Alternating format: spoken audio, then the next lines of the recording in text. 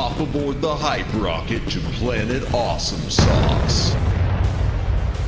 I may not be the world's greatest lover, but 17th place isn't half bad. It's Madamus of the Back Library, former Cosmic Defender turned archive curator, streaming throughout every week. Retro and modern game stream, watch and fail, yapping stream. He'll call you pretty. Cozy reading stream, because he loves you. Karaoke stream, prepare your ear holes. Bonus gorilla stream, watch them for Harambe. If you don't watch live, Chibi Madamus will cry. Is that not enough? If you don't watch live, this kitten could explode. Don't blame me, I did not authorize any of this. New schedule posted weekly on X and YouTube. Go read it. All streams scheduled in Eastern Time. God's favorite time zone. Always streaming horizontal, never vertical. Just the way you like it. Follow, subscribe, like, watch, do the things, have the fun. I don't know what that last part even means. Madamus of the Back Library.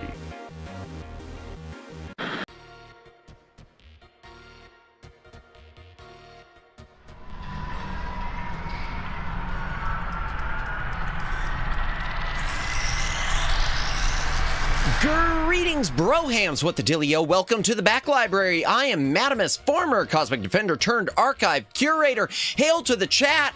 First things first, thank you, Ear Trumpet. My ear trumpet has been struck by lightning for the super. Definitely appreciate it. Love it. Thank you so much. Hail to the chat. Welcome in Luciano. Welcome in Ear Trumpet. Welcome in Judd. Welcome in Rural Gaming. Welcome in Omegs. Anyone else who is currently watching, welcome in. If you are lurking, thank you for lurking. If you're VOD watching, thank you for watching the VOD. Please consider a comment on the VOD. It does help with the algorithm. Like, subscribe, hit the notification bell, follow on Twitter, do all the things, have the fun, win the game. Woo. Oh my gosh. Oh yeah, for those of you, if you saw the pinned message, how could you miss it? Gifted memberships are broken again. I blame Omegs. No, but thank you, Omegs. I mean, Omegs was trying to push it to the limit, just doing one after another, and then it said, nope, not today, Satan. Or something like that. I mean, that's Omegs isn't the devil. No, the YouTube is though. Man, oh man, I can't believe it's broken again. Yeah, like I said before too, it does start getting the earworms rolling in my head. It immediately starts making me think maybe YouTube was right. Maybe I don't actually have people other than the small group who keeps. Well, not. It's not small. I say small, but God, it's like 70 something people. The group that keeps getting gifted memberships. Maybe there's no one here beyond that, and the rest are all imaginary and they're all bots and everything else.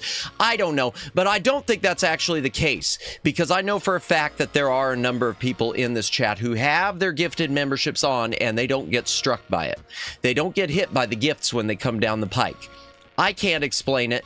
So pretty much pressing forward, I want us to do what Red Bernie suggests often, which Red Bernie, my mod, one of my mods, often suggests giving it a week. So we're going to give it another week before we do any more gifted. Please, please. As much as I appreciate it, as much as I love each and every one of you who gift, and I love each and every one of you who don't gift. But yeah, we're going to wait on it. Want to give it some time for YouTube to maybe sort things out and get around to reading the feedback. Glad they gave you your refund Omegs on the one that didn't go through, or on the couple that didn't go through. Next up is going to be Kimichu, one of my other mods, because I know she gifted one right after Omegs just to see if it was Omegs that was haunted or the whole thing, and it turns out it was the whole thing. So hopefully she gets her refund as well. Anything? Okay, so tonight's Handcam night, chat.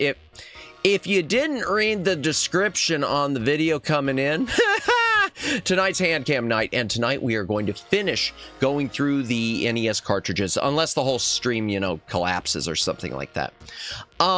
Speaking of stream collapsing, let me give you the latest updates with my ISP. So earlier today, I was going to record some audio for a hype ad promo thing. I was going to record for a couple of them.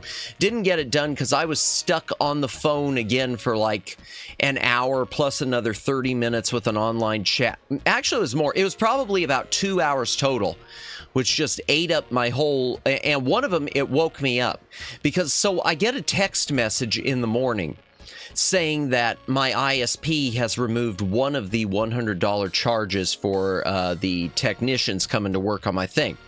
Problem is there's supposed to be 2 of them. So I go back to them and I immediately get someone who acknowledges, yeah, this is screwed up. That's supposed to be taken off the second one. Let me get on to billing and take care of that. She gets on to billing.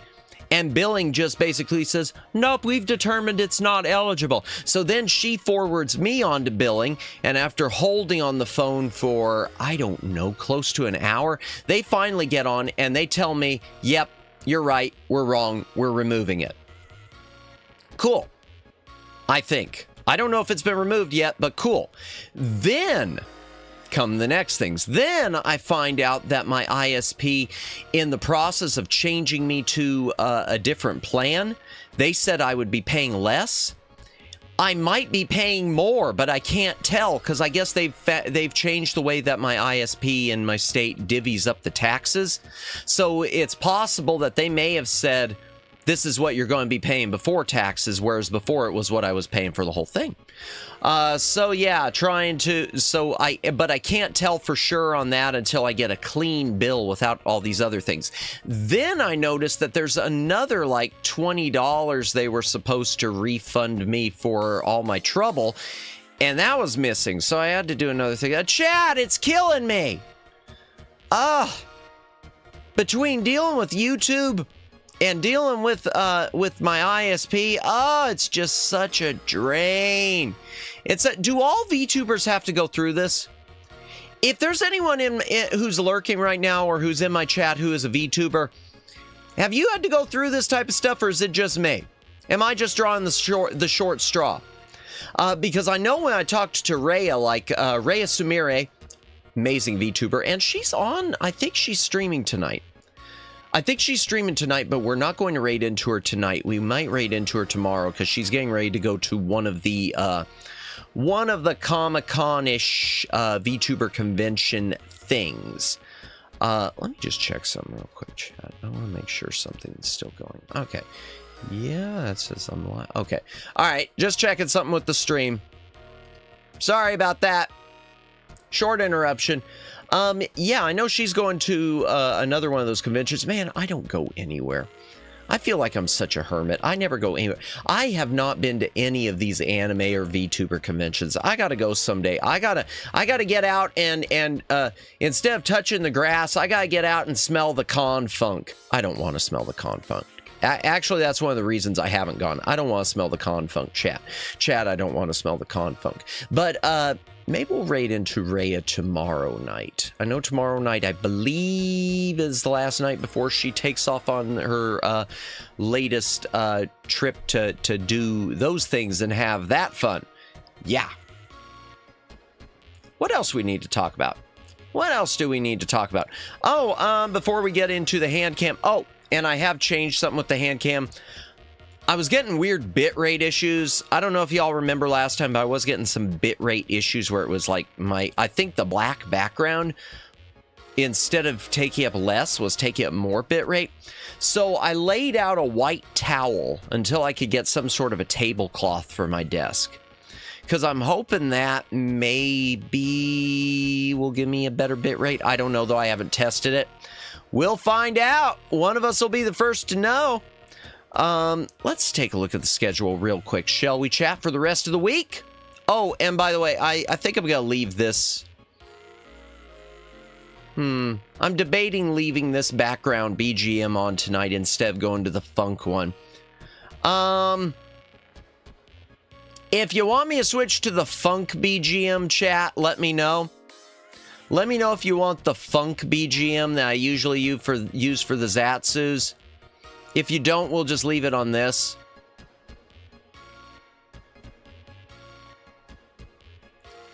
They just wanted to make you suffer. Oh, no kidding. 2 hours, that's still really bad. Whoa, man. Something must have happened with my chat because it's just now rolling. Welcome in, Ami Furika. Yeah, I heard the con funk is quite something. Indeed, indeed. Welcome in, welcome in. I hope I am saying your name right. Is it Ami or is it Amy? Regardless, welcome in, welcome in. 2 hours, that's silly, that's really bad. Yeah, Rith, welcome in, welcome in. Yes, we are going to be doing the hand cam with all the handsiness. Welcome in, Twin Opinion. Bring the fun. Man, I don't know what happened. My chat was frozen and now it's all rolling all at once. Daylin, welcome in. My roommate got back right after I opened the video, so I'm only now returning. Welcome in, welcome in. Am the Freak. Well, that'll work then. Welcome in, Am the Freak. I didn't know you had an alt. Nice, nice. And your alt. Oh, well, you didn't have an alt. You changed. Did you change your username? Okay. If not, then you probably got hit along with your alt. With the gift, you know, before everything broke again. Yeah, Matt, having the same issue with Reyes stream chat seems to be freaking it. Definitely YouTube. YouTube messing up? No. No. I never knew. No, that's not possible. That's not possible. They don't make mistakes, just like my gifted memberships. There's no one watching right now. It's just me. Exactly. Stream, not video. Gotcha. No wonder nobody was talking. Yeah, I just changed my username to fit my profile picture. Gotcha. Well, welcome in. That'll work.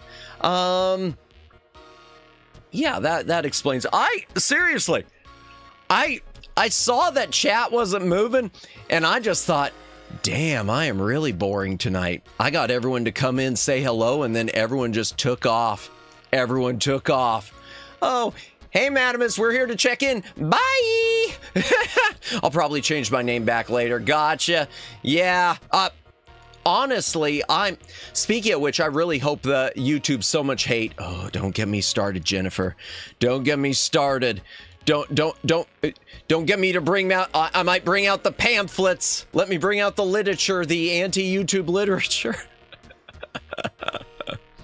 They are probably getting the algorithm ready to say none of you are old enough for this stream, especially Madamus. Yeah.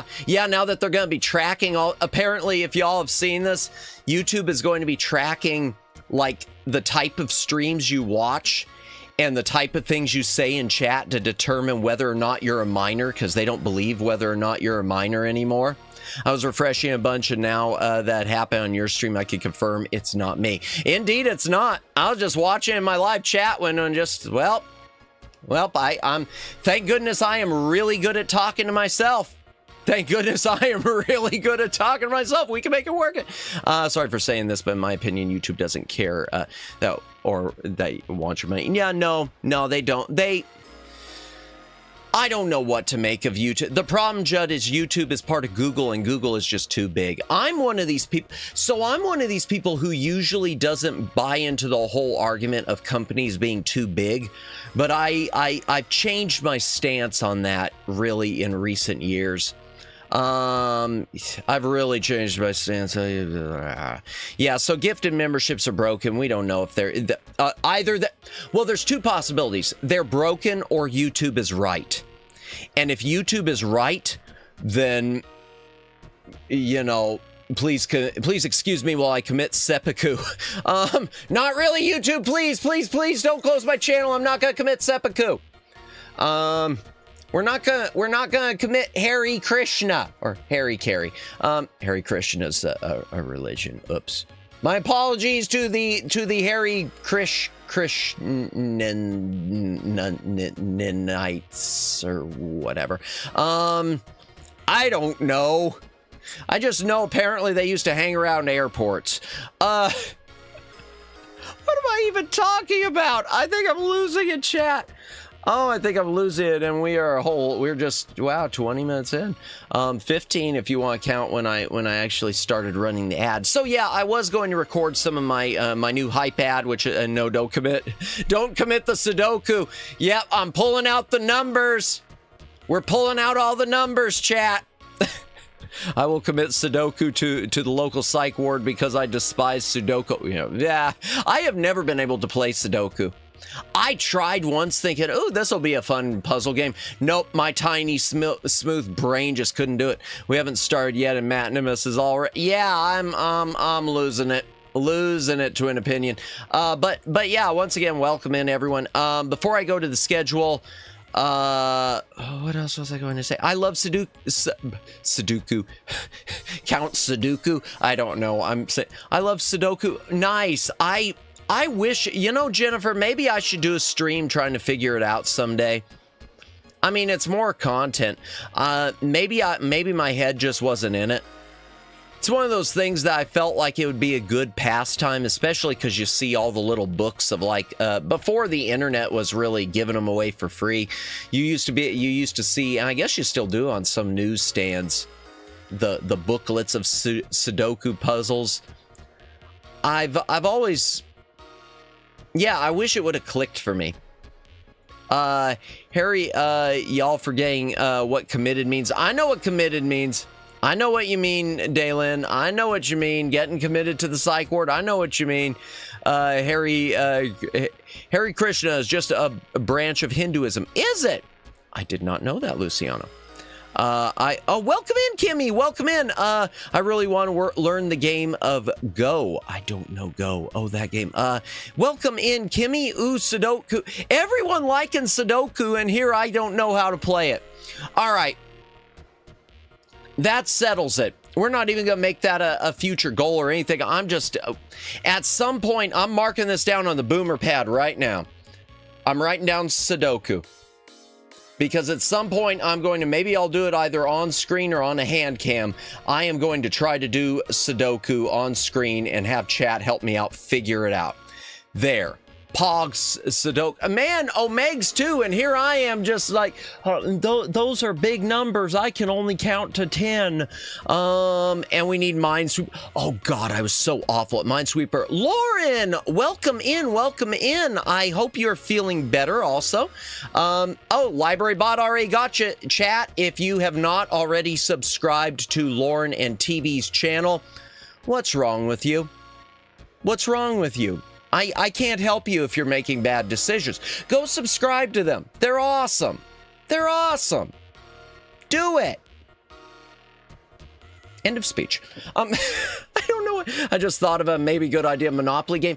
You know what? Maybe we could do Monopoly sometime. And Clue. I would love to play Clue with chat someday. I used to love Clue. Solitaire. Solitaire. I should do the, Ooh. Ooh. Omegs, I don't know why, but that seems really marketable. I could bill it as the loneliest stream ever. Exploding kittens. Wait, are we blowing up kittens too? Or Minesweeper. Oh dear. $10 per hint. Oh, I missed that. Oh my gosh. Man, Kimmy gonna make me broke. Bring back the old game nostalgia. Ooh, Minesweeper, Solitaire. Come back. Free Cell 3D Pinball, Spider Solitaire. Seriously, Clue is the best game adoption movie ever. Yeah, Clue is great as a movie. And one thing about Clue, I want to say, I mentioned this. I want to say this was talked about with Lauren and TB at one point, or they were talking about it on their stream one time. The movie Clue, chat. Did you know when that was shown in theaters, it was shown with 3 different endings?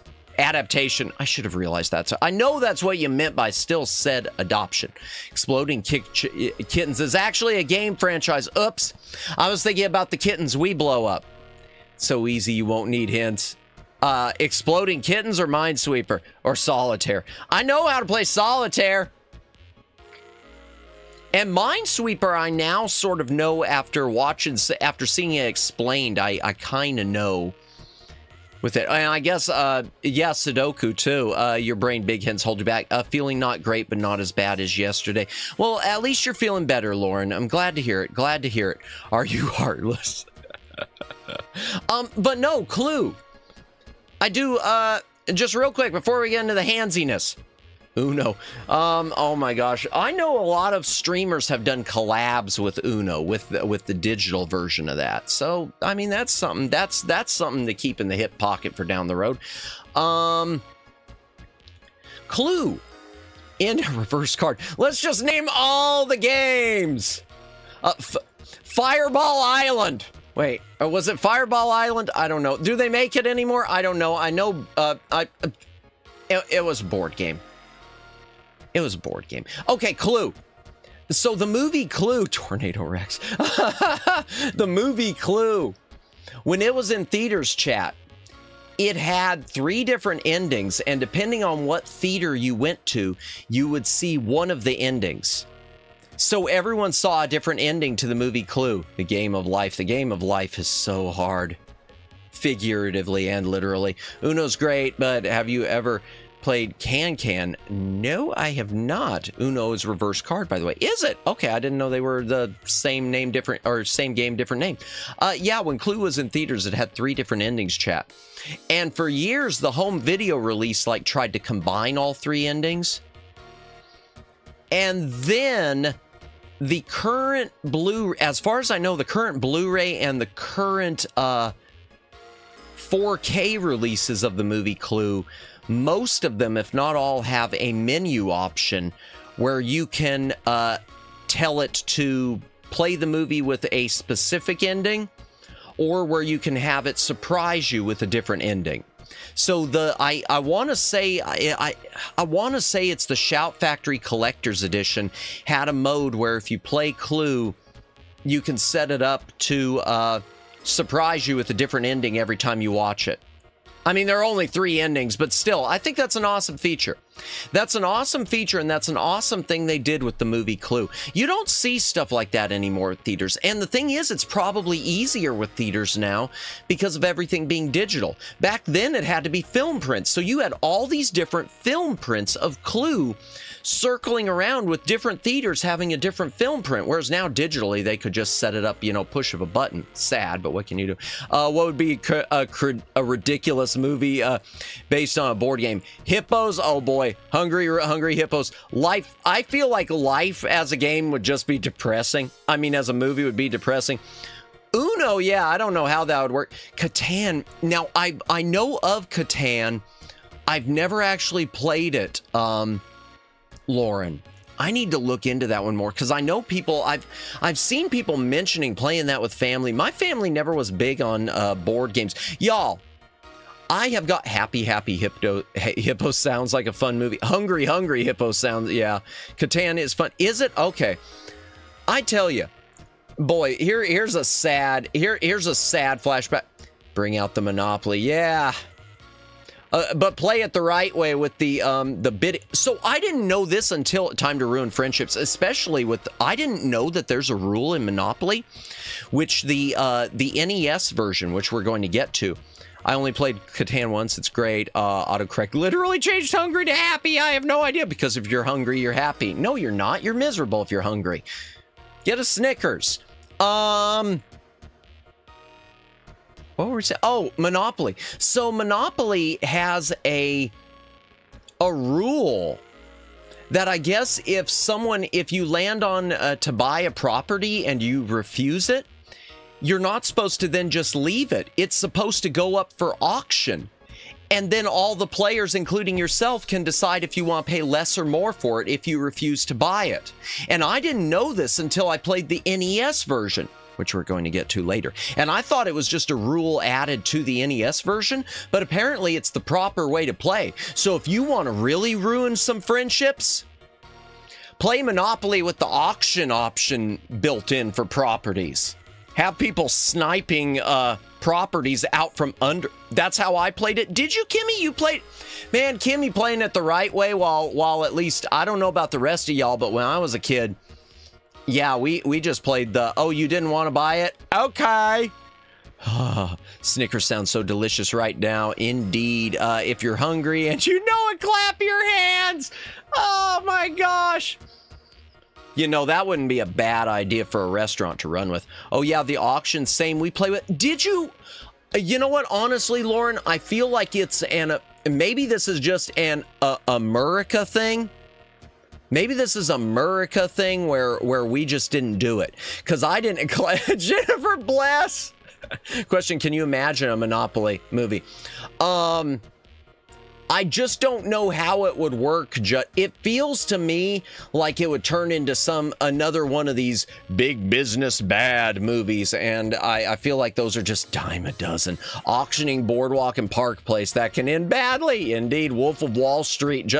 Fair assessment, Luciano. Yeah, they made it.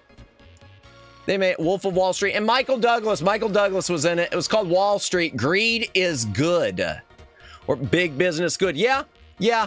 Well, the thing is, Lauren, I just don't think this isn't a political channel, but I'm just saying this. I don't think modern Hollywood would ever run with big business good. I think, 50 years ago, yeah. Today, nah.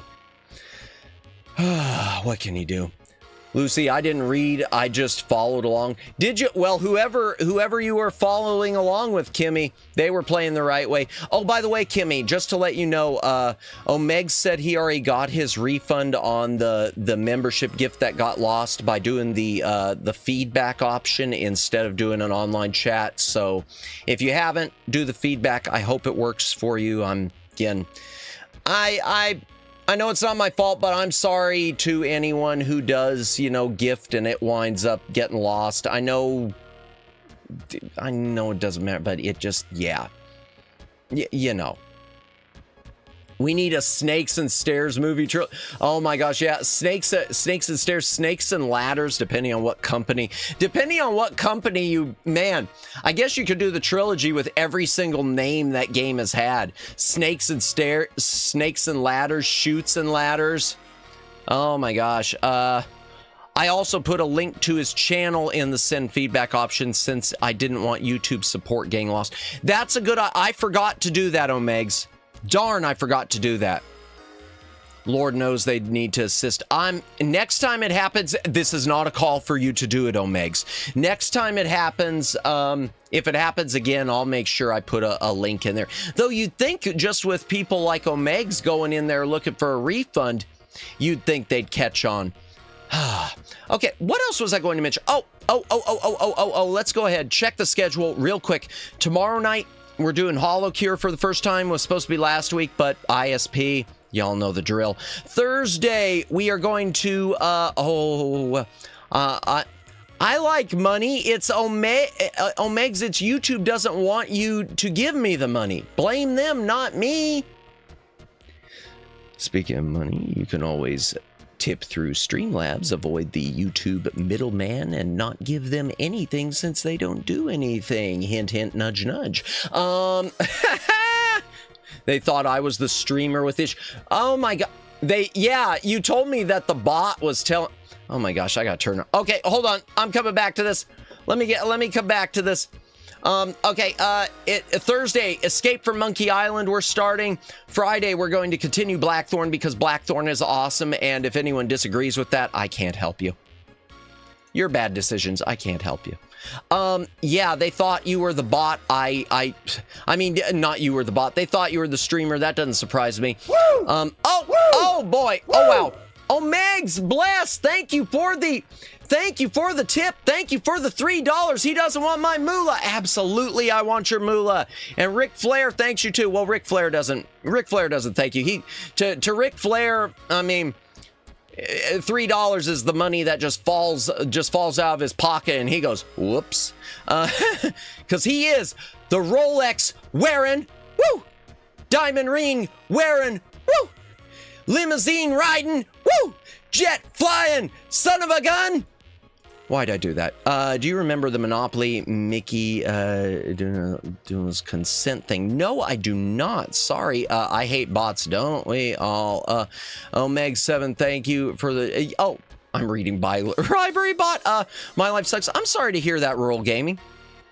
Oh, is this because of Blackthorn? Do you not like Blackthorn? I'm sorry, Rural Gaming, if you don't like Blackthorn. I love Blackthorn. I just think it's something special. My apologies.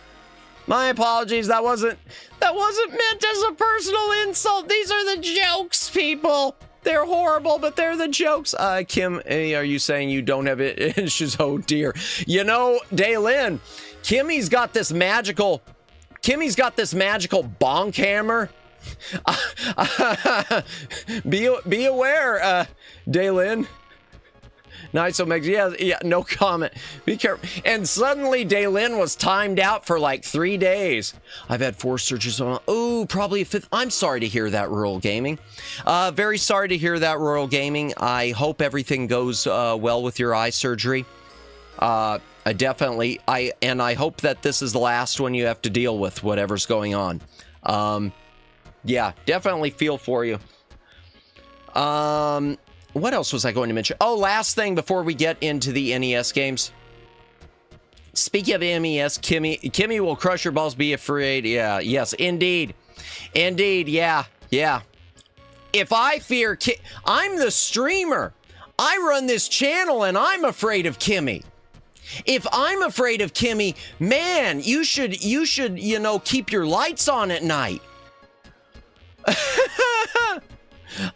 One last thing to mention. Speaking of NES, next Wednesday, I'm going to try doubling up on streams just because I'm trying to drain all the energy from my body and see if I can wind up as a husk. So we're going to start doing an afternoon stream. I haven't done an afternoon stream in a while. Thank you once again, Gentai, for the amazing artwork. We're going to do the Wednesday.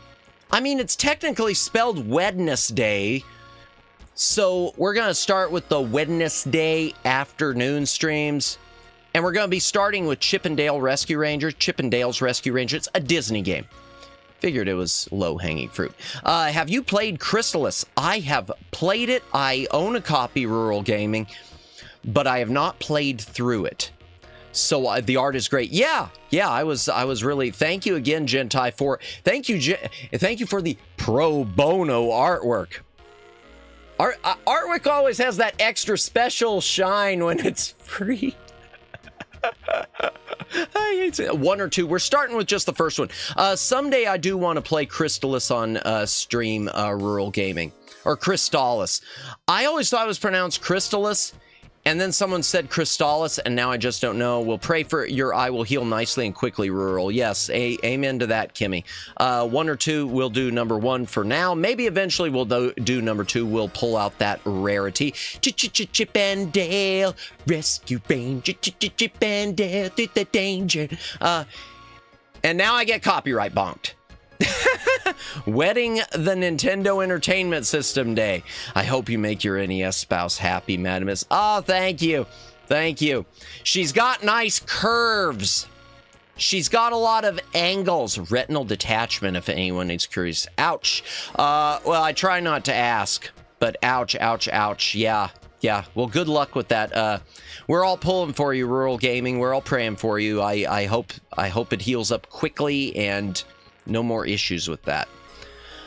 Chat, let's say we go ahead and switch over. Oh, I need to put my gloves on.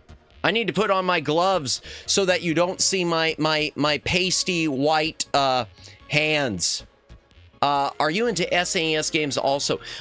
Somewhat, Rural Gaming, and someday I'll show off my library of those on stream. It's not as big, but yeah, somewhat. I'm pretty much most of the big 3 from the console wars, so NES, Genesis, Super NES, and then also the Game Boy series, and then I play GameCube games on stream also. I don't have anything N64, but GameCube games.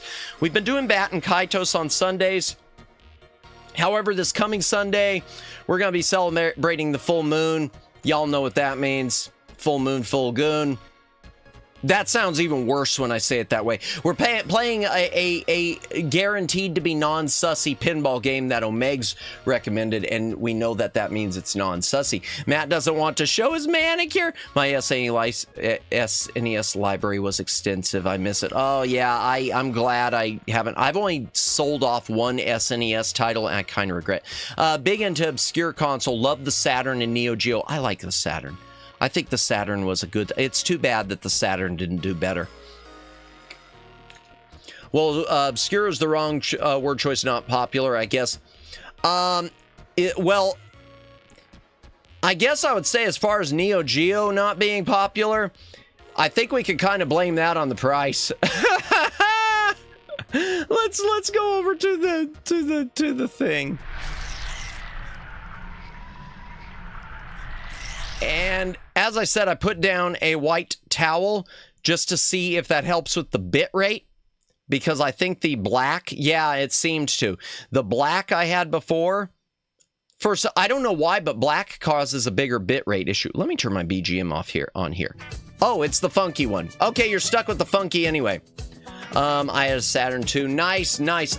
Real quickly, hydration break. If you got a drink, take a drink. Hydrate or dihydrate.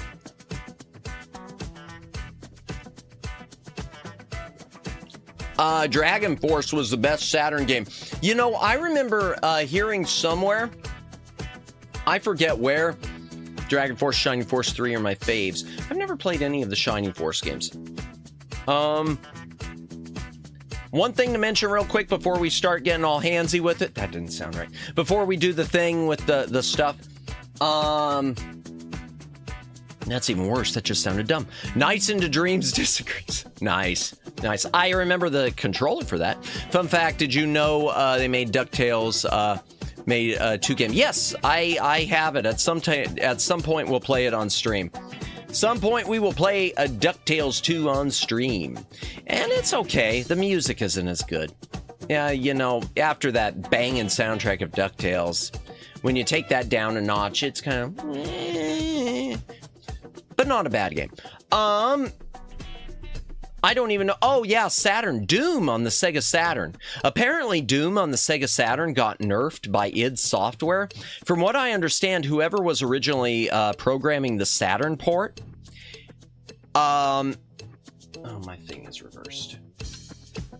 Whoever was programming the Saturn port had made it super smooth, but they had done so by tossing a lot of id's original code, and id complained and said, no, you need to use our original code for everything. And then as a result, the Saturn, it played sluggish.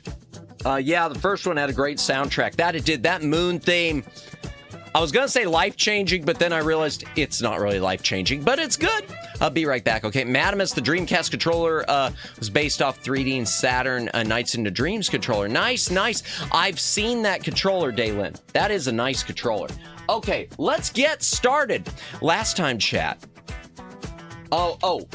Last time we were on LJN games. We had done all the Marvel LJN games.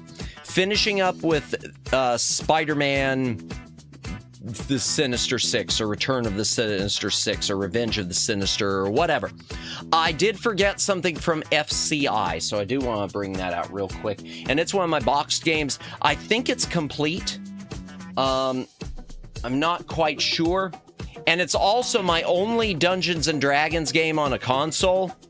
I should zoom that up a little, but I'm not going to. This is Dragon Strike. And the thing about this is, it is not a role-playing game. It's Dungeons & Dragons, but it's not an RPG. I'm not going to pull up screenshots on there, but you can kind of see. It's a top-down shooter. It's got a little bit more options like movement, like you can go down and up. Nice hand, thanks. The skin is naturally blue and saggy like that. But yeah, as for the game itself, it's okay. I will say this Dragon Strike is better than the PC port. I've seen screenshots of the PC port, and it's like a first-person 3D. and it's just not, I don't know, it's just not that great. Top-down, Outer Havens, and Snakes. Oh, dear. Kimmy's crying. Kimmy's crying. Uh-oh. What am I getting bonked for this time? Let me turn the light on. Do I need the light on? No. There we go. That's a little better. Memory chip? Oh! Yeah, it uses a 2+2 megabit memory chip. What that means is instead of being like 64 kilobytes, it's like 100-something kilobytes. So it's still smaller than a crumb off of your hard drive. This game, bear this in mind whenever you play NES games. Saggy. Oh no, I'm not old. I didn't mean to. Oh dear. Oh, oops. Do you have a Discord or anything? I do not have the Discord. I do have, I don't have a Discord channel. I've just got my Discord ID, which I only share with mutuals. Sorry. Because I only use it for streaming purposes, like if I need to do a collab. I do have the Twitter, though. Yeah, and the Twitter at the Back Library is where I usually share most of my junk. Most of the things, which I should be posting more on YouTube's community page, but I've been really bad about that. Yeah, floppy disk is a good comparison, Omegs. Yeah, because a Nintendo cartridge holds less than a floppy disk. A Nintendo cartridge is basically equivalent of... Thank you, Kimmy, for posting the link. An NES cartridge holds like the size of a text file. Not even a Word file, a text file. He's lonely, DM him. I'm not lonely. Don't do the DM. The DM is for business purposes only. Which goes for the email address on my card link, too. I feel all business-like. I put together one of those card links. And it's got, the email for business purposes. Want to know how many emails I've gotten? Give you a guess. Other than spam, I got like a bunch of stuff from ZipRecruiter, and I'm thinking, how the hell did you find this? I'm not looking for a job. Well, I mean, I kind of am, whatever. I'm going to slide into his DMs, oh dear. I have man. So I have used that term accidentally, just getting the slang wrong, thinking it just meant to send someone to DM. So I have said that before, like when I was sending someone, I think it was when I was even talking about like emailing our friend of the channel, a friend to me, friend to everyone, friend of us all. I don't know what I'm saying.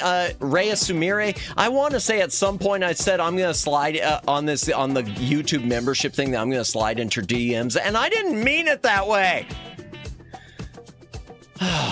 Something's wrong with me. Okay. Let's keep moving. Let's keep moving before I make things worse. I'm taking another hydration break after that, too.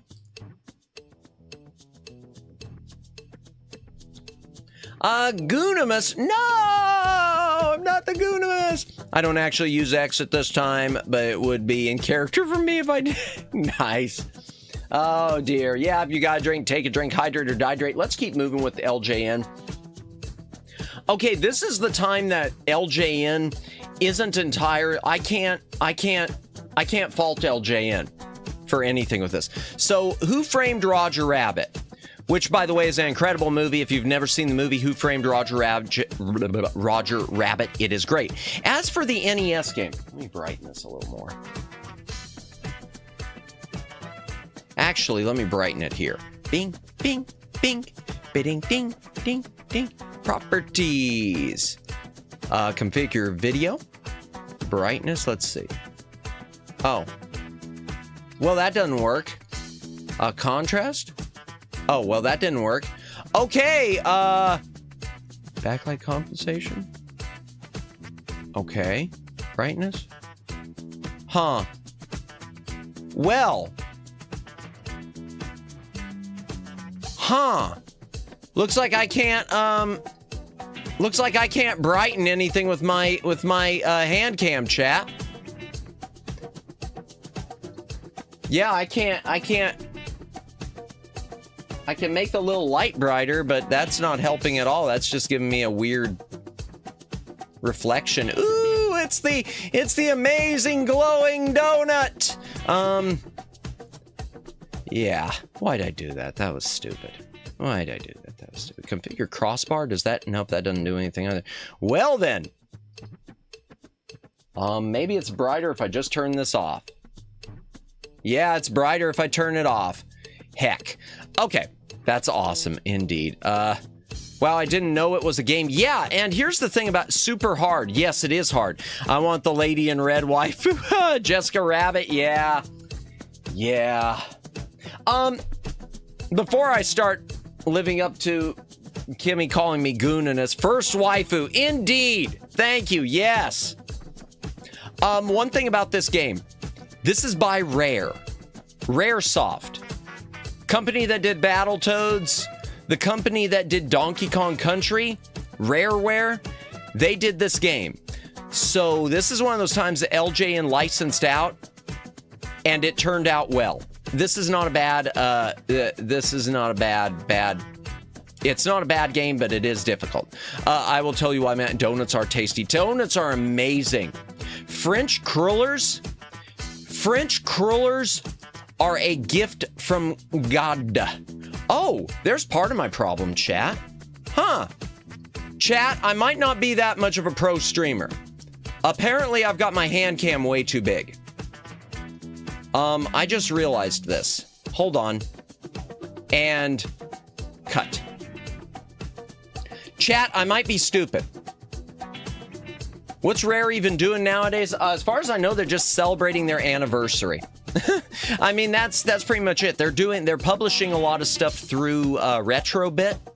Retrobit has been doing stuff, and I think Limited Run might be doing some stuff too. Let me see if it's brighter now when I do it. No, that's even worse. It's just sending us the giant donut. Can I tweak this? My ring light here? No, that doesn't work. Okay, that's gonna have to be bright enough for you, chat. My favorite donuts is chocolate. Nice, nice. Yeah, so not a bad game. Even though it's LJN, it breaks the curse. But now we return to the curse. Back to the Future, the game, which, if you don't know about this one, the one of the producers of Back to the Future, not the director, Rob Zemeckis, but one of the producers. Let me just focus this real quick. One of the producers, he's gone out and like called this the worst game of all time. I don't think it's the worst game of all time. Not by any means, but yeah. Well, it is cool that as a zoom in for details. Yeah, you know what? I didn't know about this one. Think I've never seen gameplay of this one. I'm gonna pull up a screenshot. The truth is, I don't think it is bad. I don't think it is bad, but it's not. I mean, it's like most movie games. They just aren't. Movie games just generally don't do it. Throwing the NES cart in the garbage can at 88 miles per hour. Back to the Future. Okay, well, out of 26,800 ratings on Moby Games, it's been given a 3.8. That's something. I don't think it's that bad, but so most of the game you're walking around and you're picking up clocks in this top-down perspective, and you pick up the clocks so that you can keep the family photo lit. If the family photo, I mean, it's like the picture in the movie if everyone disappears. You've seen it? Yeah, I know AVGN did a thing on it, Angry Video Game Nerd. Then I know there's this segment, which I suck at, where you gotta throw milkshakes at thugs.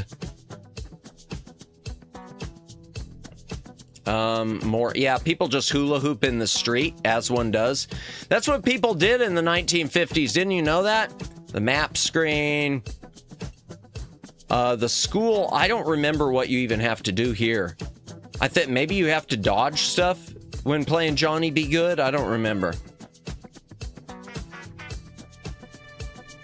Oh, and then you gotta ride the time machine. Yay. I remember the clocks. I think I saw Game Grumps play it. Really, yeah, it's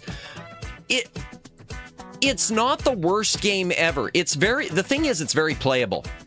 I remember NES game Dick Tracy. See, and I don't have Dick Tracy. I've actually heard really not decent. I've heard above average things about Dick Tracy. I've heard that it's innovative in the gameplay, because you have to deal with people shooting at you from the screen, plus it's got the side-scrolling element. Someday I need to pick up... Dick Tracy, by the way, is... If you're looking to collect for NES, it's pretty easy to get cheap. So is Back to the Future. Back to the Future, let's head back to the Handcam. Back to the Future is very easy to get.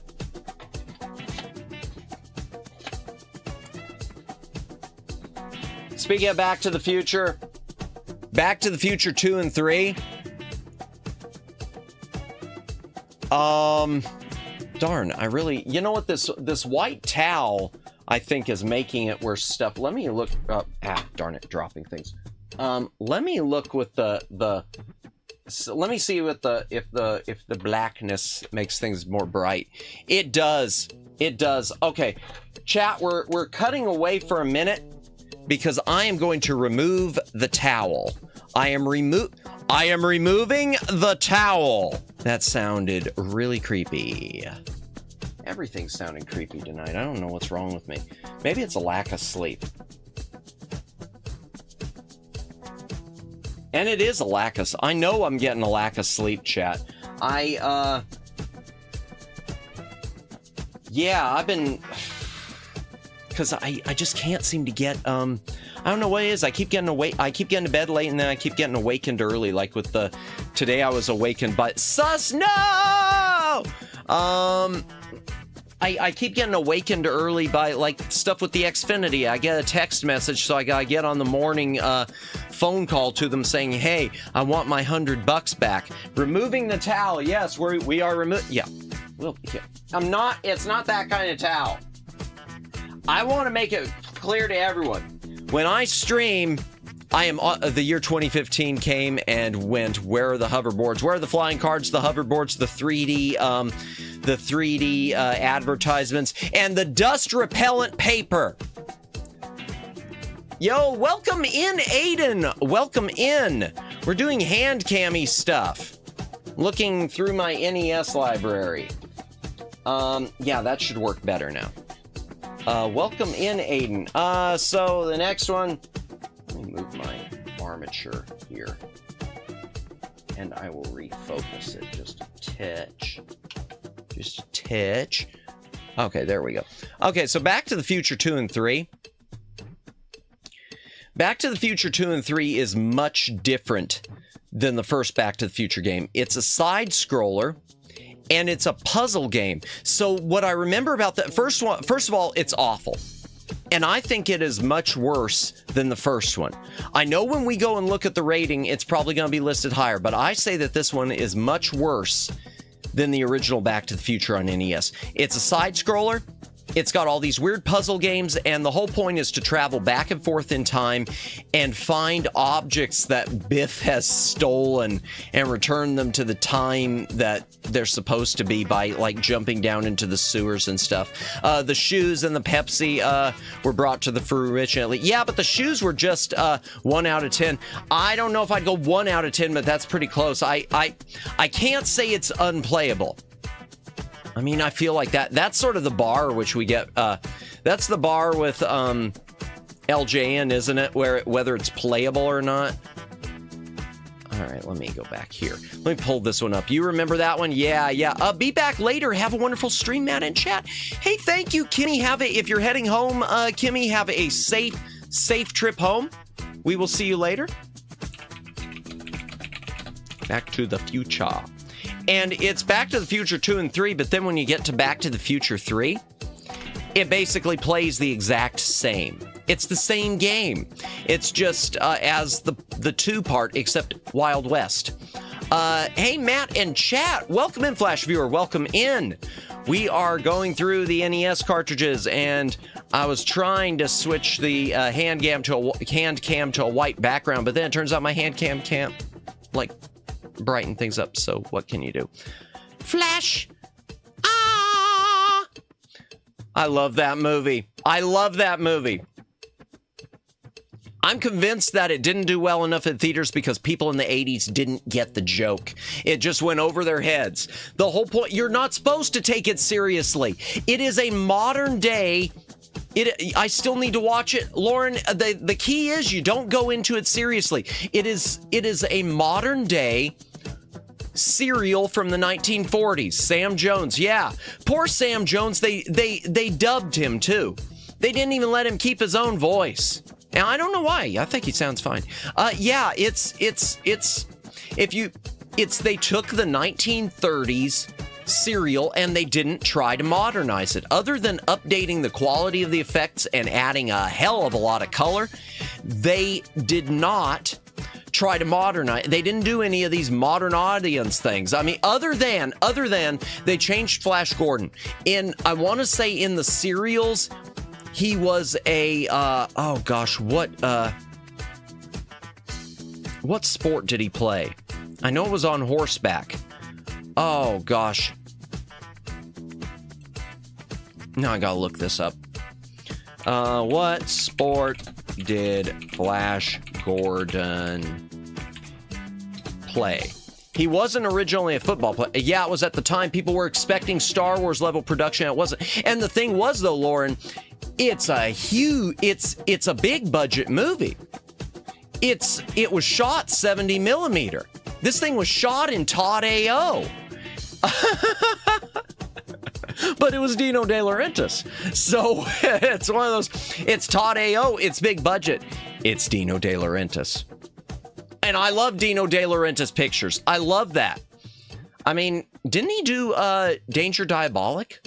I think he did produce Danger Diabolic. I mean, he didn't direct it, but I think he produced it. I like Danger Diabolic. Okay, not Polo. That's what it was. In the comic strip, Flash Gordon was a polo player. They updated that to be football. American football. That I get. That makes sense. Max von Sydow was a good Ming. Yeah, that's one thing. The one thing you cannot get that movie for is the casting. I think the casting of that movie, Topol as Dr. Zarkov, good pick. Timothy Dalton. Timothy Dalton, before he got to play James Bond, my favorite James Bond, by the way. Timothy Dalton will always be my GOAT as James Bond. All right. This search includes games marked as adult. Why? I looked up Back to the Future. Max von Sydow. Yeah, what a crazy. Yeah, and I mean, he nails it. You can tell it. You can really. It's one of those movies where you can really tell when you could tell when actors are just loving what they're doing and they're milking it. You could feel that with Max von Sydow, and you could feel it with Brian Blessed, who they had him as the I forget the name of the character, but the King of the Hawkmen. I guess he was super excited to be in it too, because I guess he was just, huge Flash Gordon fan. Well, of course, that generation. And that's probably true with Max von Sydow, too. Everyone in that generation probably grew up. Yeah, I know you said Van Shadow. That's okay. I'm going to chalk it up to I'm going to the autocorrect. Yeah. Okay, Back to the Future Part 2 and 3. Let me open this thing up. No, go for this one. Yeah, I just think this one, it just doesn't look good. It doesn't look good. And there's the Wild West.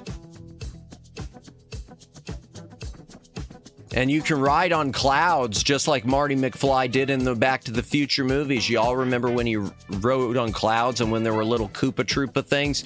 Of course. It's seriously, chat, this game, I'm convinced it's not really a Back to the Future game. I'm convinced it was something else and they just slapped Back to the Future on it. Shadow the Hedgehog would make a good Ming. Oh my gosh. No. Keanu Reeves is Emperor Ming. My favorite role, by the way, for Keanu Reeves is always going to be the dog boy in the movie Freaked. Have y'all seen Freaked? Please tell me. It's getting a Blu-ray restoration, 4K restoration right now. It's not coming out stateside in the US, but it's getting released. Y'all ever seen Freaked? Oh, gosh. Oh, no, I'm gonna do something that could get me copyright bonked, and I don't care right now because I just realized, Keanu Reeves is in the movie Freaked. Yeah, no one's heard of it. It's the greatest movie you've never heard of. I'm playing the trailer. For me, it's Neo, Matrix, and John Wick. Yeah. He's uncredited as the dog boy. He did this thing uncredited, and it's so much makeup. I never knew it was him. All right, chat. You're in for a treat. And I'm in for a copyright bonk that will get edited from the stream if it happens. Oh, Aiko's on. Oh, Ray is on. Oh, everyone's on. Freaked trailer. Oh, and Mr. T's in it as the bearded lady.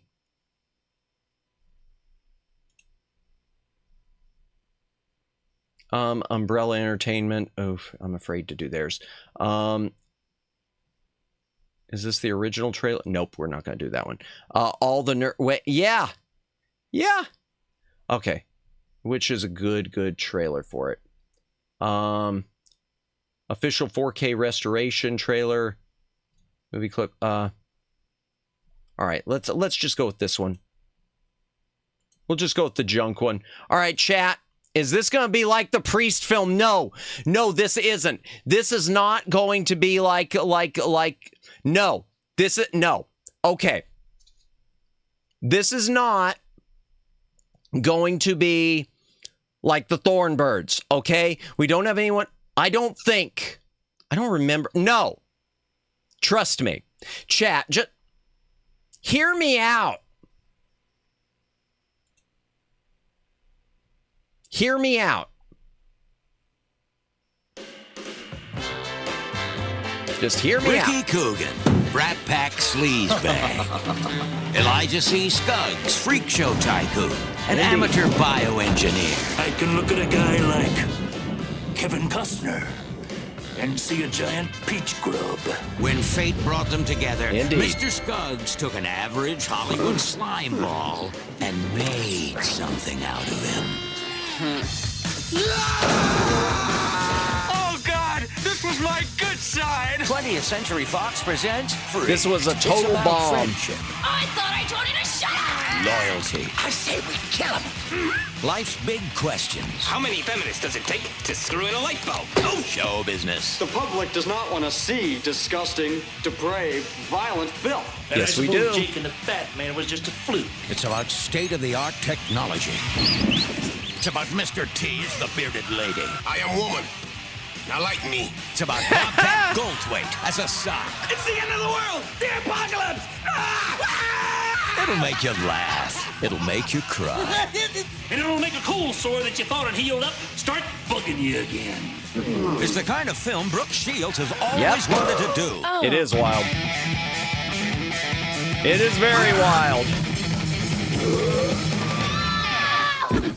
Introducing Larry Bud Melman as the President of the United States. What's the matter? Afraid of a little rock stuff? In Freaked, coming soon to a theater.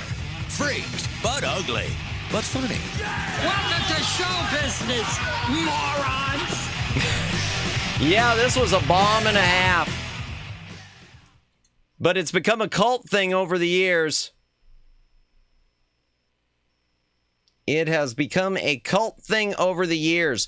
I don't even remember, now that I'm thinking about, okay, where did I first even see this? I think it was a blind buy of the DVD. That's so cool how you have a library of games. Oh, well, thank you, Aiden. Yeah, I mean, I'm kind of a hoarder. I'm kind of a hoarder, so I just keep all this stuff.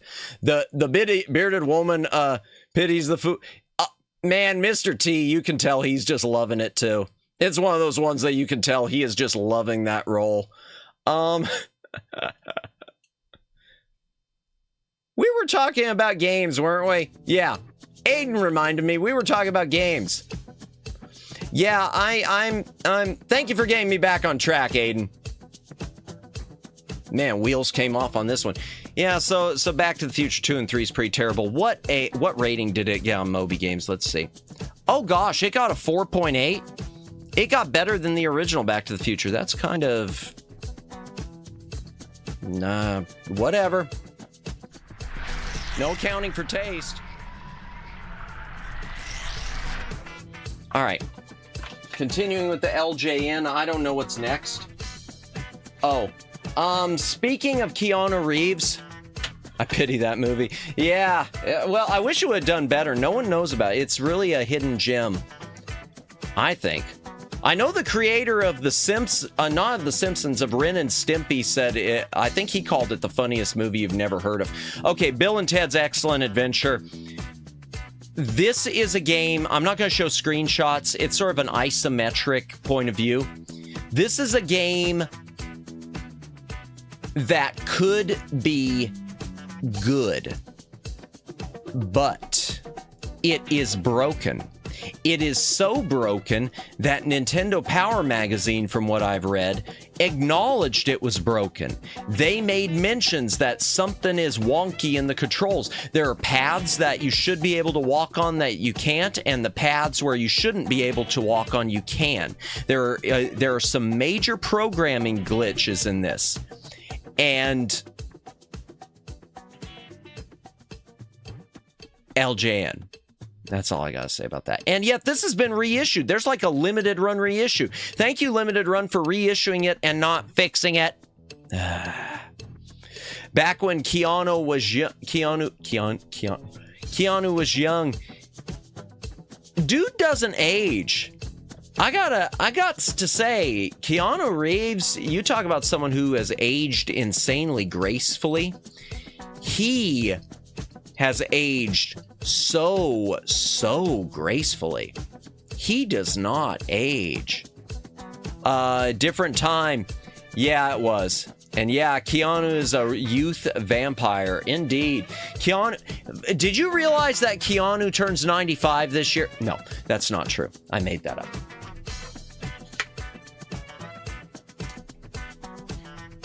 I don't know how old he is, actually. I haven't done the Wikipediaing. Oh, let me get this straight so nothing falls over. Okay, next up. This is one of the easiest games you're ever going to find on NES if you're looking to collect and you're looking for something super cheap. Town and Country Surf Designs, Pearl City, Hawaii, TNC Surf Designs. What do they even call it? They call it TNC Surf Design. TNC Surf Design. George Carlin did that. Yes, George Carlin was in both the Bill and Ted movies. Well, both the original ones. I never watched the third one. I didn't read good things about it, so I kind of avoided it. That would be kind of funny. Oh dear. People start thinking it's like Death Becomes Her. He took the potion and he's just waiting for a special occasion to fake his death and then disappear, and then you'll find him working at a gas station somewhere for the rest of his natural life. It's just a game where it's just surfing and skateboarding. There's nothing else to this. It's like Skate or Die. There's no story. You just... I mean, it's like Tony Hawk, but it's not great. I've never played the Tony Hawk games, but I still know this is better. But it sold really well. I don't know what happened, but this is one of the... I think it's because of the ape. I think everyone looked at this cover and thought, ooh, there's an ape and he's surfing. The kids will love this. Let me adjust my mic just a pinch, move it forward. Ooh, my bit rate's going through the roof. Let me make sure my stream health is okay, chat. Stream is healthy. Yeah, it's telling me I'm going higher. I know I'm going higher, YouTube. It's not my fault. It's this black background and my webcam doing weird stuff. There is a sequel to this. There is a TNC2 Thrilla's Safari. And from what I understand, it is more of a regular game. You play the monkey, the ape, the gorilla, excuse me. And you are like surfing through level. It's got a story and a point. It's also hard to come by with an intact label, so I do not have that. Probably would find him at a random barbecue restaurant in the middle of the desert somewhere, possibly. Donkey Kong Goes Surfing. Oh, Nintendo will do that next, and then they'll act like they did it first. Okay, this one I got in a job lot. I'm pretty sure it wound up costing like 50 cents, about all it's worth. Major League Baseball. It's a sports ball game. It's a sports ball game that's endorsed by the MLB. It's from LJN. It's not good. It's not one of the best sports ball baseball games on the NES. So I'm not. It's not great. Not pulling up screenshots. Not doing it. We gotta zip through these tonight because I promise, chat, we're gonna get through the rest of them. That is the goal. Ooh, we're coming to something interesting. We are coming to something very interesting. I think it's there. Well, it's not interesting, but this is one of those things that shows, in my opinion, that the NES meant business still. And it is a late release based on the back label. From Virgin Games, Prince of Persia. If that were made now, it would be HoloLive Baseball. Yeah, but then it'd be from LJN and it would still suck. But everyone would buy it because HoloLive. They'd put Gura on the cover even if she had already graduated and sell a gazillion copies. The NES version of Prince of Persia. Truer words, thank you. The NES version of Prince of Persia. I'm not going to pull up screenshots, but I want to tell you about this one. If you're familiar with the original Prince of Persia, it used some really unique looking at the time rotoscoped graphics on the different PCs that it was released for. A lot of the console versions redrew the graphics. They did them in normal pixel art. They did away with the rotoscoped graphics and replaced it with more traditional pixel art graphics. The NES version keeps the rotoscoping, and it plays very, very smoothly for the NES. The only negative about this is some of the screens, I guess they zoomed them in so they don't fill up the whole screen. So basically they scroll a bit. Some of the screens scroll more than they did on PC. So sometimes it can be kind of hard. You can make mistakes more easily, not jumping up the platform at the right time or things like that. But really, now I have never beat Prince of Persia. We discussed this last time. Problem with Prince of Persia, it's got an hour time limit. If you don't beat the game in an hour, the wizard has won. And I am slow. In case you didn't realize that, for those of you new to the channel, small, smooth brain.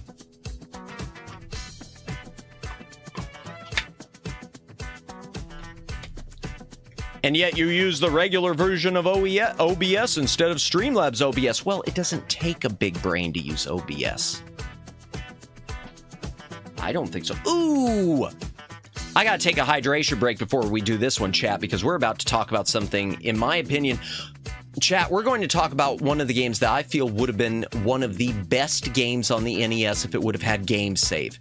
This game is killed by not having game save.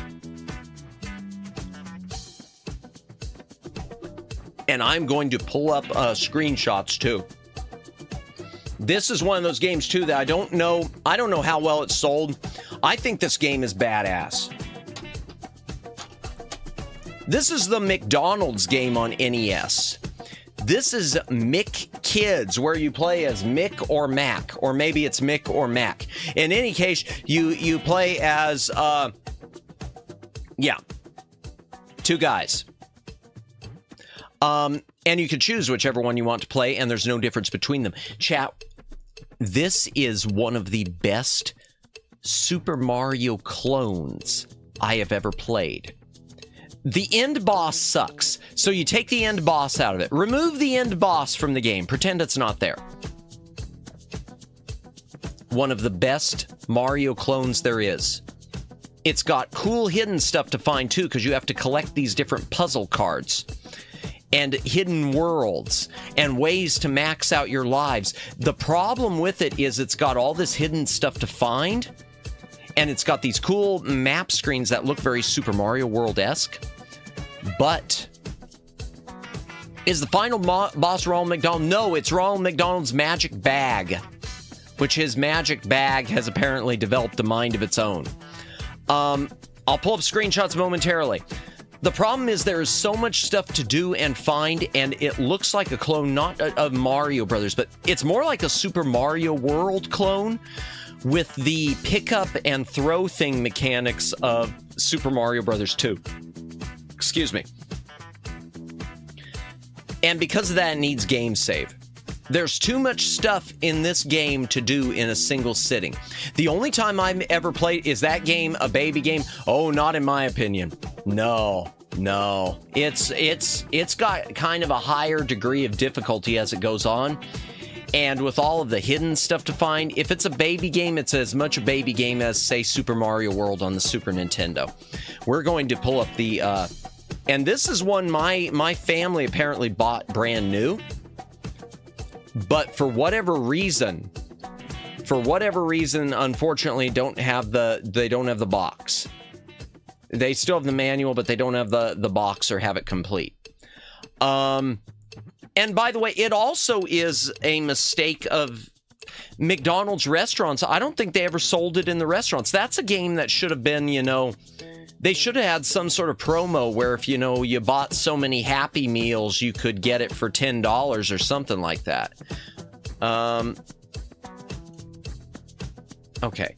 And it was released on Amiga apparently too as McDonald Land. It was released on a few things. Oh wow, it was released on DOS? Throw a grimace at the Hamburglar. Oh my gosh. No, not quite, but 6.7 and C, I think it should be more. I didn't know there was a DOS. I gotta see the screenshots of that, and I might have to even look for that. And Amiga too. Okay, but we're ignoring the Amiga one. Okay, I gotta look at the DOS. How does the DOS one look? DOS, okay, the DOS one just looks kind of freaky.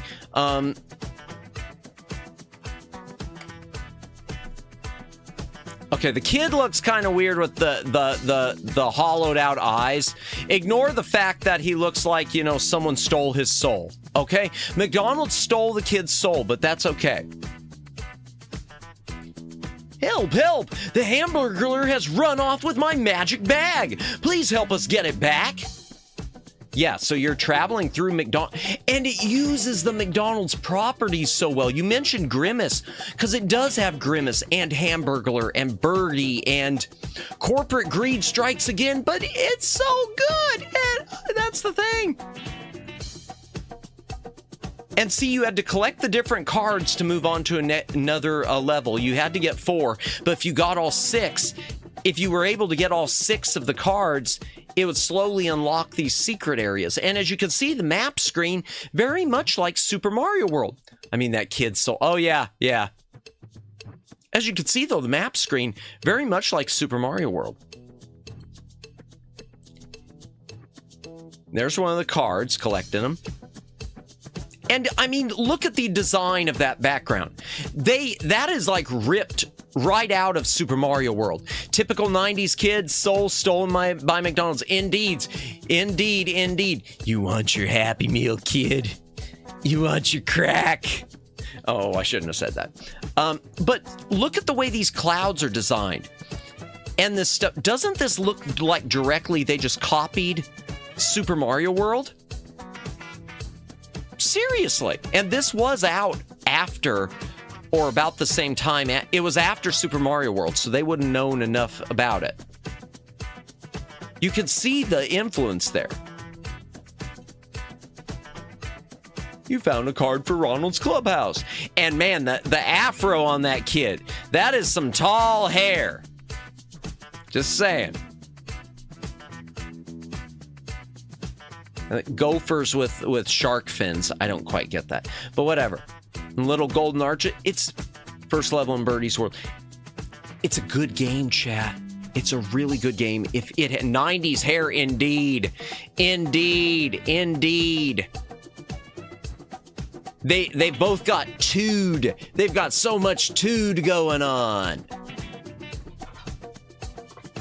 And by the way, Mick Kids, apparently there's a lot of them around. It is a relatively easy game to find. If you're looking for something good to collect on the NES, Zordon approves. Rangers, teleport to the command center immediately. Ay. Why did I do that? Did you remember the Monopoly McDonald's game? It was in the Sunday newspaper in the 80s. No, sorry, Judd. I do not. I know they still do some sort of Monopoly stuff, I think, on some of their cups every now and again, but I don't remember from newspaper, no. Sorry.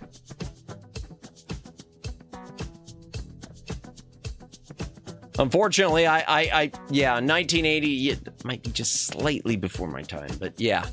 I remember the Monopoly's food scratch off. Yeah, I think and they've kind of done away with that now because I think it's all in the app. Anymore, if you want to play their game, it's do you scan your QR code and play in the app. Don't worry about gotcha.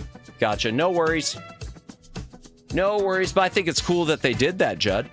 I think it's very cool they did that. Jungle Book by Virgin.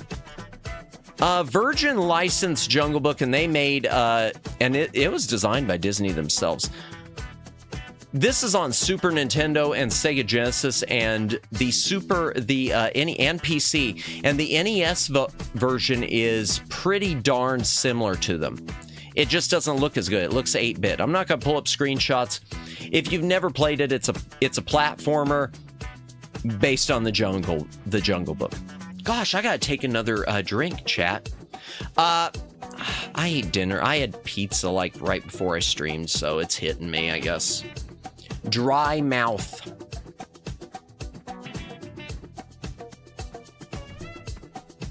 Hydrate or dihydrate? You know what? No, we're going to pull up screenshots. I am going to pull up screenshots of this because I do want to just show. I think it's a good example for, but it's not as good as Capcom in my overall. It's not as good as the Capcom Disney games, but at the same time, I do think it should. What the heck? Why was that coming up? I didn't even type anything. Y'all didn't see that. And what y'all didn't see, I'm telling you right now, I never searched for on Moby Games. You've got to believe me. What letter was it that flagged that? Or was it just making a recommendation, chat? M?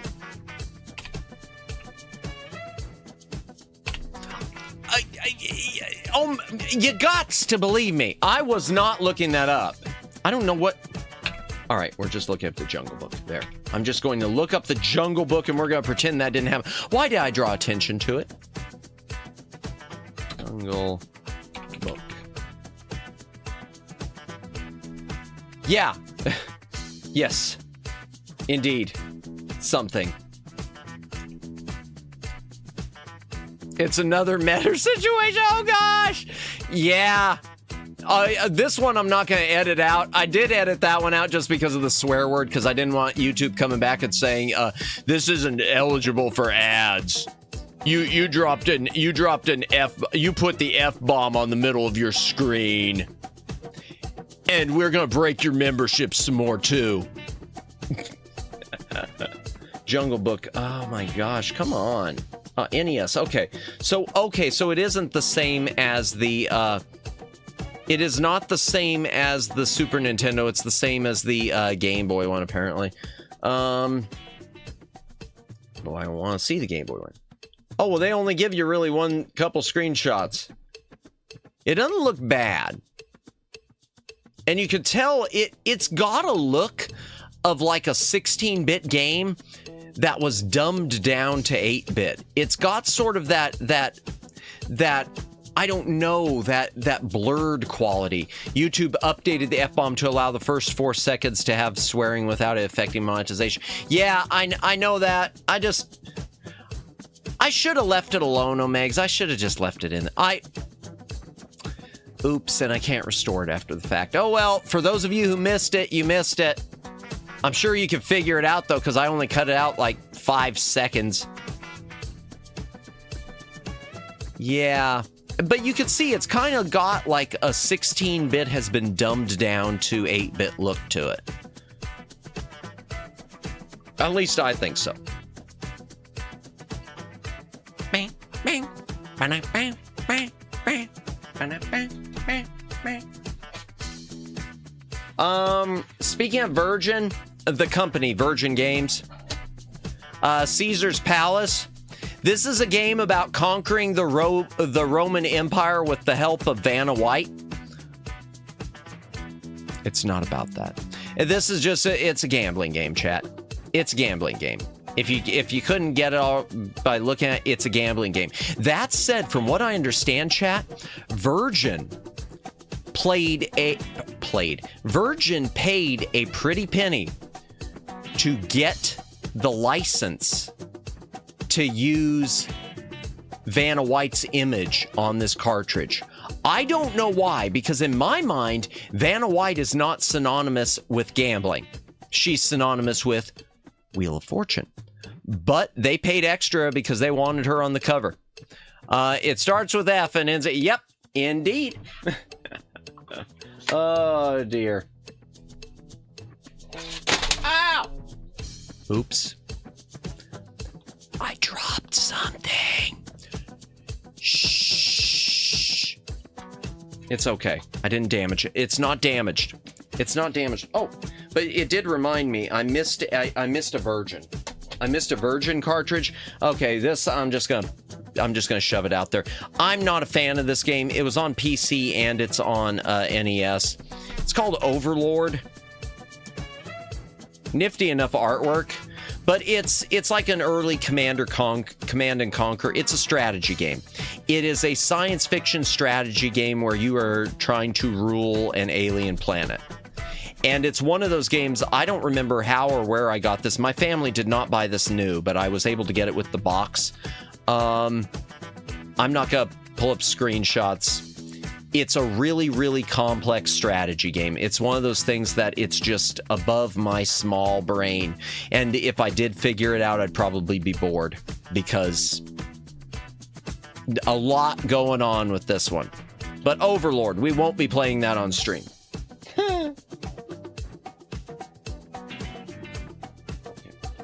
Oh yeah, one more Virgin game. Yeah, one more. I forgot about this one. So this one I got as part of a job lot, and it is boxed and complete.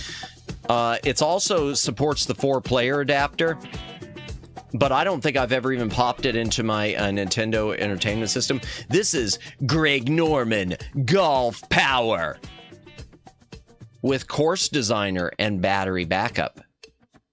Hi, Greg Norman.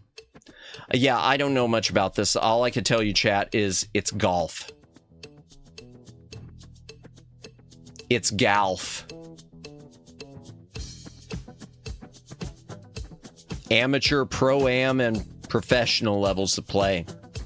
Practice, match play, stroke play with single and team play options up to 4 players. On-screen ability to control your swing for a game that demands more skill than luck. Changing wind and weather conditions. Create a dream course. Play one of the preset courses in England, Scotland, or the USA, or Japan.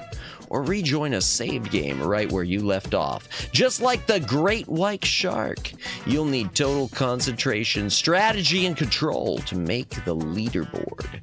Golf Power, if you can dream it, you can play it. Not playing it on stream unless we put it on a Batsu wheel. At that point, it's going to be the most boring Batsu wheel ever.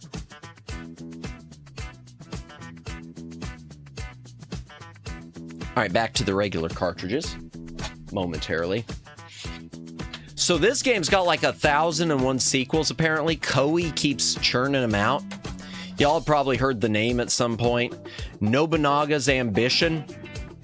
I'm going to pull up screenshots even though I don't know what's going on here. This is a strategy game. I've got the manual, but I don't have all the additional maps.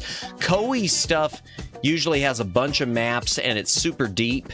This game has all sorts of enhanced memory chips because it holds like a gazillion different Japanese characters. It is a it's a strategy game. It is a turn-based strategy game trying to conquer feudal Japan. We're going to pull up a screenshot of it. Just because.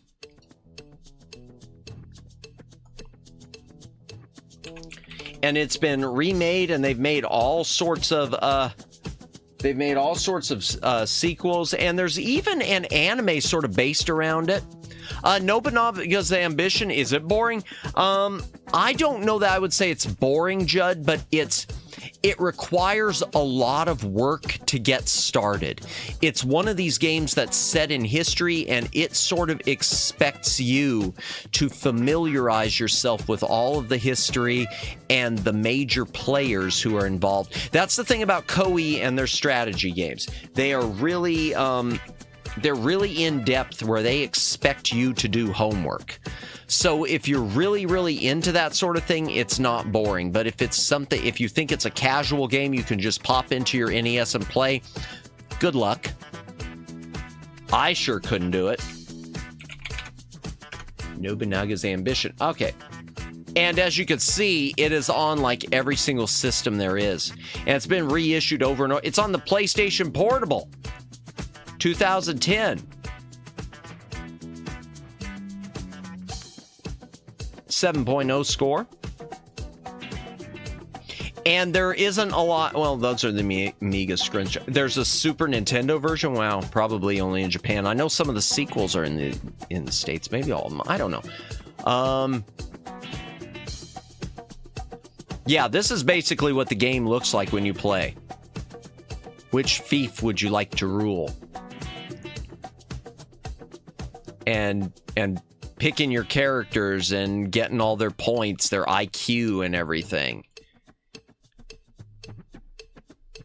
In the spring of 1560, there's a revolt.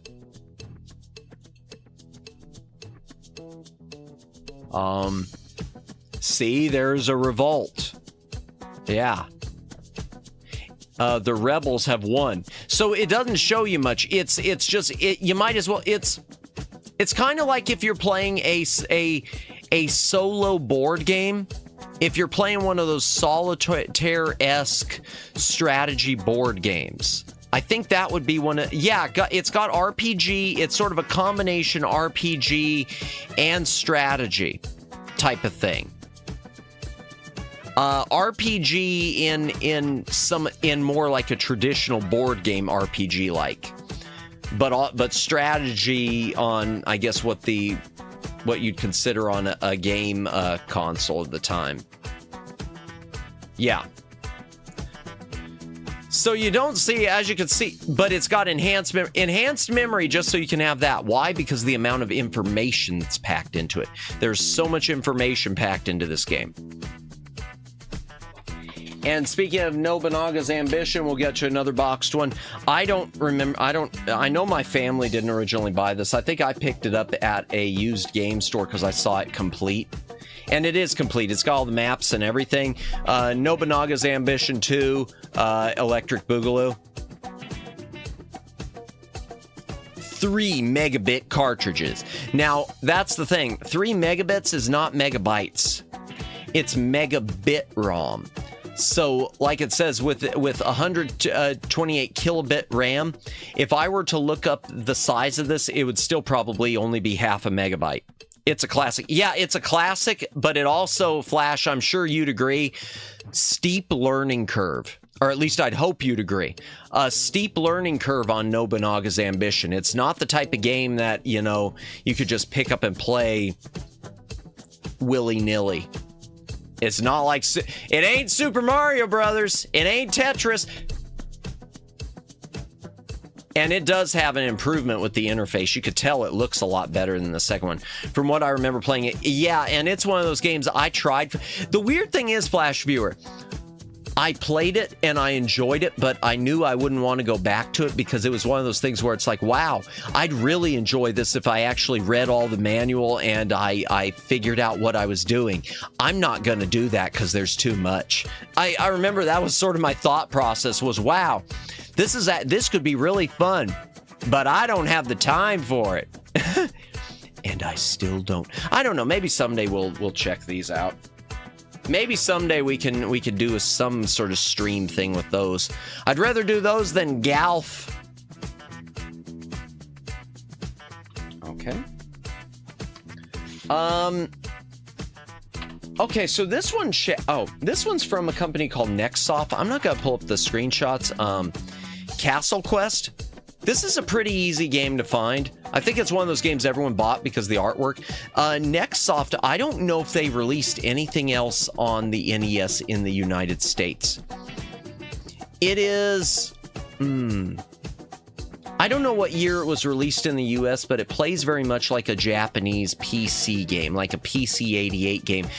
It's small character sprites. It's a platformer, but it's like a single screen puzzly platformer where you're playing this Three Musketeer ripoff, going through a castle trying to rescue the princess from the Demon Lord.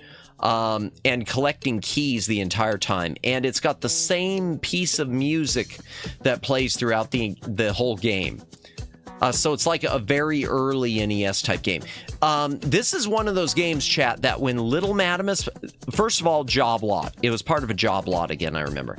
This is one that Little Madamus didn't care for, but as I got older, I've thought it was kind of fun, and I'd like to play this one day on stream. We have all the time in the world. We'll set that up for a future Wednesday, because Wednesday has NES in it.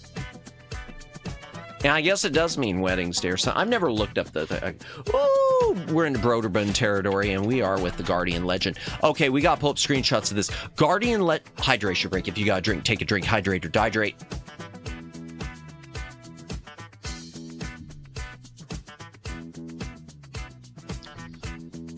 Chat, Guardian Legend is one of those hidden gems that I think I don't know if people just ignored it or what because it was Broderbund, but Guardian Legend, it's a combination horizontal shooter and top-down actioner along the lines of Blaster Master.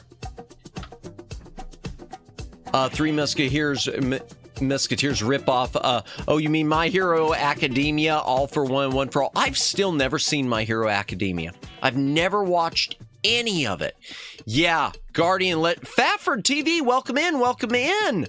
Hope you are having a good evening.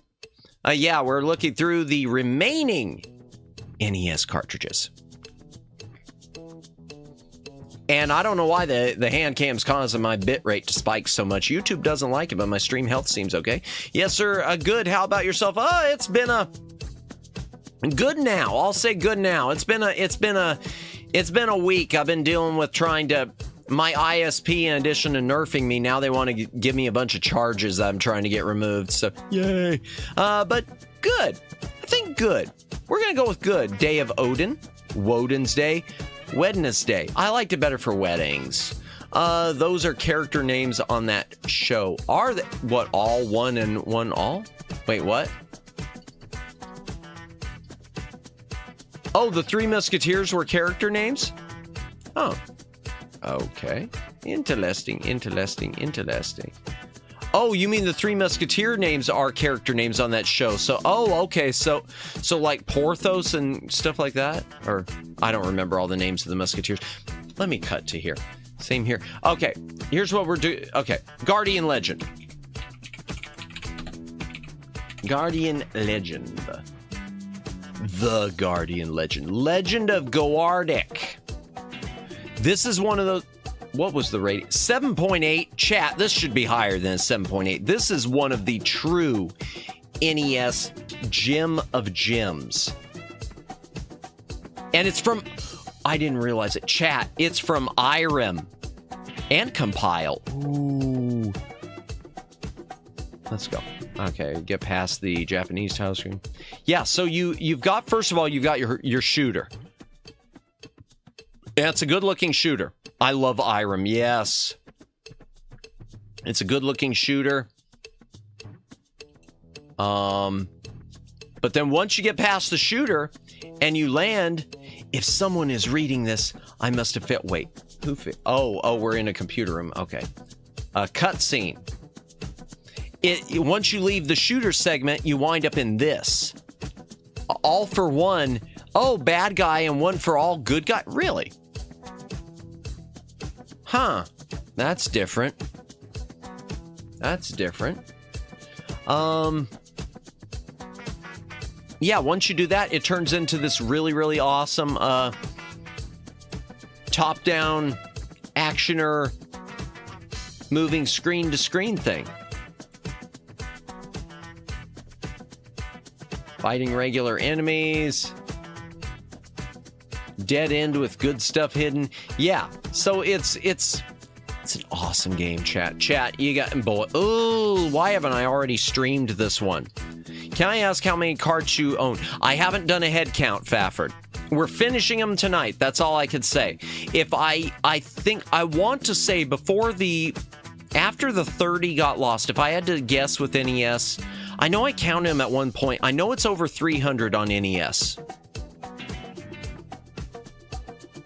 Which is why it was a bad idea to do a stream, because I thought I could go through them all. Like Blaster Master. Yes, very similar to Blaster Master with that.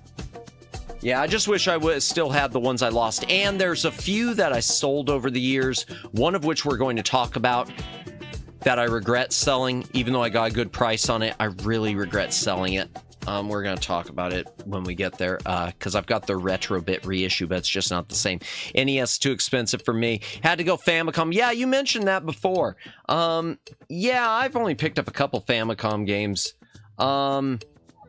But yeah, I know that the price difference in most cases is very noticeable. Also, Broderbund, we got Legacy of the Wizard, which is part of, I don't remember it's part of a long-running RPG game. I'm not going to pull up screenshots of it. This is a misread carts as cats and thought, wait, is Madamus a crazy cat lazy? Dragon Slayer. Thank you, Fafford. Yeah, because Faxanadu or Fazanadu is one of those. Super Shops, welcome in, welcome in. Dragon Slayer 4. Is this number 4? Okay. Yeah, Legacy of the Wizard, I should pull up some screenshots. It's an interesting one. It is a side-scrolling RPG. The bad thing about it is it does use a password system, and the password on it is, crazy long. But you basically play a whole family running through a dungeon, leveling up until you can defeat the big dragon thing, as one does. Legacy of the Wizard. And one thing I hate about it, once you're in the dungeon, it's the same music for the whole game. It's not bad music, but it really eventually starts messing with your head because you keep hearing the dun dun dun dun dun dun dun dun. Oh, it's on Switch. Dun dun dun dun dun. Ding. It's on MSX also. And MSX is very similar to NES in terms of picture quality a lot of times. Drassel family. Okay. Where's NES screenshots? Okay. Title screen, Falcom. Okay, that's who did it. Yeah, Faxanadu too. Famicom Xanadu. Fazanadu. Yeah, but I'm still stuck saying... It's like I want to say Fazanadu because I know it's correct, but then I know that everyone in the 80s, apparently including the video game, the TV show Captain N, called it Faxanadu. So it's like, well, I got to roll with it. We Americanized it. MSX, I don't know what it stands for, but it was a home computer system in Japan, Judd. They didn't have it in They didn't have it in the States. I mean, you can import it, but they didn't have it in the States. It was a Japanese computer system that I think it used cartridges, so it sort of became a hybrid gaming system and computer. Sort of like the Nintendo Entertainment System in Japan was the Famicom, which was short for Family Computer. And in Japan, it had a keyboard and everything. And we just took it and said, we don't need those fancy keyboards. We're just here to play games. I still say fact Xanadu. Good. Yes, ditto. Even though I know it's right, I know Xanadu's correct. This is where you pick your character, or you save your game or something with Grandma and Grandpa. And you can pick the pet, too. I can only hear Olivia Newton-John singing Xanadu when you talk about that game. I don't know if I've ever heard that song. I know I've never seen the movie. Actually, I probably heard the song, but I just can't place it. I mean, I know what it is, and I know it was her thing, and I know it was in the movie, because the movie was Xanadu, but... Okay, inventory screen. Come on, show me some gameplay. Oh, we're leaving our house, our giant cabin. Oh, we're going to the shop, which, since we're saving the world, you'd think they could just give us free stuff. And there's the dungeon. And this is where you spend the rest of the game. Just wandering around this underground kingdom, killing things and leveling up until you can finally, like, kill the dragon lord thing. Yeah. Okay, I gotta get off of that.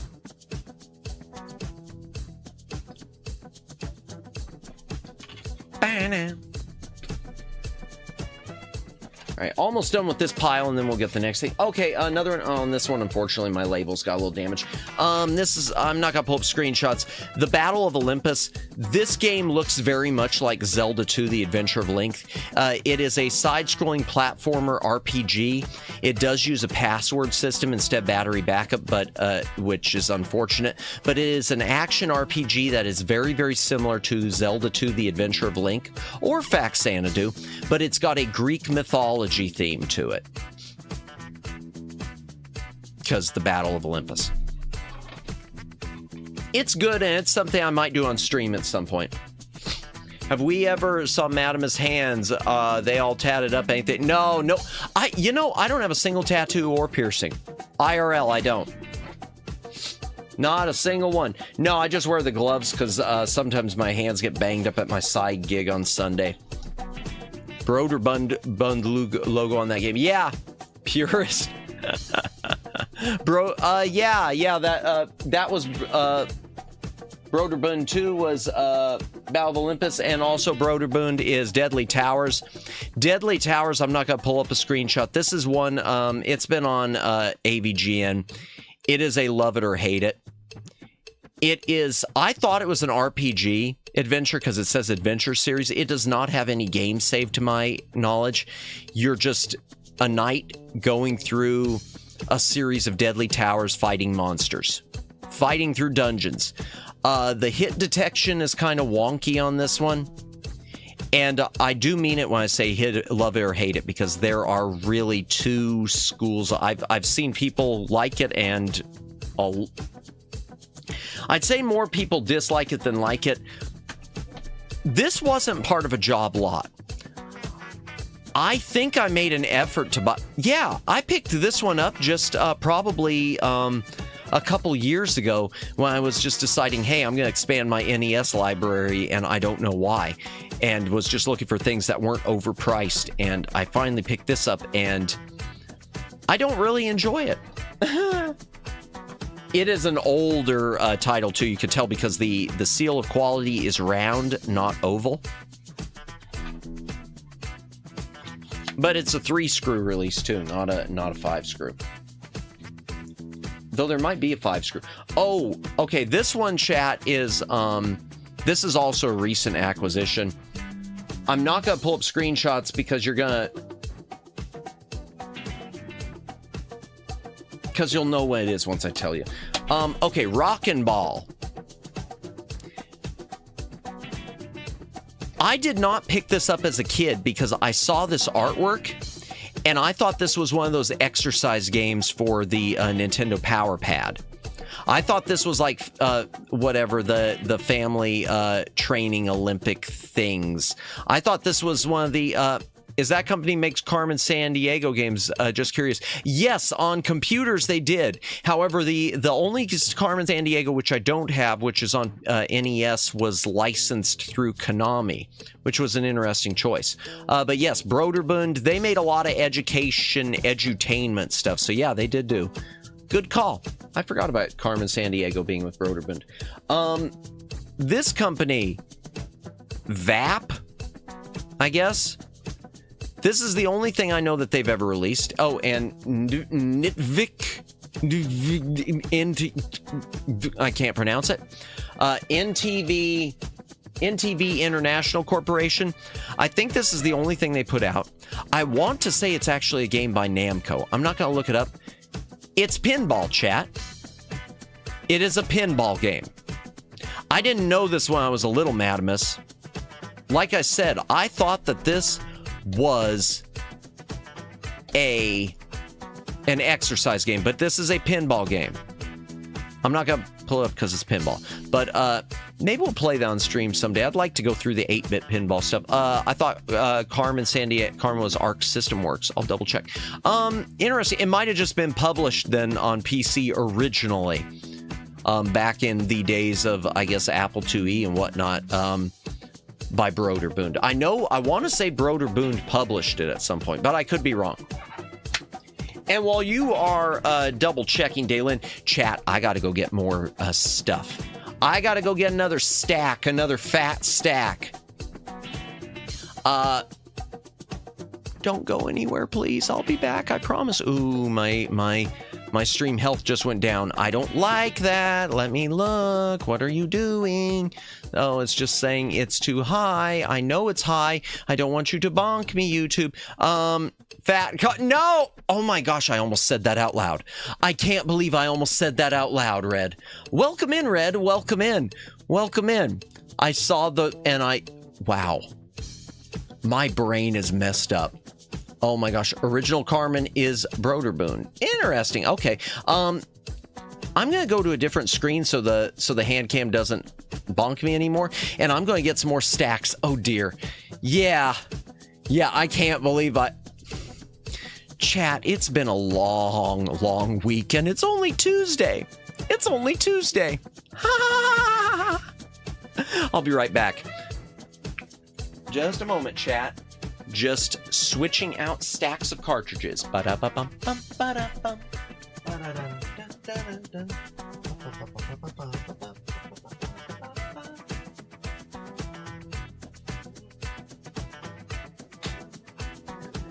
one moment. Just a moment, chat.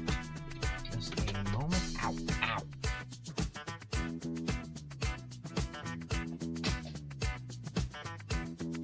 You know, I think I'm really unhealthy now.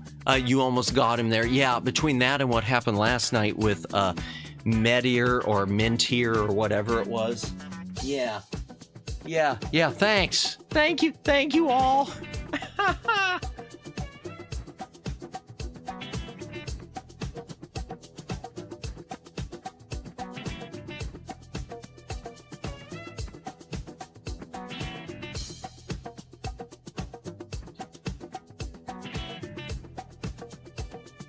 Just a moment, chat. Just a moment. Won't be a moment. Well, I will be a moment, obviously. Obviously, I'll be a moment. I wouldn't be...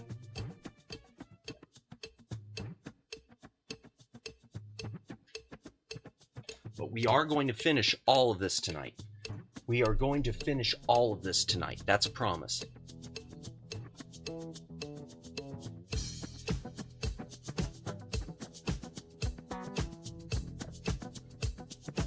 In fact, chat, we're about to finish going through the stuff that I brought in is the remaining of the licensed games. So once we're through with the licensed, we'll go quickly through the unlicensed and through the retro bit and limited run reissues.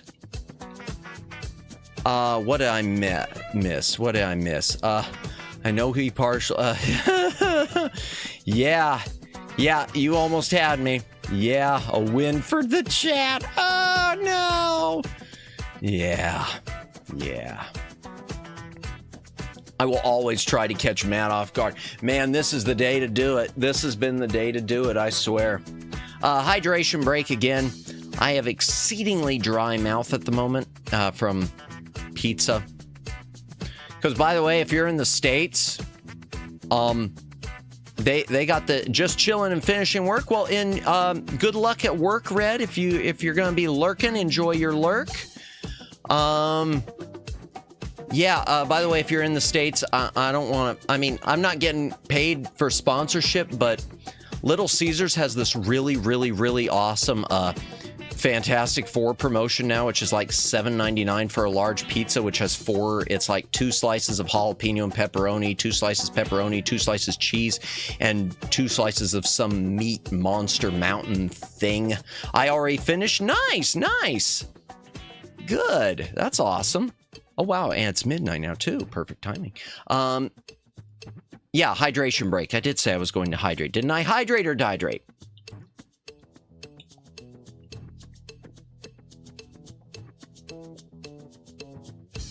I just realized I haven't said hi to Red yet. Well, then I'm afraid we're going to have to ban you, Dalen. No. How is those compared to Domino's? They're very different, Red. The bad thing about Little Caesars, there isn't a lot of customization. So, like, for instance, I like to get extra sauce.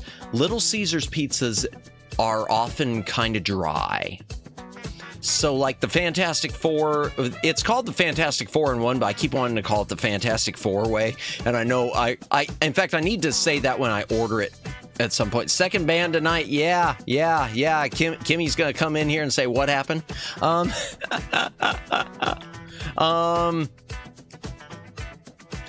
It's, I guess, compared to Domino's, yeah, they're not as much customization, but it's good for the price. And I really, depending on the location, Red, I can't speak for every Little Caesars, only the one that I currently go to.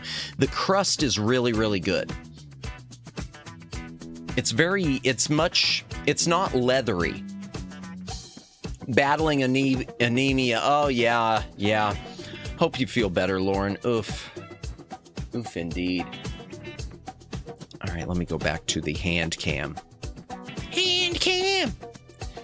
Yes, get well soon, please. Yes, please. We want to see you well and streaming and everything else, doing all the things. Sorry for not saying hi to... In your band as well, Judd. I can't help it. Those are the rules. No. Just... Speaking of Marvel Comics, Silver Surfer. Now, what's sad about this is the box actually has I barely get sick, so I'm blessed. You are, Red. Man, I feel like I'm always feeling sick, like sore throat and congestion, but I just kind of power through it. Silver Surfer, the box had great artwork, and they decided to put none of it on the label. I barely get sick as well. You are so lucky. Man, you know what? It's probably because I gotta work out a lot. That could be possible.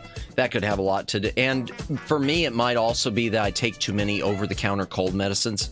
I've been taking pseudoephedrine based pills forever and a day, and they work wonders for me, but the problem is I think I'm dependent on them now. The power of RNG's compassion. Oh my gosh. Let me pull up some screenshots on this. Nah, I took 0 medicine. Yeah, see, that's been my problem. Mine is that I take too much. Not you, Matt. Silver Surfer. I got... Oops. Wrong button. So the thing about the, I don't even know what RNG means. All right, Google. Google is your friend. Hello, my fellow young people. Oh, it's a Roblox thing. Our random number generator. The algorithm that produces random numbers for games. Learn how RNG affects gameplay. Why some gamers love it or hate it, and how it can be manipulated. Never mind typo. Okay. So about the, I don't know. RNG is a meme. Oh, is it? Okay. I don't think I've seen it. I'll have to look that up sometime. Why does it keep doing that? Okay, chat. You have got to believe me.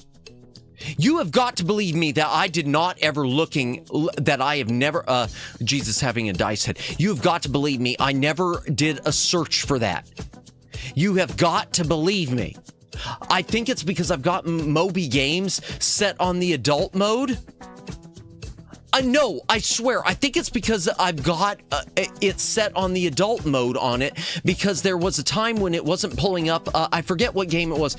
It was like Voyeur or something. There was some game from the 1990s that was on CDI and on PC. And when I looked it up, it wouldn't let me pull it up. And so I had to switch to the adult mode. And now every time I believe you, thank you, Judd, that's one. Every time I click the search, it comes up with this Lust Sisters. I have never looked that up. It's from 2024. Why would I look that up? Okay, soft porn adventure. That probably played into it too. Is equivalent to luck. Ah, gotcha. Silver Surfer. Please. Man, it's my fault. No. I hope not. I hope you're not looking up that on my PC. Oh, no. Actually, Judd, I don't think it was that. We mentioned the soft porn adventure. It could have been that. I believe you, Matt. Just kidding. I know, chat. I know. But seriously, in all seriousness, I don't know why it's doing that. I will freely admit, you go to, looking for things for Full Moon, Full Goon, you go to GOG, and I've looked up some different things. I've clicked some of the games to see, is this something I can use or not? That was not one of them. I wasn't pulling them up in Moby Games. I wasn't going to, the Google image search and pulling it up or anything like that. Maybe you should clear your search history. Yeah, I just don't want to have to log into a bunch of sites again. I should. But that's what it was. Be right back. Okay. That's what they all say. Oh, yeah, but see, look at how nice the cover artwork is compared to the label. Even if you clear your search history, it's still there. Yeah, the cookies are still there. I'd have to get rid of the cookies somehow in the site, not the browser. Yeah. Okay. I just don't know. I don't know. Oh, man, it's just getting worse. Screenshots. Okay, so here's the thing about the Silver Surfer. Bless, Lauren. Here's the thing about Silver Surfer. Silver Surfer is a vertical shooter. You can clear without removing login info. I know they're probably... Yeah, I'll have to check it. I need to do that. I'm in Opera right now. Maybe I'll do it later. I'm also kind of lazy about stuff like that.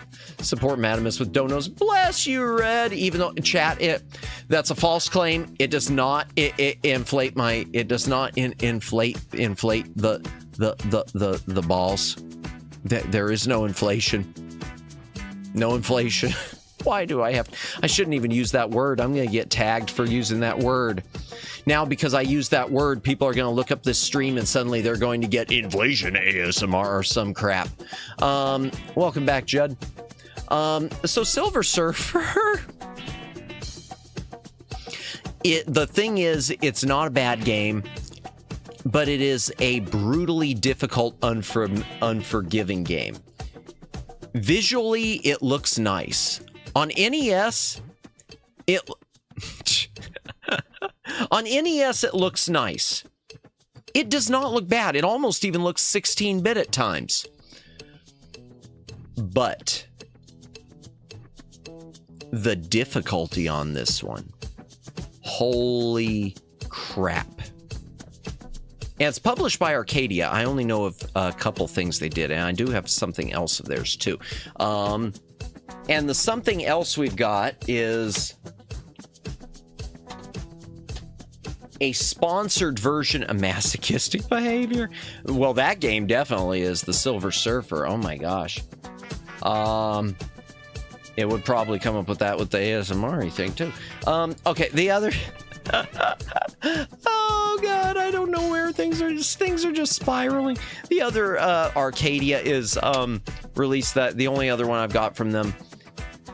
This is just a fellow with corporate sponsorship. It's Othello. I'm not going to pull up any of the, or Reversey, whatever you want to call it. I'm not going to pull up screenshots. It's Reversey, Othello, the little chip thing. Yeah, I remember Spot. Now, the Super Nintendo and Sega Genesis, they got Spot games where you actually play as Spot running around on a platformer. This ain't it. This is just Othello with sponsorship. History, make sure the I got wrong mouse. Just a sec. Just remember, if you ever do browser history, don't make sure passwords checked. Not checked. Don't want regrets. Yeah, no regrets. The consoles are bad as well. Oh, the controls, are they? I don't remember the controls on it. I don't remember the controls on Silver Surfer. But I remember it was difficult. Need to play it again. I remember the Uncola. Yes. 7-Up based game. That has nothing to do with 7-Up. It is 4 players, though. I don't know if it uses the 4-player adapter, but it is up to 4 players, I think. But I'm not pulling it up because it's not impressive enough. Ooh, this is one of my only game. This is the only game I've got from Hotbee. Don't remember it. Gotcha. This is Calamities. I'm going to pull up a screenshot of this because this is something special for our Tetris friends. So it's a dice game, and they give you all the instructions there, like a dice version of poker with blackjack, with straights and everything else. Like almost like a card game with, but let me switch over. I know we're taking a long time. And I promised we'd be done with everything, and we will be. But Calamities, I do want to pull up. That artwork is just kind of creepy. That artwork is really, really creepy.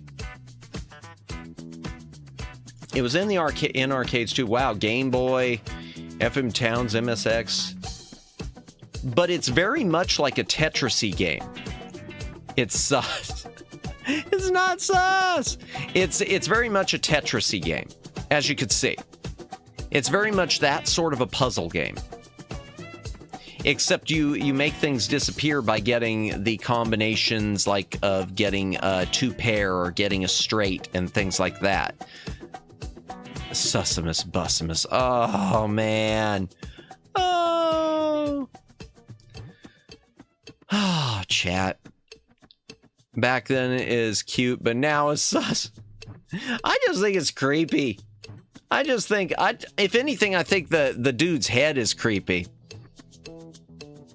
But yeah, I'm looking at the dice with all the legs and stuff. Yeah, I don't know.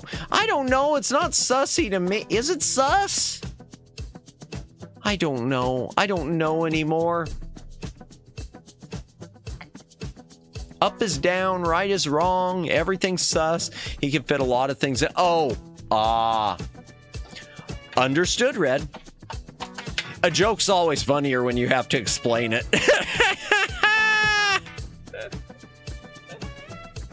Okay, chat. Okay, the next one I'm going to pull up. I have to explain. Hydration break again. I have to explain before I show it on camera. I thought that this, when I came across it, I was a little madamus. At the time, I fancied myself wanting to be a collector. I thought that this game, where the creepy guy's looking so, yeah. Definitely looking sus. I thought this was a rarity, and it turns out it's not rare. Someday I'm going to play this on stream, just for reasons. Just going to leave that there for a minute. So yeah, I do own Barbie. It's from High Tech Expressions. They did not make a very good thing. High Tech Expressions, by the way, chat, they're the same company that published, not designed, but published that wonderful Mega Man for MS-DOS that we just played. Y'all remember the wonderful Mega Man game, the greatest Mega Man game that was ever made? The one that I definitely didn't rage to or scream or cry or anything? How do you play Barbie? Well, it's a good thing you asked. Let's go ahead and I'll pull up the Handcam. Heck with it. I forgot NES Barbie exists. Yeah, and it's right there in the back library. I think this is the right one. It's got a 5.3, so some people like it. It's a side-scrolling, like, platformer puzzle game. Oh, and apparently it was on DOS, too. So apparently Barbie's asleep, and you gotta keep her asleep, and you gotta, like, solve puzzles. Like, if I remember right, you have to toss something to the dog so that the dog goes and grabs the tennis ball. Yeah, throw a crystal to that dog so he'll take the tennis ball that's bouncing in front of her, blocking her way. Never heard of My Little Pony, but you have a Barbie. I've heard of My Little Pony. I just have never watched it. I've never watched any Barbie cartoons either. The game's just there because I thought it was rare. There wasn't a My Little Pony game on NES. There was on Genesis. I don't know enough about it, but there was a My Little Pony game on Genesis. I don't know how rare it is. Yeah, and there she goes. Jump. There's Barbie cartoons. There were some like direct-to-video made-for-video movies. In fact, one of the streamers who's one of my bigger influences, Umi Kyoku, she posts a lot of things from him, so apparently she's a big fan of him. Just lurking. Welcome in, Hiraki. Welcome in. I hope you are having a good, I guess it's morning where you are. I hope you are having a good day. Enjoy your lurk, and thank you for stopping by. If I recall correctly, Jodie Benson voiced Barbie at some point, and she did The Little Mermaid, correct? I hope I'm right on that. But welcome in, Hiraki. Enjoy your lurk. So yeah, chat. At some point, I'm gonna play Barbie, and I'm not gonna do it as like a Batsu thing. At some point, chat, I'm just gonna play this. I'm just gonna play this on stream, and we'll see what sort of numbers I get. Barbie time, indeed. Who knows? Omegs, that could wind up being, the big breakout stream. Oh, he was pulling, tens of viewers, and then he did Barbie, and holy crap. Gonna sing the Barbie song too. Which one? The I'm a Barbie girl in a Barbie world. Oh, man. Oh, no. I just thought of a good idea to Barbie girl karaoke. You too, Judd? Kimmy, welcome in. Kimmy, have I ever told you how much you have impeccable timing? Barbie watch along? Oh dear. Well, I mean, there are all those Barbie, there's the live action movie, and then there are all those animated movies. Yeah, so at some point, Kimmy, I will be playing this on stream. But welcome back, Kimmy. Hope you're having a great night. Kim Jong-chu, oh dear. Oh dear. Okay. I got a weird one for you, chat. You mean Barbie isn't weird? No, Barbie's not weird. Barbie's a popular thing. Chat, explain this. I can't explain this one. So the dictator is here. Oh gosh. I don't know how to explain. So I can kind of explain this. Latest name variant was Red Shoe, I think. Oh dear. You're Knuff. I'm Knuff. Am I Knuff, chat? Ladies, am I Knuff for you? You don't have to do it. I was just kidding. Gotcha, I know. Am I Knuff? So this is a weird one. This was actually my because I said before my mother was into things like Dr. Mario. Get out, Matt. Ouch! All right. Well, jeez. Can't be helped, I guess. Can't be helped. Can't be helped.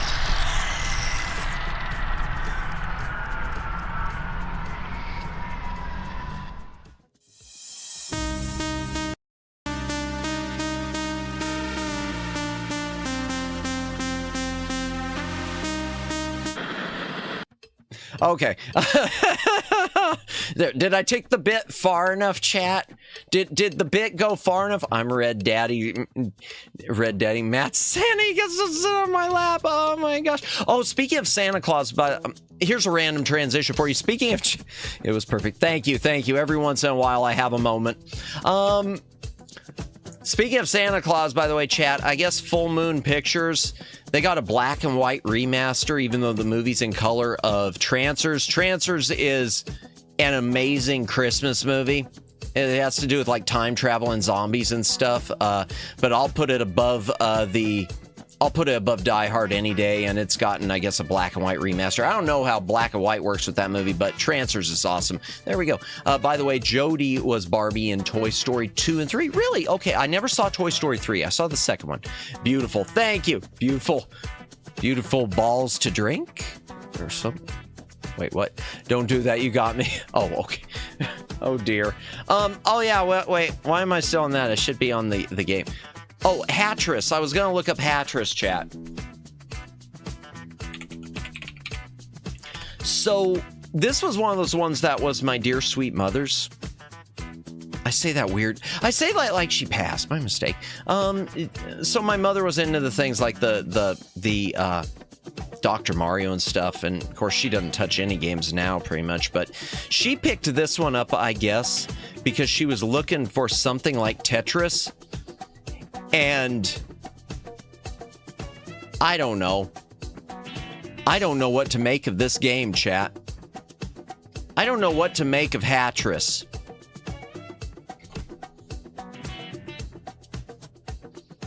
Hattress sounds like Tetris, but with... Well, that's what it is, Jennifer, supposedly. And it is Bulletproof Software who had licensed Tetris, but I just look at this, Jennifer, and I just think... What a terrible idea. I don't know the mechanics of it. Maybe someday I'll play it, but I don't get the mechanics of it. I know I've played it before or tried to. Some hats are bigger than others. Thank you. Thank you for letting me know that. Also in Dance Workout with Barbie and Toy Story Tunes 2011. Interesting. Yeah, I don't... Collecting big money from getting 5 crowns together in a column. Beat it, Matt, with your big... Oh, dear. I guess you have to stack all the Well, obviously you stack all the hats. I don't get it. I see hats in gaming have a long history. Do hats in gaming have a long history? I don't... Is that a thing? Hats in gaming? Oh, where is it? Where's the Handcam? Ah, there it is. Bing. Yeah, so Hattress. It was a thing. Hattress exists. Okay, I'm not gonna put up screenshots of this. Treasure Master. I don't get it as well, yeah. But apparently it was released on a lot of stuff. It was in arcades. It was on Game Boy. It was on Amstrad PC, which I guess must have been a European thing. Do you think Madamus would enjoy Puyo Puyo Tetris? Ooh, you know, I might, Kimmy. Oh, Mamamus. I misread that because illiterate. I don't know. You know, I'll have to check sometime. Maybe I'll if I can when I get a cheap, because I've seen some cheap Steam keys, maybe I'll pick it up and send her a copy of it at some point for a gift. Because, she might. I think the thing is, I hate to say she gets stressed out with games easily, so when it starts speeding up, it really freaks her out. Puyo Puyo Tetris is fun. Just a sec, let me back that up. Wasn't buying hats in Team Fortress a craze back then? I'm not sure. I'll take your word on that. I never really played Team Fortress. Also, there's Tetris Connected, which could be played in regular and VR forms. Yeah, I don't think she'd be doing VR. Wasn't there some kind of contest tried to Treasure Master? Yes. Thank you for bringing that up, Fafford Gaming. So Treasure Master, chat. This one. Side-scrolling game, kind of puzzly, a lot of item collection stuff. This game is really difficult, number one. Number two, it's difficult with purpose. There was an 800 number to call, and you were supposed to, like, snap a photo if you beat the game, and they handed out prizes, I guess, to the people or the first few people who beat the game. So it was a game that had a prize attached to it, and even when you turn it on, it still lists the 800 number and the mailing address. Even though I'm I'm pretty sure if I sent the stuff, it would just get kicked back to me. But maybe we can beat it on stream, snap a photo, and send the letter in the mail just for the heck of it. Lumine doesn't require VR, thankfully, but can use VR desired. Lumines is probably one of my favorite puzzle games on the PSP and PS Vita. Interesting. You know, I should try Puyo Puyo Tetris too. I like Puyo Puyo. I've got a few different versions of Puyo Puyo. I always like that. Like Sword Quest on Atari, yes, kind of along the same lines. Yeah, for those of you who don't know, Sword Quest on the Atari 2600, they had I wasn't around for it, but they had a contest with it where people I think there was like a replica sword and everything people could win. You can verse in Puyo Puyo. I'll have to try one. We should try that one day. What, Sword Quest? I mean, I got it on one of these Atari collections. I'm sure I could play it. Now, Atari definitely would kick that back. Sword Crown Jewels. Oh, okay. Oh, yeah. Not everything got made since they couldn't finish. Yeah, I remember that. Yeah, some of the prizes for Sword Quest never got distributed. That kind of sucks. Okay, here's another interesting one. I'm not going to pull up screenshots of this, but I'm going to mention the history because the history of this one's tied to Mike Tyson and Punch-Out. I'm curious if the 1-800 is still working, thinking no. You never know, because I know there is a game which I do not have, but it's an unlicensed game about, it's called Wally Bear and the No Gang, and it has to do with like a bear protecting people from drugs. And there was an 800 number, I guess, with it to get a message from Wally Bear saying, "Don't do drugs, kids." And when Angry Video Game Nerd called it, it was still working. Also, partial correction, the name of Tetris Connected is Tetris Effect Connected. Ah, gotcha. He didn't win, and my other cousin, she got really into it, got far, but got beat to the prize by 2-3 days. Oh, that's unfortunate. Oh, wow. My cousin competed for it. Oh, wow. Nice, though. That is awesome. Man, imagine you have a Mario Brothers NES mint condition. I don't have it mint, but I mean, my cartridge is in good shape. I do have, those were at the start of the Handcam streams recently. All the Mario cartridges were, I've got the 3 Super Mario Brothers games, the original Mario. Yeah, I've seen the prices on those. I really think they're inflated, Red. I don't trust those prices on those graded cartridges. I don't know who's buying these things. I don't know, but they must be selling some of them. I want a mint Mario Duck Hunt hybrid cart. Those are the ones that are a dime a dozen, Dalen. The harder one to come by is just, which thankfully I've got because I prefer it that way, is the plain Mario Super Mario Brothers on itself. The hybrid cart, yeah, those are, because everyone had them. They all came with the NES. And there were 2 different labels, too. There was a variant on it. And the only reason I know that is because I got both in a job lot at some point. Power Punch 2. I need to tell you the history on this one because it's kind of interesting. So Mike Tyson's Punch-Out on NES. Yeah, I wish I had a mint one, though. I know the new handheld cartridge have chemical to make them taste horrible. Really, are people still licking the cartridges? Are people still licking the Switch game cards? You can't lick the NES cartridge unless you're going to take it apart first because the pins are down in there. The pins are down in there. Now, my Atari XE, I could probably stick my tongue in some of those cartridges, except for the ones that have the flap that opens up. They got a flap, like a protective flap on some of them. Okay. Mike Tyson, I bet Matt would. No, I wouldn't. I'm not into just randomly licking things, Kimmy. That isn't part of my modus operandi. If for the kids so they don't choke on them. This is sad that this even has to be a thing. Matt, tongue twister, Sussimus. No, I don't mean. Yeah, please don't do that. I'm not. Oh my gosh, no. I wasn't part of the Tide Pod kids. I'm not licking things like that. Look, Mike Tyson live. Hey, no. But Funny thing is, that ain't Mike Tyson. I don't even remember the name of the character on this. So let me tell you what happened. ASC were planning to license Punch-Out from Nintendo. And they were planning to make Punch-Out 2, Mike Tyson's Punch-Out 2, for science. Oh dear, no! Oh, Mad attacking Mike Tyson and punching out, oh dear. No, but so they were going to make Mike Tyson's Punch-Out 2. Then Mike Tyson went to prison. I come back to this. Yeah, welcome into an Opinion of the Line story. Super Mario 2 has 2 labels, 2 kinda, hey.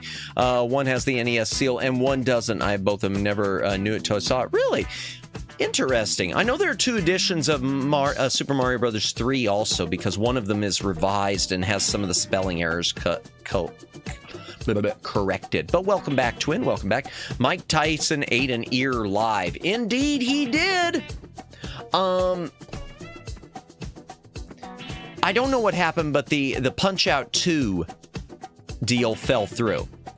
And then ASC did not want to put Mike Tyson in their game because Mike Tyson went to prison. So they just changed the character around and gave him some random name like Mark Johnson or something like that. I don't think it's even a real boxer. And they gave it the name Power Punch 2. There is no Power Punch 1. They called it Power Punch 2, trying to make people think it was a sequel to Punch-Out when it wasn't a sequel to, when it was kind of a sequel to Punch-Out, but then it didn't have Mike Tyson in it. If it would have had Mike Tyson, and I always thought it did have Mike Tyson, then I popped it in and it said a different name than Mike Tyson. Oh, that's not Mike Tyson. Eating Mike Tyson's is real. Yes, I know it's a YouTube channel, isn't it? One day you will experience that. I'm not going to experience that, but it is a channel on YouTube, isn't it? Because didn't it raid into Raya or something? Didn't that channel raid Raya? Corona RA did. Wait, what? Did y'all watch the fight? I was waiting for Mike to bite Jake Paul. Yeah. Everyone was expecting Mike Tyson to run away with it. Was it Sarah? Okay. Everyone was expecting Mike Tyson to run away with it. I don't know if it was age caught up with him or what. It happens. I mean, look at Ric Flair's last match. I love Ric Flair to death, but his pay-per-view, the Ric Flair's last match, all the matches are great except for the Ric Flair one. It just feels, and apparently he was half drunk with that one too, which is unfortunate. He wanted to... Oh boy, yeah, it was fixed. Yeah, I've wondered. Supposedly, Mike went in injured. He wanted to bite. He pulled back his ounces. Oh, dear. I think it was fixed. Yeah, it felt that way. Now, I guess my thing is I hate calling it fixed. You say 100%. I hate saying it unless I knew for sure. He got paid. He don't care. That's true. Hell of a paycheck. But yeah, Power Punch 2 is not a great game. Oh, and by the way, Power Punch 2 is available on Steam. It's just the emulation, but Power Punch 2, which I just had up, is on Steam. He hinted it during the interview. Did he? That is interesting. Okay, next one's an awesome game. I'm not going to pull up the screenshot. Gauntlet. If you've never played Gauntlet, Gauntlet is by Atari and was released through Midway also. I mean, it was by Midway and Atari. Gauntlet is an awesome top-down dungeon crawler action arcade game. In arcades, it was 4-player. NES is 2-player. Tengen. Most of their cartridges are, so many ports, and most of their cartridges are unlicensed. This was released both licensed and unlicensed. I wish I had the unlicensed because I love the look of the Tengen cartridges, which you will see later. The thing about... part of the thing behind the license was Tengen licensed like 3 games, and then through their licensing, they asked Nintendo, hey, can you send us the schematics of the of the lockout chip, and just for our own benefit, so we'll know what it looks like. And they did, and so Tengen just literally copied the lockout chip, whereas everyone else was trying to break it. Tengen is a pseudonym for Atari. They just copied the lockout chip. They licensed a couple games so that they could see the lockout chip, copied the lockout chip, then released a ton of games unlicensed. Their espionage was on point. Yeah, they made a ton of money too. Okay, what do we basically said the money is money. $20 is $20. You don't care about legacy. You can't do anything with it if you are dead. And he's right about that, Red. I'm not going to disagree. Realist, yeah. I love Gauntlet, especially PS2 one. I've seen Dark Legacy or something. Yeah, and it was on GameCube, and I regret never picking it up. Thankfully, wrestling's not 100% fixed. Well, wrestling, the thing about it, Daylin, everyone knows it's fixed. I think Ric Flair put it best when he, at one point, he was in a hostile interview once where they were doing the whole, isn't it fake, isn't it fake, isn't it fake? And it always pissed him off because the thing was, like he said, it's not fake, it's choreographed. It is essentially a dance. It's choreographed. There's a difference between choreographed and flat out fake. And I can agree with that because it takes skill, just like dancing takes skill. Tengen's espionage on point, indeed. Mike, people were straight up overvolting the lockout chip to make it malfunction. Yeah. It's Color Dreams, especially, I think, was the worst of that. My opinion on the Mike to Jake Paul, if they was really boxing, Mike would beat him in 46. I don't know with his. We'll say age is a factor and maybe give it longer than that, Judd, but yeah. It just, absolutely. I agree. It was one of those things where it either had to be fake or Mike Tyson was in no condition to be boxing anyone. One of the two. You can't have it both ways. You can't say, that I'm still in my prime, which I don't think he was anyway, but I don't think he was saying that. But Ric Flair was real. Darn it. The greatest. Woo!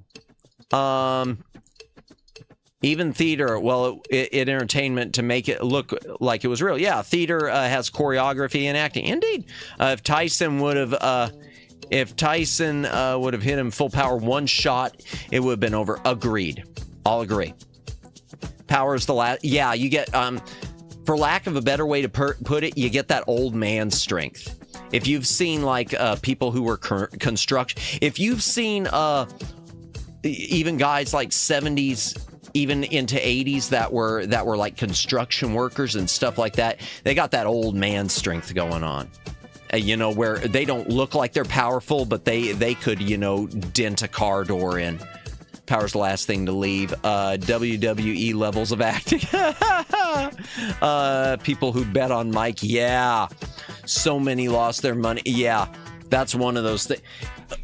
Honestly, I gotta be honest. I think I would have bet on Jake Paul just because I would have figured, well, everyone's betting on Mike Tyson, so I might as well put it on the long shot. Make more money off my $2 bet. My whole $2 I would have put down. I should have put down.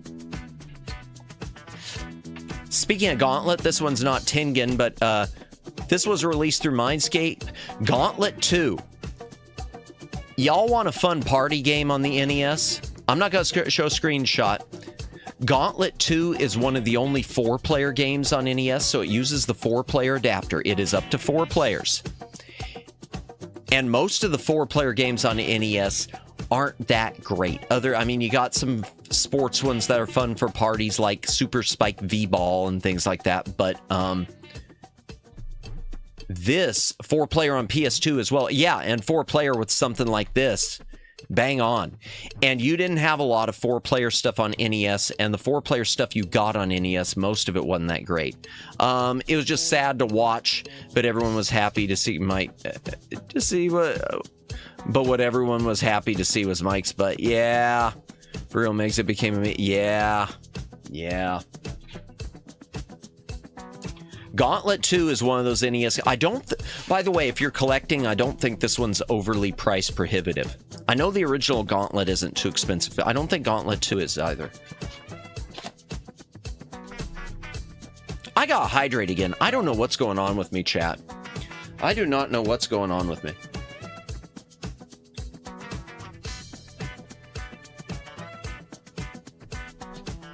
Also Mindscape and also Atari/Midway. So Mindscape basically started releasing the Tengen. Tengen shuttered its doors. Is it hot in my room? It's not that hot. I've got the door cracked. It's warm, but it's not that. Maybe need electrolytes. It could be. I honestly read, I think it was the pizza. I think it was the pizza that did it. To retain more water. Yeah. In fact, I might have to run and grab another seltzer at some point. I got about a half a bottle of water, and my seltzer's just about empty. Speaking of which, the seltzer of the night, Polar Cranberry Clementine. And I guess it says, yeah, Kimmy. Oh, for those, okay, so for those of you looking for the pizza deal, if you're in the States, if you're in the US right now that's a really hard game. Indeed it is. If you are in the States, Little Caesars right now has a Fantastic Four special going on. It's called like the Fantastic 4-in-1. I thought it was the Fantastic Four. Way I screwed up. But it's large. It's $7.99, and it's 2 slices of pepperoni, 2 of jalapeno and pepperoni, 2 of cheese, and 2 of some sort of meat mountain thing.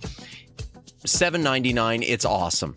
I've been over purchasing them, dragging my health through the gutter because it's such a good price that I feel like I've been lately getting it.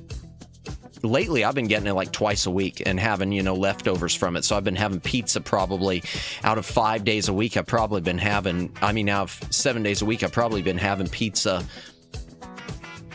I don't know, 4 or 5 days, which is very stupid, chat. You should not live like me. Don't live like me. Do not live like me. It's a bad idea. Now, retain more water, MSG, pizza. I know that's really hard game indeed. Pizza sounds good, sound tasty. Dehydration is real. Indeed it is. Paperboy, I remember this one. Sussimus, thinking, oh gosh, I still swear by their lunch deal. I don't remember their lunch deal. No stuffed crust. The bad thing, Kimmy, is you can't get it customized, so you can't even get extra sauce. It's basically $7.99. You get what you get. $7.99. You get what you get. But it's been, at least the Little Caesars that I'm near, I've had really bad Little Caesars before, but the one I'm around currently does a really good job. Half a deep dish pizza and 20-ounce soda. Nice. As long as you work, sounds fine as long as you work out. Well, I do my side gig, which is kind of working out. Now I'm getting hungry. I'm sorry, Jennifer. Oh, it's the worst thing to do to people this time of night. It's not a bad deal. No, it's good. Yeah, I think it's a good deal for a large. Okay, Paperboy. So this, if you don't know what Paperboy is, oh, fine, chat. We'll pull up the thing. Let me pull up the PC real quick. What time is it? 12:43. Ooh, I gotta speed up. I said I was gonna finish tonight, and I meant it, chat. We're gonna finish tonight. Paperboy. Paperboy was in arcades, and it was on every system known to man. This is technically a Tengen game, but it was after Tengen shuttered and Mindscape started releasing their remaining stuff. The problem is Mindscape also released a lot of bad stuff. My cousins hated this game. It is hard as hell.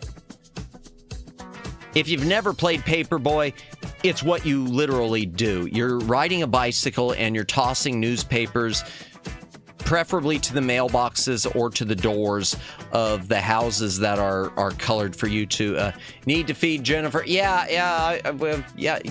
Get something to eat if you're hungry. Although you're probably going to bed soon, so that's a bad idea. I can't win. If it won't give you nightmares, get something to eat.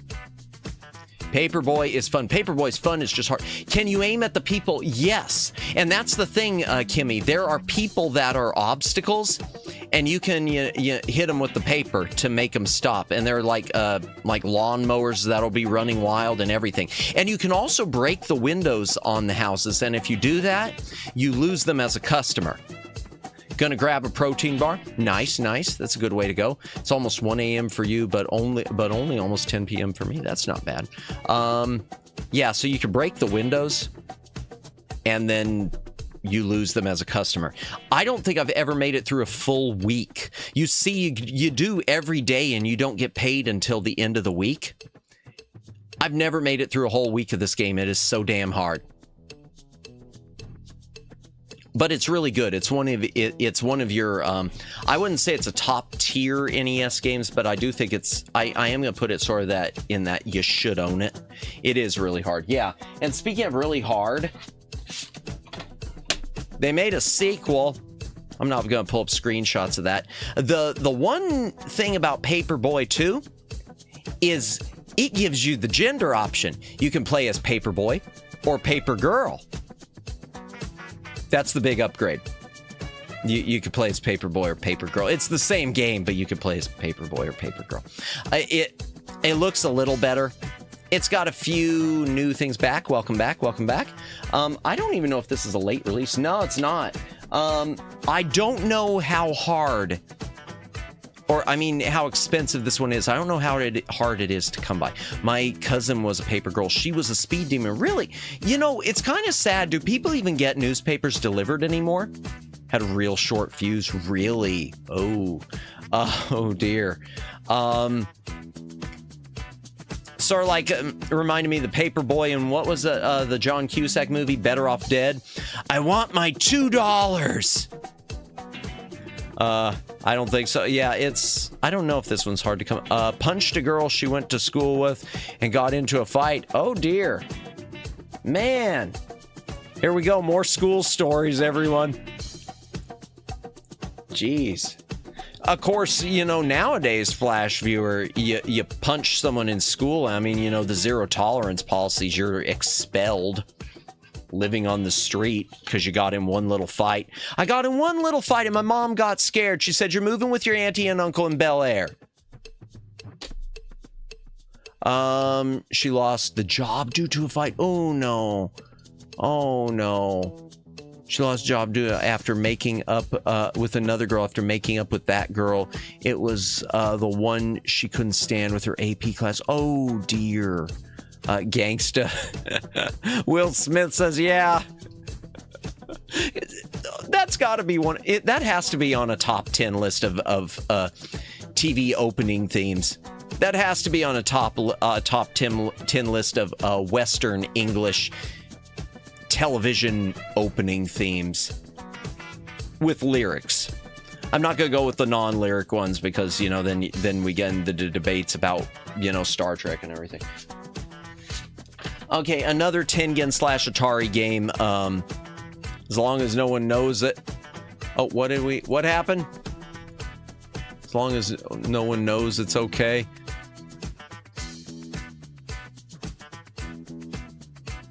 I know people who buy newspapers in convenience stores, yeah, but I don't know if newspapers get delivered to homes anymore. I want to say, Daylin, because I do mind the fight, yeah. Oh, yeah, that's the problem. Of course, now they got the security cameras everywhere. They got all the, all the little cameras up to make sure. And everyone's, recording it on their cell phones. And I'm going to upload this when I get home, go viral. Yeah. Yeah, you can't. Nowadays, you couldn't. They're watching you, and YouTube is watching you. Oh yeah, Road Blasters. Okay, so this is by Atari. I'm not gonna pull up a screenshot. This is also on Sega Genesis. A bunch of things. It is a third-person driving / racing game, but in addition to driving, you can shoot things. You can shoot the other vehicles, and you have to collect gas cans. It's not so much a racing game. I think it's more like, it's almost like a wasteland post-apocalyptic thing. I fought with a football player in the restroom in high school and choked him out. Oh, wow. Well, at least there's somewhere where they wouldn't have cameras. I mean, not legally. Cameras would be the restroom. We became friends afterward. That's the thing. Have you noticed that with people? Have you noticed that, people get into a knockdown, drag-out fight, and then they become best friends? It's like some weird... It's almost like a primal established dominance thing, and then everyone's cool with each other. It's a good idea because of the gun thing. I don't know if they stopped doing it. Nah, they haven't. I mean, the cameras, I don't know if the cameras actually do anything to stop the guns, but they make sure it all gets seen, that's for sure. It happened to me a few times too. Kids in my school fought a lot, really. See, I went to a school where not a lot did. Man, it's not just that I was a square. I went to a whole school of squares. Man, Kimmy had me pegged. I'm just a square. I am such a square, y'all. But Road Blasters is a good game. But I'll tell you what isn't a good game from Mindscape. Not even a triangle, Sag. It's hip to be square. Square is cool, like SpongeBob. Yes, there. Yes, I've never watched SpongeBob, but cool. My school's had all sorts of cliques, groups, underground, black market.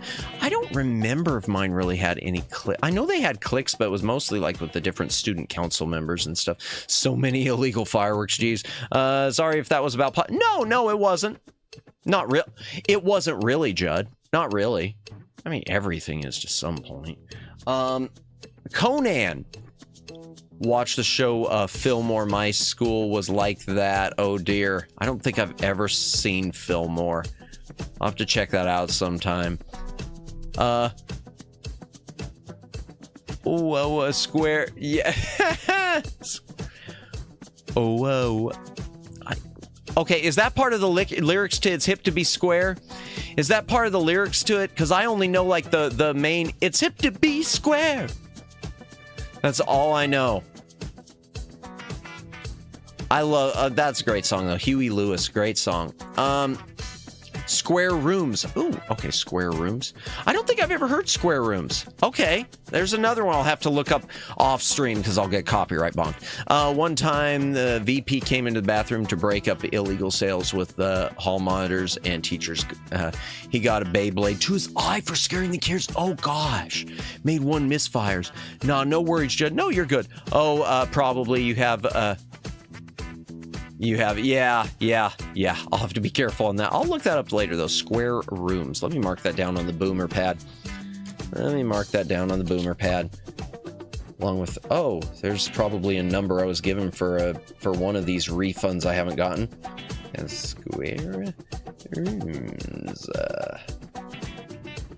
Okay.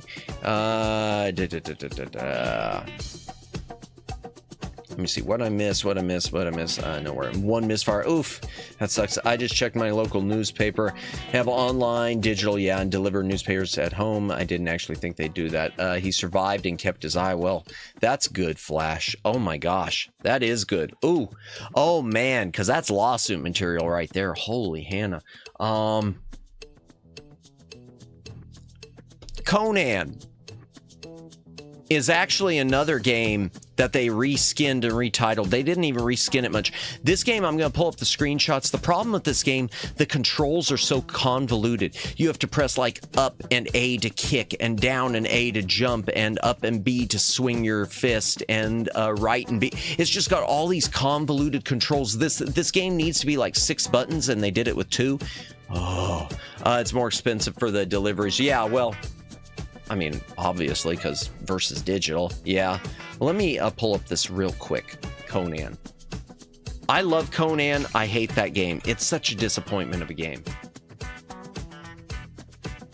I guess it's this one.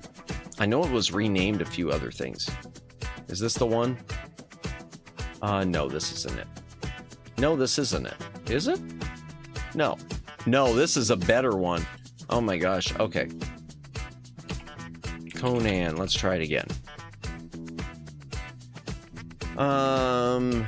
Unconquered Conan. It's got to be on here. Conan NES. All right. Fine, game. Fine. You want to make my life difficult? You want to make my life difficult, game? I mean, PC. You want to make my life difficult? Conan licenses. Released. A4, A7. Okay. There, this is the one. So on every other system, chat, on everything else this was released on Commodore 64, Amiga, this was called Myth, History in the Making. It had absolutely nothing, as you could see, to do with Conan. It was like a kid getting sucked through time, Greek mythology thing. Well, for whatever reason, on NES, they decided to reskin it as a Conan. And yeah, this is what you got. And the controls are awful. It doesn't look horrible when you look at it right here, but the controls are just so convoluted and difficult. Oh, you got fist or sword. Okay. Yeah, and everything, as you can see, looks so similar. Just, it's like escaping the underworld. And body hanging. Another skeleton. And there's a breathing lion fire boss. I have made it to that boss, and I never made it past it. Oh, apparently then you get to deal with other areas. I never made it there. I never made it past that boss lion, so I never got to Medusa or anything. Be right back. All right. Yeah, let me get out of that chat. I'm spending too much time thinking about Conan, which is an incredibly difficult and unfortunate game. Mad Max. This is based on, okay, so this is kind of, again, Mindscape. This is based around both the Road Warrior, aka Mad Max 2, and Beyond Thunderdome. It combines bits and pieces of both. You drive around the wasteland. You occasionally go on foot. You're just trying to get gas the whole time. You're trying to collect gas, and eventually you fight in the Thunderdome with your vehicle to score big points. I don't really know. There's not much going on here except they made a Mad Max game on NES. I'm not going to pull up screenshots. It's not that impressive. Okay, one of the most violent games there is on NES. You talk about a game that I'm shocked got an NES... you talk about a franchise, chat, that I'm shocked got an NES game. Thank you, Mindscape. You play Dirty Harry. You're trying to stop a bunch of drug lords, because everything, it's the 1980s and 90s. Every game has to be about stopping drugs, isn't it? That's all it was just the war on drugs. Everything was the war on drugs. Dirty Harry, interesting name. Have you never oh man, you never heard of Dirty Harry? Dirty Harry was a movie series with Clint Eastwood. They made 5 of them. They called him Dirty. I think the over-under, finally, because they kept trying to establish in the first movie why he's called Dirty Harry, and it basically was established that it's because it's a dirty job being a police officer, and he gets every dirty job that comes along. Basically, he gets screwed every which way he can, just trying to do the right thing. Do you know Pinhead Larry, Matt? I know Pinhead. I don't think so. I know Pinhead from the horror films, from Hellraiser. I've never seen him, but I know Pinhead from those. I'm guessing that. Oh dear. Do I need to? Is this going to end cursed? Is this going to end cursed if I look it up? I'm not going to do a Google Images. All R-rated movies. I think that is correct. Yeah. I'm pretty sure all were R-rated, Judd. Yep, all 5 Dirty Harry movies. Dirty Harry, Magnum Force, The Enforcer, Sudden Impact, and The Deadpool. The Deadpool had an awesome trailer. Not the best of the movies, but awesome trailer. Pinhead Larry and Dirty Dan. Huh. Okay. Pinhead Larry. Oh, SpongeBob. Yeah, I see that. Wow, there's a lot. It's safe, Patrick. It's Patrick Star. Oh, okay. I'm guessing, and Dirty Dan must be something. Oh, okay. Not to get confused with Ryan Reynolds. Pinhead or Dirty Harry. I don't know. Oh, the Deadpool. Yeah, no, not to be confused with, no, very different Deadpool. Oh, and, oh gosh. Jim Carrey is in the Deadpool. He plays like a strung out rocker. Dirty Dan is SpongeBob. Oh, okay. I feel better now. Dirty Dan.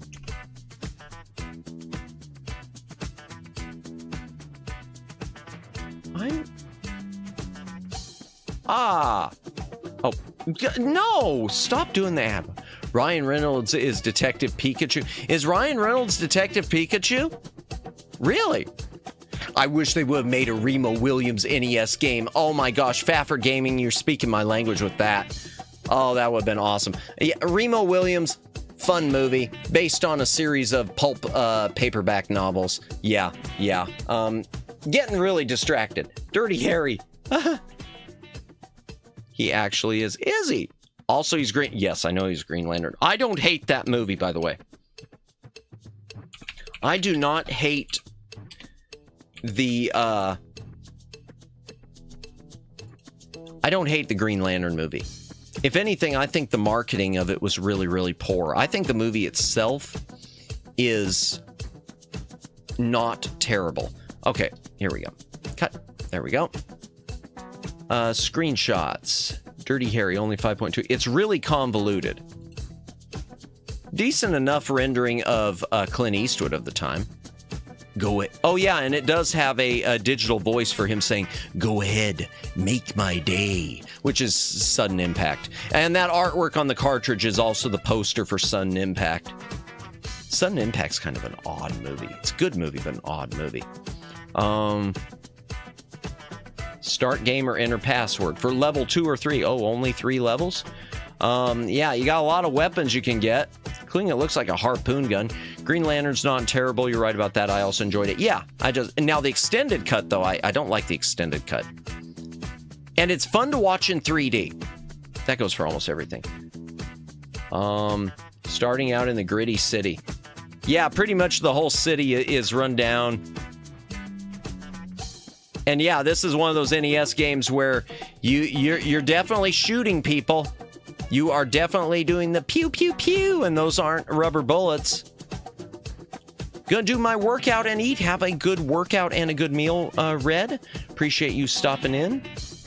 But there's a lot to this one because you can like go down alleys, explore buildings. There's a lot of stuff going on in this movie. In this game, it's a little too convoluted for what the game is. If it would have just been a straightforward actioner, I think it would have been okay. Did you know that Robin Williams had a guest star in Remo Williams? No, I don't remember Robin Williams being in Remo Williams. Reminds me of RoboCop on SNES. Yeah, a bit.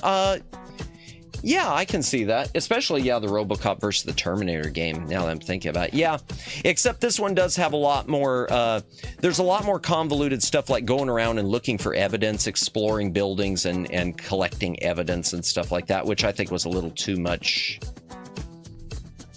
They tried to make it too complicated. If they would have made it more like the RoboCop game on SNES, if it would have been just straightforward, it probably would have been a better game. It's one of those things that sold well because holy crap, Dirty Harry on NES. There's also in Blade Trinity. Yes, I remember Blade Trinity, Ryan Reynolds being in that. I like Remo Williams. Oh, by the way, Remo Williams is getting a 4K remaster. They are doing a 4K remaster of Remo Williams. I guess it's the Remo Williams The Legend Begins or something like that. I forgot what it was called. Loops. I'm not going to pull up screenshots. It's a puzzle game. It's like Pipe Dream. You connect the different... Yeah, basically, there's something flowing through these, like light or liquid or something. So it's like a pipe dream type thing. And you have to keep connecting the loops together so that they connect together before the whatever it is that's flowing through them gets to the end of it.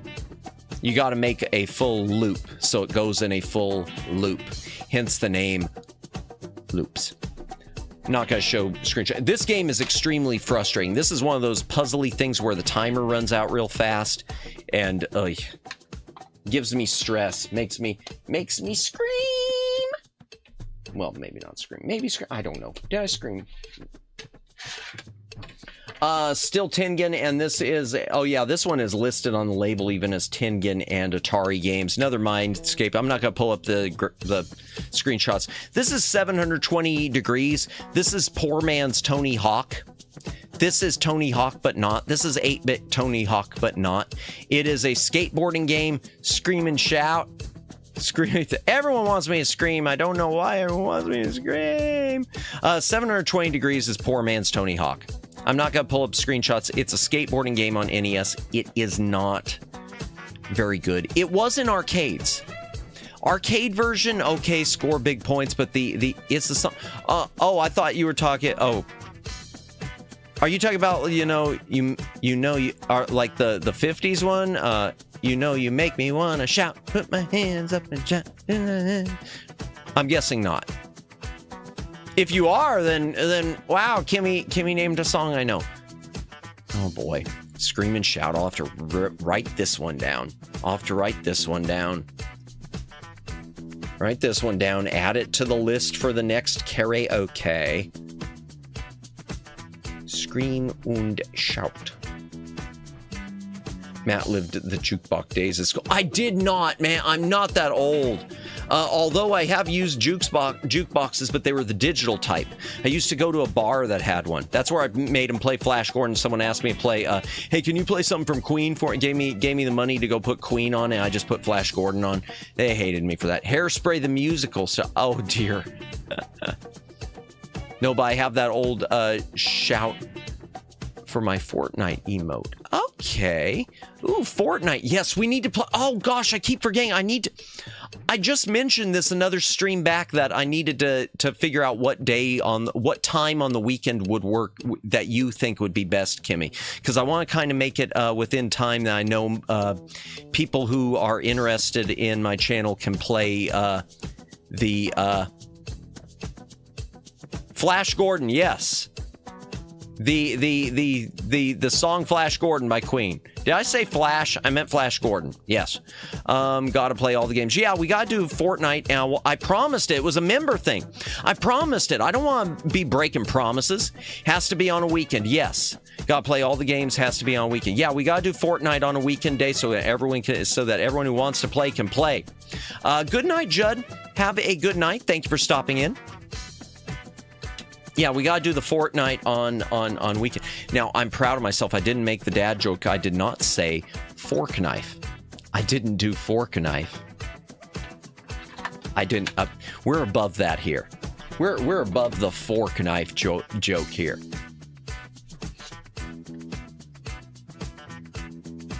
Good. Oh, dear. Oh, wow. Oh, wow. That's the death stare. That's the death stare. And suddenly all of my chat got banned. Hydration break if you got to drink. Take a drink. Hydrate or dehydrate. Yada, yada, yada. We're almost done with the licensed cartridges, and then I'll be getting the unlicensed. Monopoly came up earlier. I'm also going to go to sleep, and just in time for the ban. Have a good rest, Lauren. I hope you feel better. I'll definitely pulling for you and praying for you. Hope you feel better, Lauren. And I hope that TB's having a fun and safe time as well on her trip that has been documented. Monopoly on NES. I'll give you a guess what this game is. Have a good night. Oh, yeah, that was already said. Here, I just blindly read chat. I'm like Ron Burgundy of Anchorman. He just reads whatever's on the prompter in front of him. And thanks, she has. Good. Glad to hear it. I'm just Ron Burgundy. It comes up on the chat, and I just read, I'm Ron Burgundy. Monopoly. Good news about this is it is up to 4 players. It is up to 4 players on the NES. There's nothing to separate the NES version, though, from the board game. It doesn't have any, neat mini games or something where they tried to spice it up. It quite literally is just Monopoly on NES. Fun fact, do you remember the Monopoly, the game show? I do not remember that, Judd. I do not. Oh, I didn't know this, though. Monopoly's a late released. That I did not know. Well, not that late. It says it's 1991. I guess that must be... Man, I don't know. I don't know. Okay, we're getting in the Milton Bradley games. I'm not going to pull up screenshots from it, but I'm going to mention Captain Skyhawk. This is sort of an arcadey shooter. It was done by Rare, I believe. It's got an isometric view. Captain Skyhawk is not expensive at all. It's really easy to find, and it is very, very good. This is a fun game. Actually, I will pull up screenshots. Real quickly, chat. Real quick with the screenshots. I know we're trying to hurry. Oh my gosh. Oh no, I just typed Captain. Why can't you find it with just Captain, Moby Game? Oh, it was in arcades too. No, it wasn't. It's going to be one of those arcade games where it was. Yeah, Moby Games, it's got a 7.0 score. That's not that. Do you remember the Monopoly game show? No. Oh yeah, I already saw that. Nope, don't remember that. Yeah, the arcade game's just the NES version. Okay.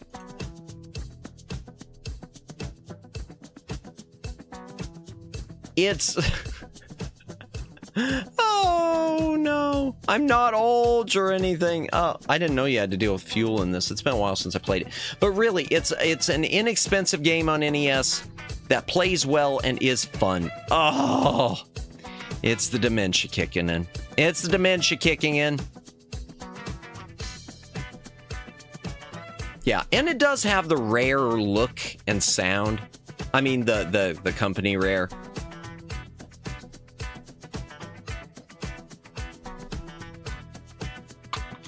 I want to say it's another one that I got in a job lot. I'm glad I did because it's good. Time Lord, also from Milton Bradley. I think Rare made this also. This is an isometric beat 'em up, but it's weird. I'm not going to pull up the screenshots, but it's like a combination isometric beat 'em up and platformer. Some of the controlling is kind of wonky, but you're traveling through time. Hence the name, Time Lord. Dinosaurs! Oh no, it's just a giant lizard, but close enough to dinosaurs. It's like Jurassic Park for real. Oh, it's got a horse on it. Maybe I can pass this off as I'm playing the horse game. Maybe I can pass it off as Uma Musume. I keep trying to find something to pass off as Uma Musume just to do a bait and switch. So far, all I've found is a Famicom game I'm thinking about ordering for it called Family Jockey. My Little Pony, no! You know, actually, Kimmy, if I had My Little Pony on Genesis, that would have been perfect. Monopoly Game Show was back in 90. Really? Interesting. Another Milton Bradley. Digger T Rock. This plays, I mean, it's kind of like a wannabe Pitfall thing. You're digging through the caves, you find the treasure, and the moment you find the treasure, you gotta hurry and get out of there before the door closes behind you. So this is one of those games that gives you a lot of stress. I'm not gonna pull up screenshots. It looks decent enough. Digger T Rock, The Legend of the Lost City. Alan Quartermain in the Lost City of Gold. From Canon Films. Why'd I do that? Even though that's a fun movie. Not a good movie at all, but a fun movie. Also Milton Bradley, but this falls into the Atari Midway realm. Marble Madness. If you've never played Marble Madness, I'll do this on stream someday. Marble Madness was the GOAT. And in the arcades, it had a ball you had to spin. You're basically taking your marble through a maze of slopes and pipes and trying to get to the end before the timer runs out. And it sounds, you know, not great, but it's awesome. There's a Sega Genesis version too, but the music on it is really broken and is ear-grating. The NES version of Marble Madness is really good. I'm not going to pull up screenshots. Man, why haven't they remade Marble Madness? I mean, they kind of did. Super Monkey Ball. It's like Super Monkey Ball, but not 3D. It's like Super Monkey Ball, but not 3D, chat. There. Perfect description. Trying to hurry. Cabal. This is a recent pickup for me. Again, I'm not going to pull up screenshots. This is a rail shooter, but it's a third-person rail shooter. So you have to, like, have your character, in addition to just shooting stuff, you have to hide behind, like, brick walls and things, which can be shot down, and then you know, you get hit. But it's like a third-person military-ish thing. I guess it was in arcades. I'm not pulling up screenshots, but it's fun enough. I guess it's originally from FabTech. Fab. F-A-B.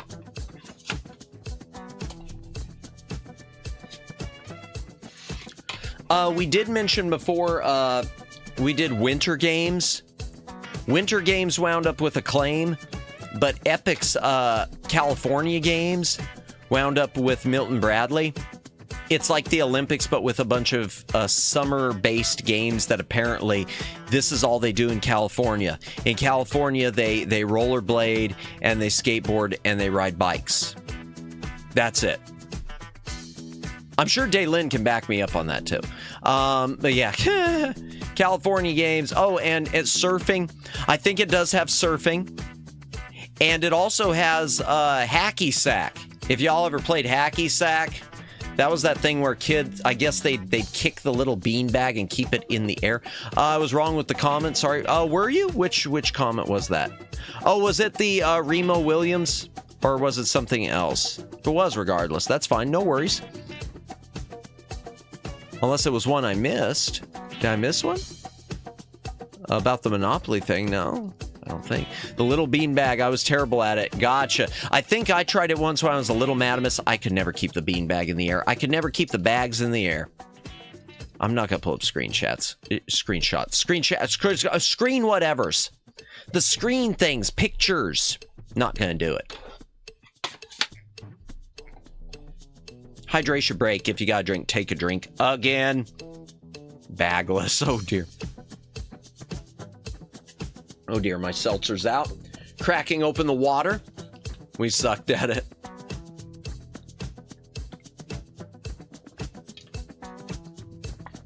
Ah, that is healing the throat.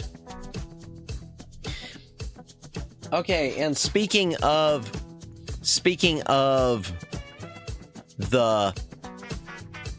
California games and winter games, keep the fun going. TC and Surf Design surfing. Yeah, I mentioned that one earlier from LJN. TNC Surf Design, yeah. Where you just roller skate or surf. Nothing else in the world matters. As someone who lives in California, I can verify that Madamus is spot on and absolutely accurate when he describes how the game is true to real life. Winter games, California games, world games. And apparently, I have legit never played this. I have never popped it into my system, I don't think, other than to make sure it turned on. Apparently, it's got sumo wrestling, though, and some sort of diving, I guess, into the ocean, and bull riding. And apparently there's a game with Canada because I see the Canadian flag up there. So congratulations, Canada. You made the list. You're one of the top countries in the world, according to this.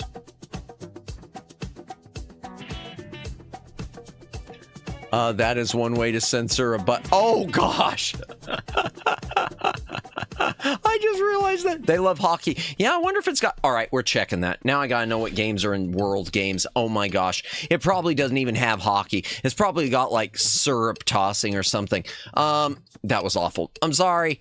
Canada was made a top country to prevent them from going into war mode, maybe. Good catch. Yes, true, Daylin. True. With the little seal of quality, the seal of censorship, world games. Oh, wow, this is on a lot of systems, too. But we will go the NES. So what games we got? The Soviets have ruled the Iron Game since 1960, when 360-pound giant Zabotinsky squashed his competition by hoisting 1,262 pounds in I don't know what this is. I was wrong with the comment. I thought for sure he had a cameo in the movie. Oh, gotcha. I didn't remember him in it, so gotcha. What do we have? Okay, there's weightlifting. Jumping on barrels. Okay, so there's weightlifting, there's jumping on barrels. There is diving off of a cliff into rocks in the water so that, you know, you do die in the process. Skiing.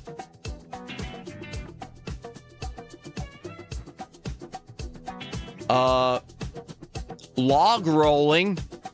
Seal of censorship, indeed. So there's log rolling. I guess that's it. Oh, there's more. Oh, more log. Oh, and there's a shark there. So apparently these are world games to the death. This is Mortal Kombat. These are world games to the death. Bull riding. I guess the caber toss, it looks like. Yeah, the caber toss, it looks like. And sumo wrestling. Yeah, wow, to the extreme world game. Techno syndrome intensifies. Mortal Kombat. Dun, dun, dun, dun, dun, dun, dun. Gundam shenanigans. You know, I've never seen Gundam either. That's another one I've never seen. Oh, by the way, chat, the Evangelion, the movie, I've never seen Evangelion, even though I've got the series, but the movies, which have been out of print forever, seem to be getting reissued. I guess Shout Factory has them now, so that's good. Is it just me, or that looks like Mario with a beard? Which one? I don't know if it's them, but I know there were some that kind of did. Well, I mean, it's 8-bit NES. What can you do? I know that's a scarf or something, or an ascot. This hand of mine glows with an awesome power. Yeah, a little bit. Oh, bald Mario there. Mario and Luigi. Man, the years have been rough on Mario and Luigi. Handcam. All right, here we go. Cut. Ooh, chat. One last regular NES cartridge, and then I can take this stack away, and we can get to the unlicensed cartridges. We're almost done, chat. We're almost there. Oh, and the last licensed NES cartridge I have is also the only one I have from Electronic Arts. The Immortal. The Immortal is sort of an action-y RPG thing. I don't think this even has... I don't know if it's got password system. It might not even have game save. It's isometric graphics. It looks pretty good. It's on Sega Genesis also, and it's on PC also. I'm not going to pull up screenshots, but last cartridge I got is the only cartridge I got from EA. It was password, was it? Okay. Only game I've got from EA games, The Immortal. And I seem to remember this was kind of a big deal, so when I found this a good price, I was happy. Chat, let me switch back to the other screen so my bitrate doesn't go nuts, and I am going to go get another pile. Oh, wait, I screwed up, chat. No, I didn't. I'm losing my mind. I thought I had some boxed... Ow, my legs are stuck. My legs are stuck. Ow, ow. Yeah, seriously, all the plumbing led them seeing some serious... Yeah. We want our money. Yeah, we want your money. Yeah. I'll be right back, chat. Let me, EA. Oh, yeah. Yeah. Yeah, definitely. Yeah, definitely the money. Well, at least unlike their current stuff, they can't put DLC or anything on this. I'll be right back, chat. They can't shut down the servers for my NES. Let me go take these back and go grab the next stack. We are about to start the unlicensed. We don't have much left. We're going to be done by 2. We're going to be done by 2. I think. And we're getting into the good stuff now. I mean, the special. The special.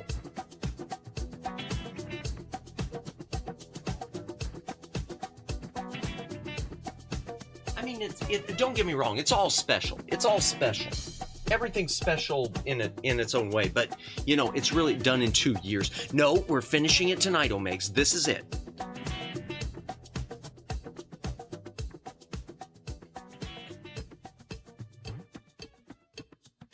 Just a moment.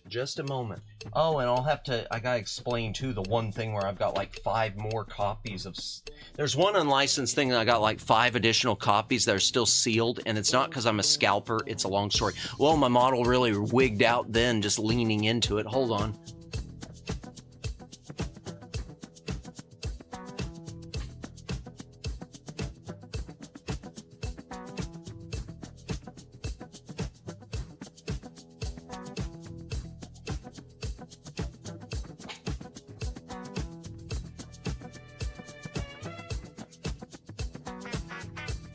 Okay, one stack, almost. Just a moment, chat. I'm still working on it, just a moment.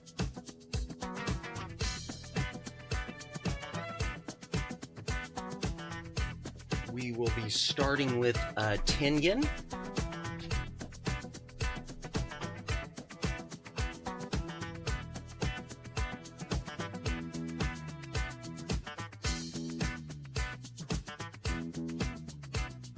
Yeah, we'll do Tengen and Color Dreams, and we'll finally close it out with Camerica and Codemaster, and Codemaster is going to be great. I bumped something. Okay, what did I bump it there? Okay, get my headphones back on. These headphones, by the way, I'm wearing these ones that Omegs recommended to me, and they've gotten a lot more comfortable. It just took like breaking them in.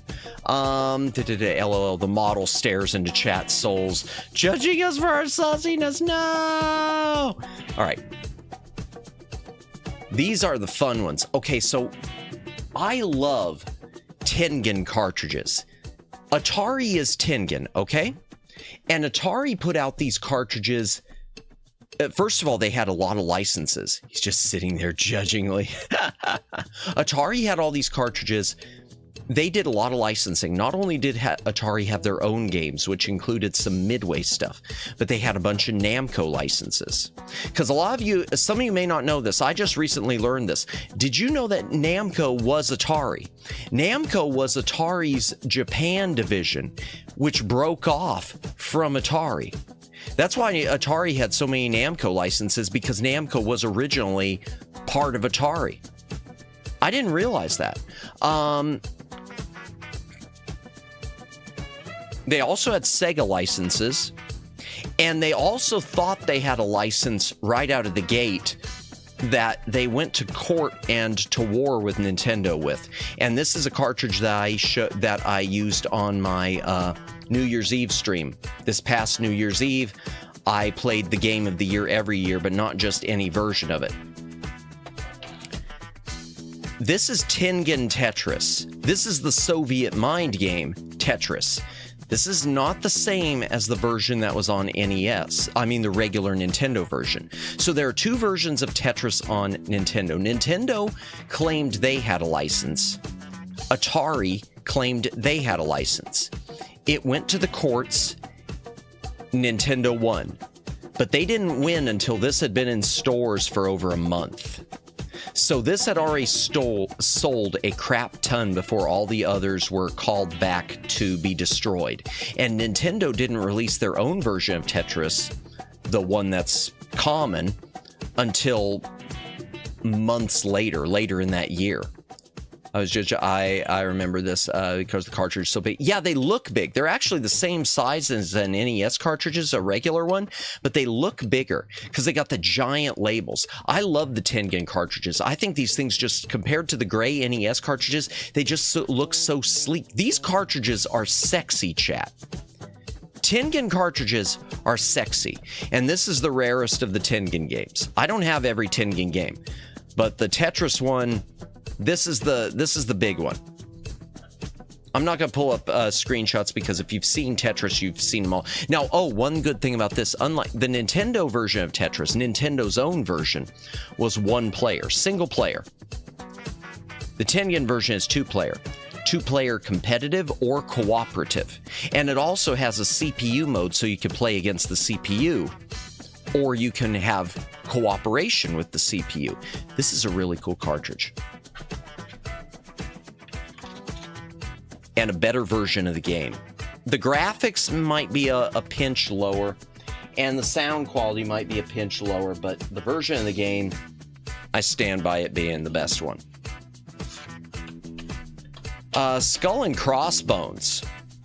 I love that artwork. I love the artwork on most of these. They really are just great looking cartridges. So Skull and Crossbones,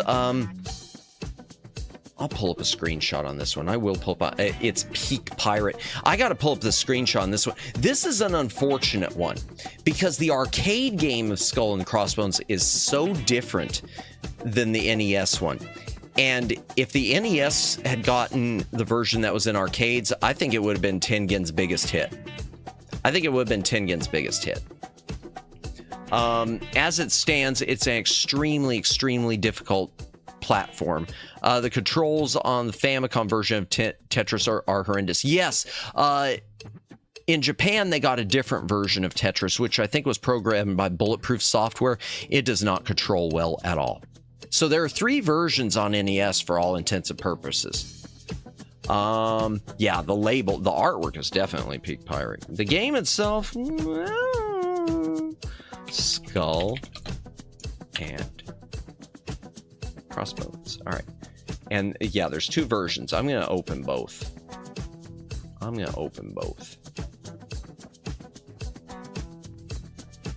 games. Because I want you to see just how much they... Why is that? Okay, there. That's why. Chat, I have an excuse, and it's not my fault. It's not my fault. See, this proves it. The reason that is listed on there every time I look, apparently it's the most researched game across all of Moby games. Everyone's been researching that game. It's not my fault, chat. It's not my... See? I'm forgiven. Because I haven't looked up any of these things. Kimmy, no, this is not me. This is not me. It's not me. It really isn't me. I swear. Okay. That's why. I don't forgive. It's not skull. No one believes me. No one believes poor little Madamus. They know. All right, Judge Matt. Oh my gosh. All right. So this is Skull and Crossbones by Tengen. It's got big character sprites, but it's a FYP. What's do you mean like a lie? Or FYP. What does this mean? Oh, God. I don't know the slang, pricks X to doubt OD. FYP meaning. Oh, boy. For you, page. Oh. Does Moby Games do... Okay, I'm not signed in. I'm not signed in even. Let me get that door.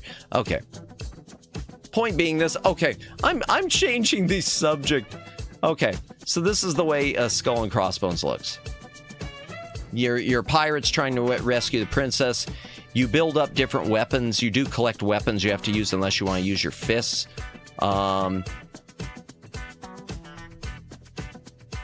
It's a clunky platformer. Tengen games, and that's the sad thing. A lot of Tengen games, some of them, even though they should be polished being Atari, some of them just aren't. What can you do? Now, but if it had been the arcade version, so the arcade version was basically like a side-scrolling beat-em-up, except with swords, with fencing, swashbuckling action. The evil wizard took all of our booty. Let's go get him. Yeah, the arcade version was a lot of fun. If Tengen would have managed to port this version, man, it would have been something really, really special. As it stands, it's got a really, really special label. It does look great. Okay, next, ow, I bumped the hand cam, sorry chat. Next, I'm not going to pull up screenshots of this. Some of you maybe have seen this in an arcade machine at some point. Tubin. Hydration break if you want to drink. If you got to drink, want to drink something, take a drink, hydrate or dihydrate.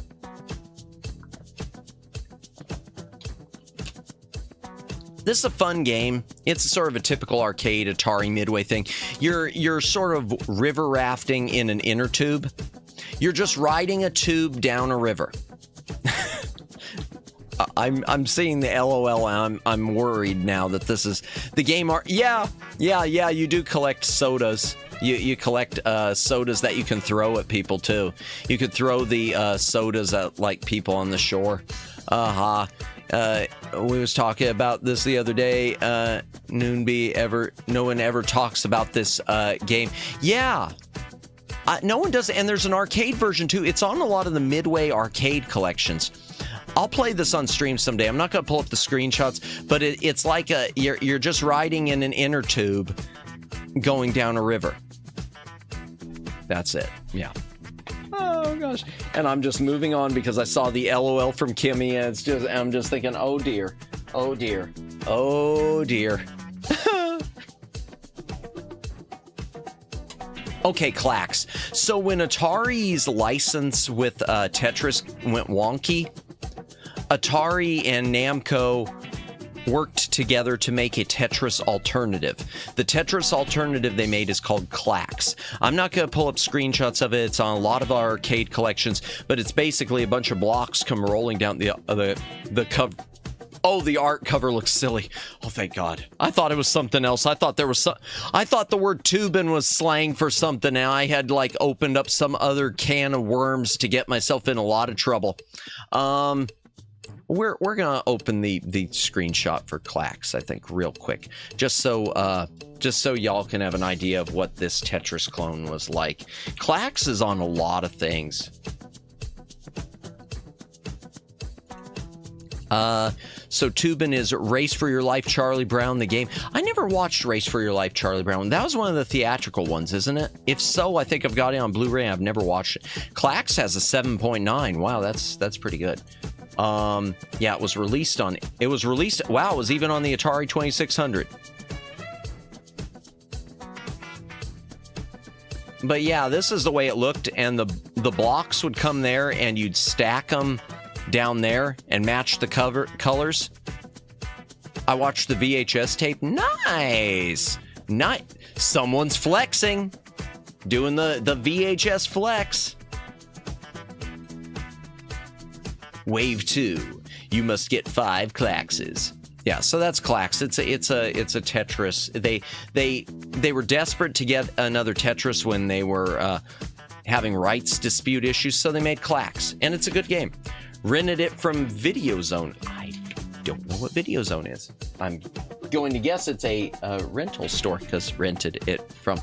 Also from Atari, this one I'm not going to show screenshots of. It's not a very good game. This is one of those games you want to be good, but it's just not. This is one of those games you want to be great, but it's just not. Indiana Jones and the Temple of Doom, based on the Atari arcade game, but it ain't as good as the arcade game. Great movie, though. You see my comment. Just curious, which one did I miss? Did I miss something? Let me see. You're forgiven. Oh, about the thing, the game. Gotcha. Thank you, Judd.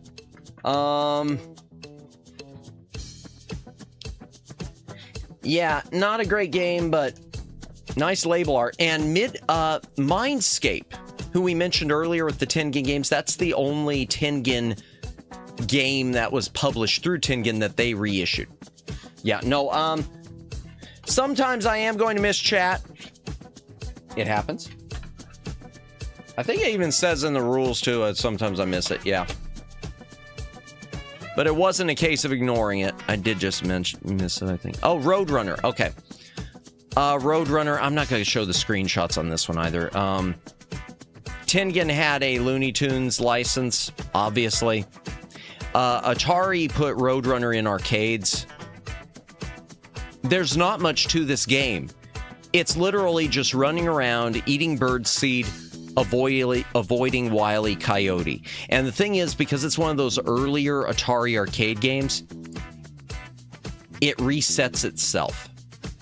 So every 4 levels, you start over again. There is no ending to this game. It's just one of these score big points. No ending, score big points. That's it. I'm not going to show. Yeah. You guessed correctly on your first try. You must be psychic. Woo, big brain. 3 billion IQ.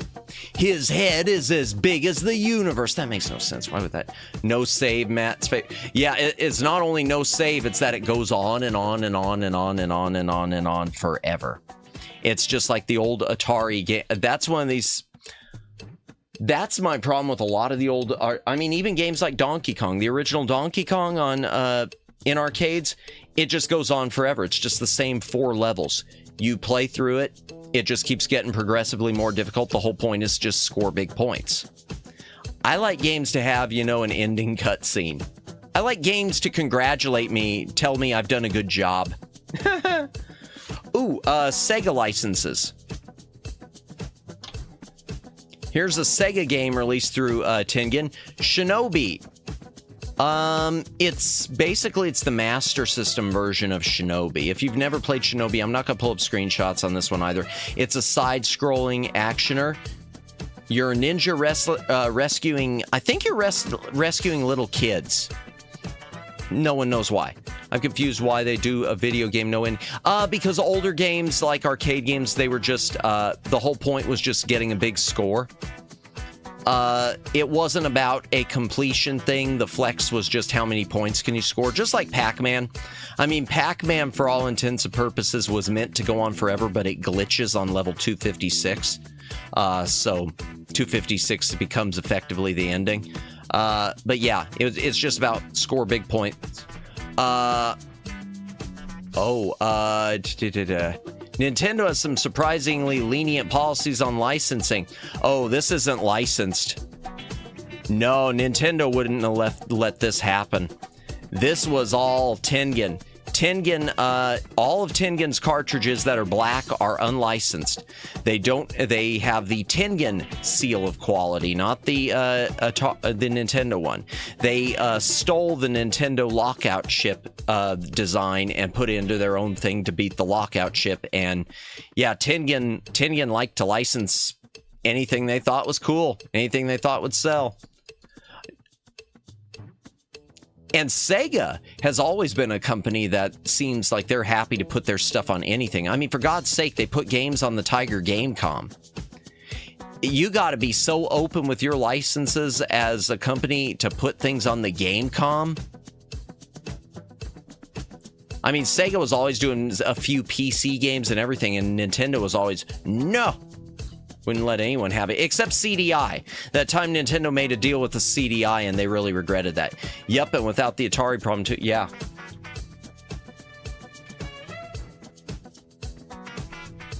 Yeah, Nintendo licensed stuff to Atari, though, back when... Before they,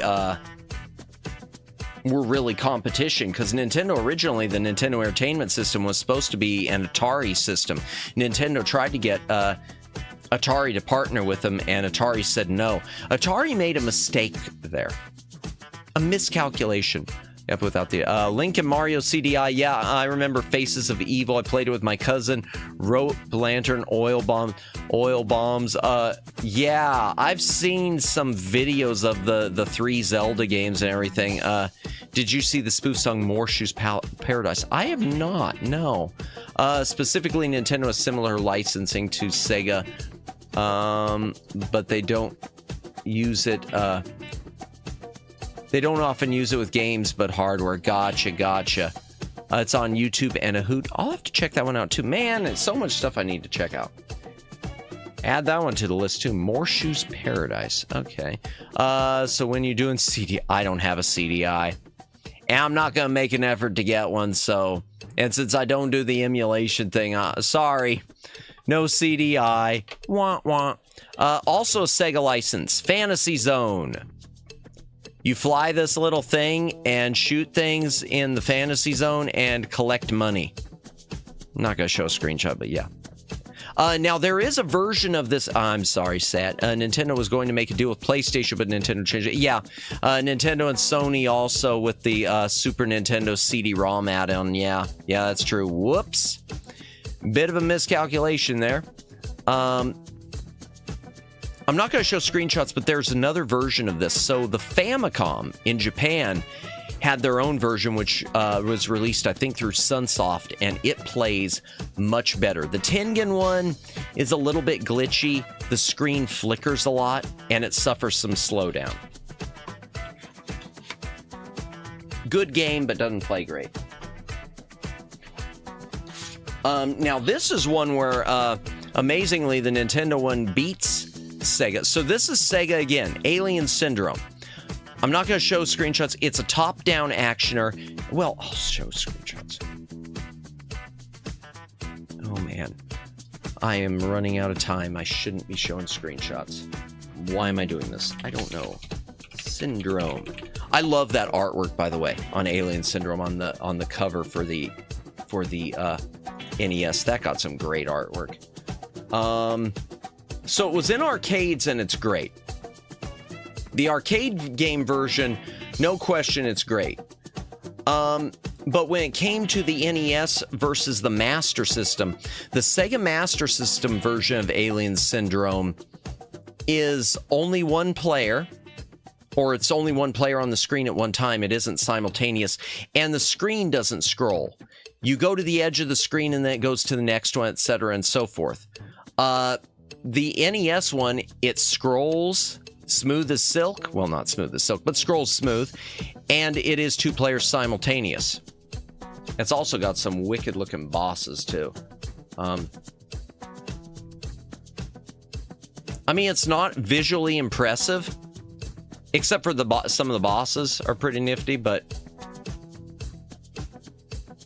like Omeg said, stream gonna last 2 years, longest stream in history. No, it's not. No, it's not. I promise that. I promise that, Kimmy. No, my longest one so far has been, I think it's Costume Quest, where I went over 6 hours.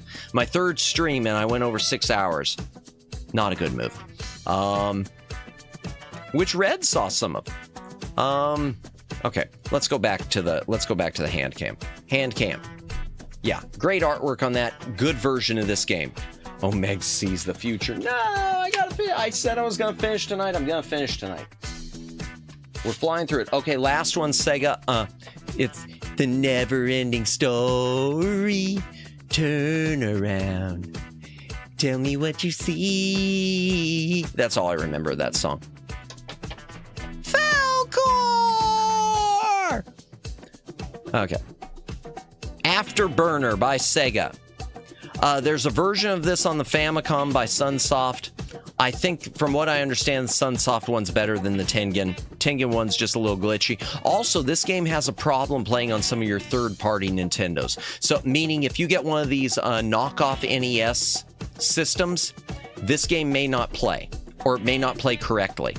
I remember Neverending Story as a fever dream. You know, I hate to, it doesn't hold up as well for me revisiting it. Tried my best, but getting sleepy. Oh no, that's fine, Judd. Have a good night. Afterburner, I remember the soft someone, I think. Gotcha. Yeah, I've played the original. I've got a version on 32X, which is really good. Highway to the getting copyright bonked. Afterburner is a good game. It is a third-person arcade airplane shooter thing. Much better than Top Gun. Yes, good night, Judd. Have a good night. Pac-Man. This is on NES, and I'm not going to show this. You know what Pac-Man is. This is on NES in 3 different covers. And they're all the identical game except for copyright info. There's a licensed Tengen version with the same artwork but gray cartridge. There's this, the unlicensed one. And then there's a Namco cartridge, which is gray cartridge but very cool artwork. Well, much cooler artwork. I'm not going to show it, but the same version of the game. It's Pac-Man. It's Pac-Man. All I remember from Never-Ending Story is the gut-wrenching moment the horse gave up in the swamp. Yeah. Yeah. It's one I've tried. The thing is, Omegs, I've tried revisiting it, but when I compare it to things like The Dark Crystal, which was about the same time, it's just like, wow, there really is no comparison. The Dark Crystal is stunning. Ms. Pac-Man by Tengen. I mentioned this when I showed the Namco Ms. Pac-Man stream. Tengen nailed it, except the screen, it doesn't fill up the whole thing. Instead of being a single screen game, it has to scroll up and down for the full map, which makes it a little more difficult to play. The Namco one, on the other hand, fills the screen, but it's slow and clunky. Ms. Pac-Man is pink. And the Tengen one is better than the Namco. The Namco one's more rare, and it's interesting, but Tengen did a great job here. I have no idea what Pac-Man is. Explain it in an expanded verbose internet essay of 10,000 words or more in your own words. No, I'll ask Grok to do it.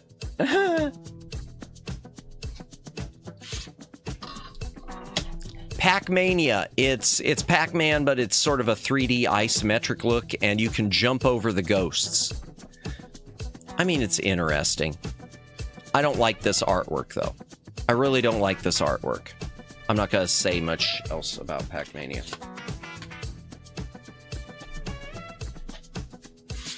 Ooh! Very special name. I actually dare you to do exactly that. I'm not going to do it tonight. Sorry. Maybe I will at some point. Turn it into content. Rolling Thunder. He had a nose. Yeah, you know what? And there are some Pac-Man artworks, Kimmy. There are some versions even of the original Pac-Man artwork where he does have a nose, and it's like a really long nose too. It's a really long, ugly nose. I don't understand that either.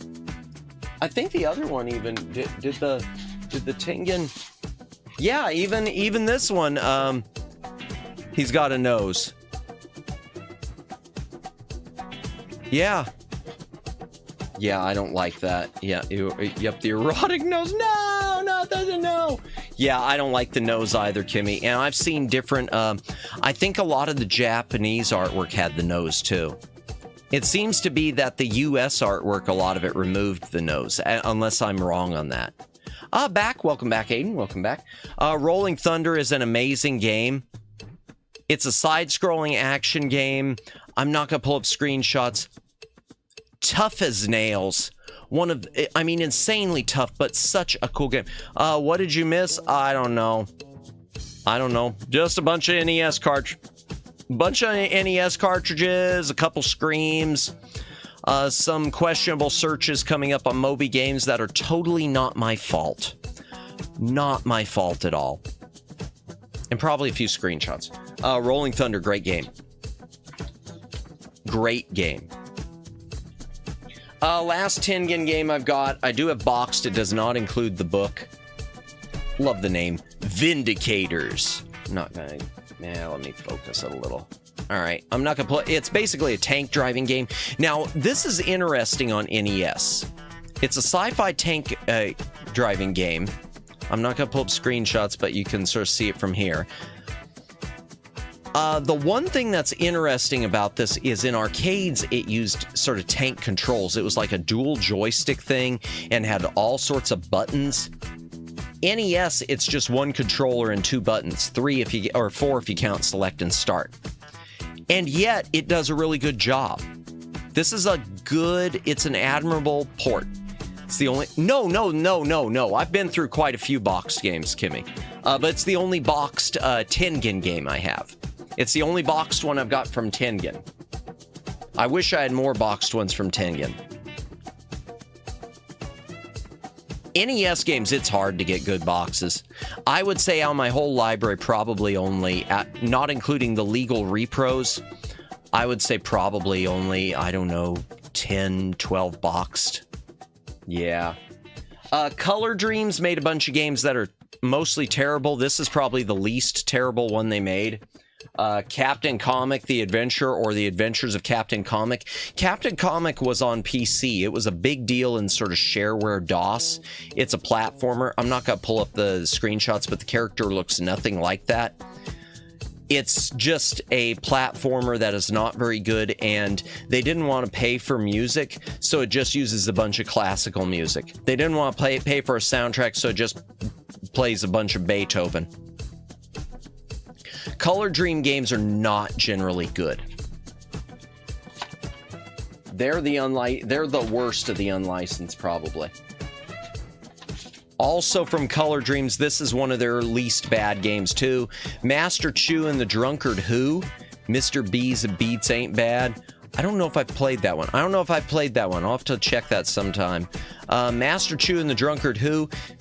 This one's not bad also because Color Dreams didn't make it. They licensed it from a Taiwanese company. Although I don't know if there was ever... no, I mean Beethoven. Oh. Gotcha. Okay, so a remixes of Beethoven stuff. No, it's not bad, but it's also, you know, cheap when it's a Kimmy is which one? Master Chew. I was about to say Kimmy's not drinking.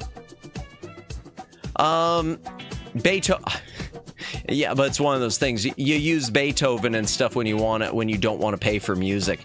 Let's just stick in classical. Yeah. Master Chew and the Drunkard Who. I'm not going to show screenshots. This is an okay game. It's one of the least bad. And the problem with Tengen, I don't know if you could see it on the Handcam, but the problem is these baby blue cartridges they used, they discolor and get yellow. So these, I don't know how it looks here, but it looks more like yellowish green to me. They just age poorly. It's not because of me. I'm not smoking a bunch of cigarettes or anything around it. And the last official Color Dreams cartridge I have, Silent Assault. Okay. This is a side-scrolling military game like Contra. Except imagine that a kid in you vaping? No, I don't vape. I don't vape. I don't smoke. I don't drink anymore. Speaking of which, hydration break. If you got a drink, take a drink. Hydrate or dihydrate.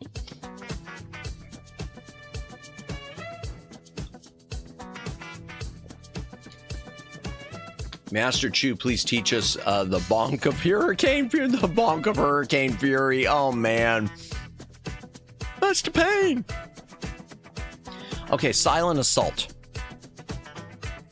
Think about a game like Contra, but pretend that a kid in elementary school or junior high school was making his first game, and he was making a Contra clone. And you wind up with a game that is Silent Assault. It basically looks like Johnny or Jane's first video game effort. If it was made by a kid in elementary school or junior high school, you'd say, wow, what a great job. You get an A+. But you wouldn't sell it. The least I drink other than water and juice is Coca-Cola. We love the Coca-Cola. Actually, I'm weird. I like RC Cola. RC Cola is awesome. I drink a lot usually I drink water and carbonated water. Carbonated water is something I picked. I'd always done a little bit, but I've said it in other streams. I picked it up from one of the streamers. I hate to say Oshi, but one of the bigger influences on me, Umi Kyoku. She did a lot. She swears by carbonated water. I drink RC sometimes. Yeah, I've always liked RC. Okay, moving on past. Okay, now we're getting a little weird. Now we're getting a little hairy. So, Color Dreams was failing, chat. Color Dreams was failing. They were releasing bad games. So they decided, why don't we try to trick a bunch of Christians into buying games? I know that sounds horrible. As a Christian, even me saying it, but hear me out. They basically saw, what if we start making a bunch of religious games and we cater to the religious market that maybe is thinking, oh, we don't want little Timmy playing Super Mario Brothers because that's too violent. So yeah, it's a common tactic to suck up cat. That Priest movie. I don't know if I saw that Priest movie. Super Noah's Ark 3D. Super Noah's Ark 3D is one of them from Color Dreams turned Wisdom Tree. They rebranded as Wisdom Tree. And that's the best one they ever released. Sunday Funday. Oh, Flash Viewer. This is where my big mistake comes in. And we'll get to that at the end. Yeah, I remember them. Yeah, Sunday. Oh, that's unfortunate. Yeah, so we've got, first of all, Forbidden Love. I don't think that's what this is. We got Bible Adventures. It's got a Noah's Ark game and a David and Goliath, and I think it's also got Save Baby Moses. And they are just really, really horrendous looking platformers with that use some public domain music again. Public domain religious music, church music, and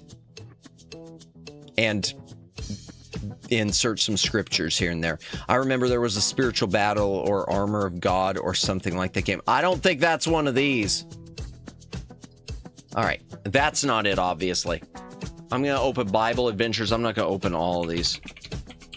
There's one really decent one on NES, but Bible Adventures, which is on PC, I think, by the way. Oh, no, it isn't. It's on. Oh, yeah, there is. There's a DOS version, in which you could get from Steam, by the way.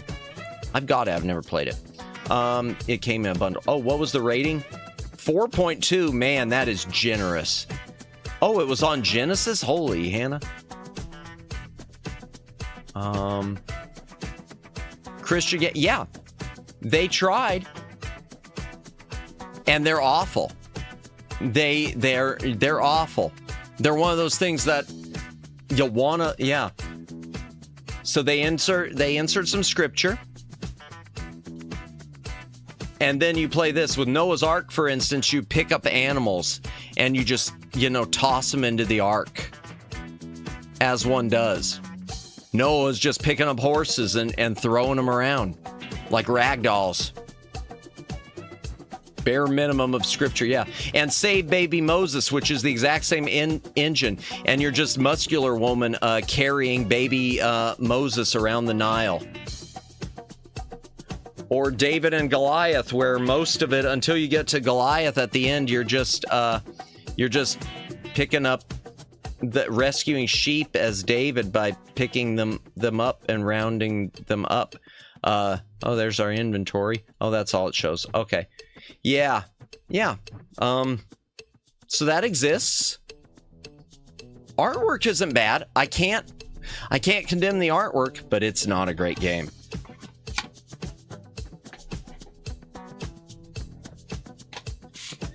Second verse. Oh, Spiritual Warfare was the one I was trying to remember. I knew Steam had it. Yes, they've got it also, and it's bundled with all the others on Steam. They all come together. Except for Super Noah's Ark 3D, which is Super Nintendo, of course. King of Kings, the early years, uses the exact same engine as Bible Adventures, and it's pretty much the same thing, except like protecting baby Jesus. I don't know, chat. I don't understand. I mean, I do. I'm a Christian. I don't know. Okay, I'm going to cut to this one. I want to make sure this is what I think it was, because I think it was identical. Chat. King of Kings. And I know there's alternate artwork on King of Kings, the early years. There's alternate artwork, which, oh, they don't show it here. There is alternate artwork, though, which looked better. NES, yeah. Well, no, it's a little different. Okay, so the Wise Men level, you start out on a camel. You answer some trivia, and the blank angel poured out his vial into the air. So you answer revelation questions. Oh, but that's a mistake. Okay, chat, here's a common mistake for you. Revelations.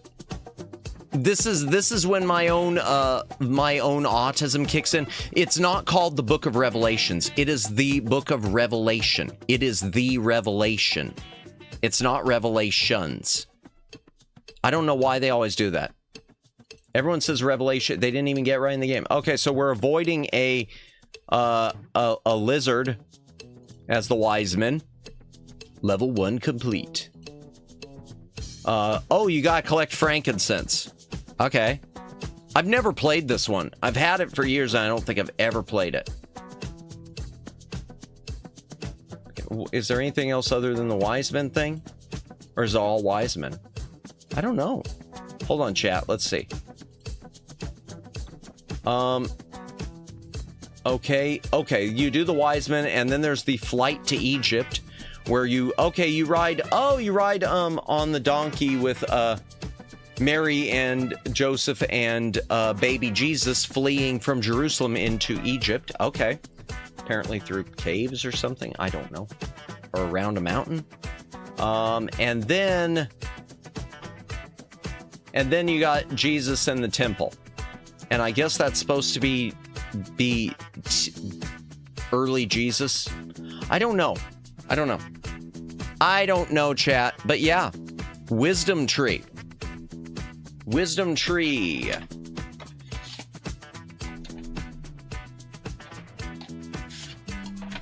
And more wisdom tree. Here is Exodus, Journey to the Promised Land. I like that artwork, chat. Say what you will, that artwork is really, really nice. That is really, really, really nice artwork. Why are these headphones vibrating? Say what you will, it is, yeah, it's just a really good, I mean, that, honestly, that is game, so it could be a metal album cover, and it's good for I mean, it's great. Yeah, I'm just looking at that and thinking that's artwork that would sell a game. That's like Atari 2600 level artwork. And Charlton Heston right there. Who is on the Lord's side? Let him come to me. Artist needs prop. Yeah, it's a great. Something tells me that they did not. So I'm going to take a bet that Wisdom Tree did not commission this artwork. I'm going to bet that they just licensed this or took it from somewhere. Did your parents got you those games when you were a kid, or you got later? Okay, these I actually got later. My parents did. Well, no. I want to say when I was a little kid, because when I was a little Madamus, I know I had found out about them online, that there were religious games, and I want to say my parents hunted down that Bible Adventures for me, but the rest of them I hunted down later on, just trying to, you got to collect them all. Pharaoh's got nothing on Moses. No, not in this case. Yeah, so this was something I hunted down later in life because I just thought it was the collectability thing, which is where the sad part of my story is going to come in with these. Because I broke up my set at one point and I really regret it. And it was before I started streaming, and if I could change it now, I would. This is a top-down game where it has nothing to do with Exodus or the Promised Land. You're Moses running around pushing boulder. It's basically Boulder Dash. This is a reskin of something like Boulder Dash, but with scriptures. And yeah, that's it. Joshua and the Battle of Jericho is the same game as Exodus. Wisdom Tree it's just the Boulder Dash clone again. They just reskinned it again. I think the music is even the same. They just reskinned it, changed some of the Bible verses out, and yeah, that Joshua is Chuck Norris. Yeah, that is. Chuck Norris is Joshua in Canon Films' The Battle of Jericho. You know what? Honestly, not gonna lie, I would have gone and seen that in theaters. I would have seen that twice. You know, Canon Film, did they ever do a religious? They did. Oh my gosh. Okay, Canon Films did they did do kind of sort of a religious film. And it's awful. So they did, Canon Films did a musical called The Apple. And it's like a rock and roll retelling of the idea of Adam and of the expulsion from paradise, except it's like two rockers with their music career taking the apple from Satan to get ahead, and something. I don't know. It's awful, and it's Canon Films. I can't explain it. It's called The Apple. Yeah. This was alluded to earlier by Daylin. Spiritual Warfare. Okay, so Spiritual Warfare is a top-down. This game looks pretty decent. It plays like a Zelda clone. This is like, in fact, I'm going to pull up screenshots. It plays like a really poor man's Zelda clone. Spiritual Warfare.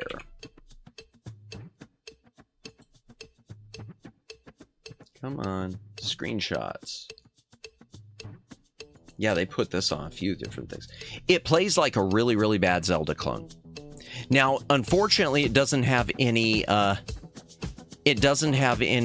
game save or anything like that. And also, again, the music, they just used public domain ministry music. So it just dun dun dun dun dun, dun, dun, dun. It's the music kind of really spoils the experience. But you run around like expelling demons from people by throwing the fruit of the Lord at them.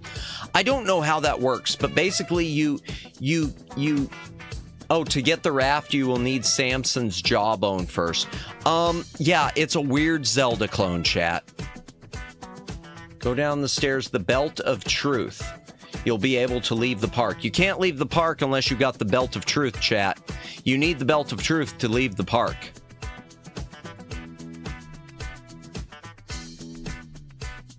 Uh-huh. Okay. Now, before I go to my last wisdom tree, I want to mention the one that got broken up. It was mentioned earlier, a game called Sunday Funday. There is a wisdom tree game called Sunday Funday. It is a reskin of another game called, I think, Menace Beach. In the original game, Menace Beach, you were a guy on a skateboard fighting ninjas trying to rescue your girlfriend. They reskinned that as Sunday Funday, and they have you as a kid on a skateboard fighting bullies trying to get to Sunday school class.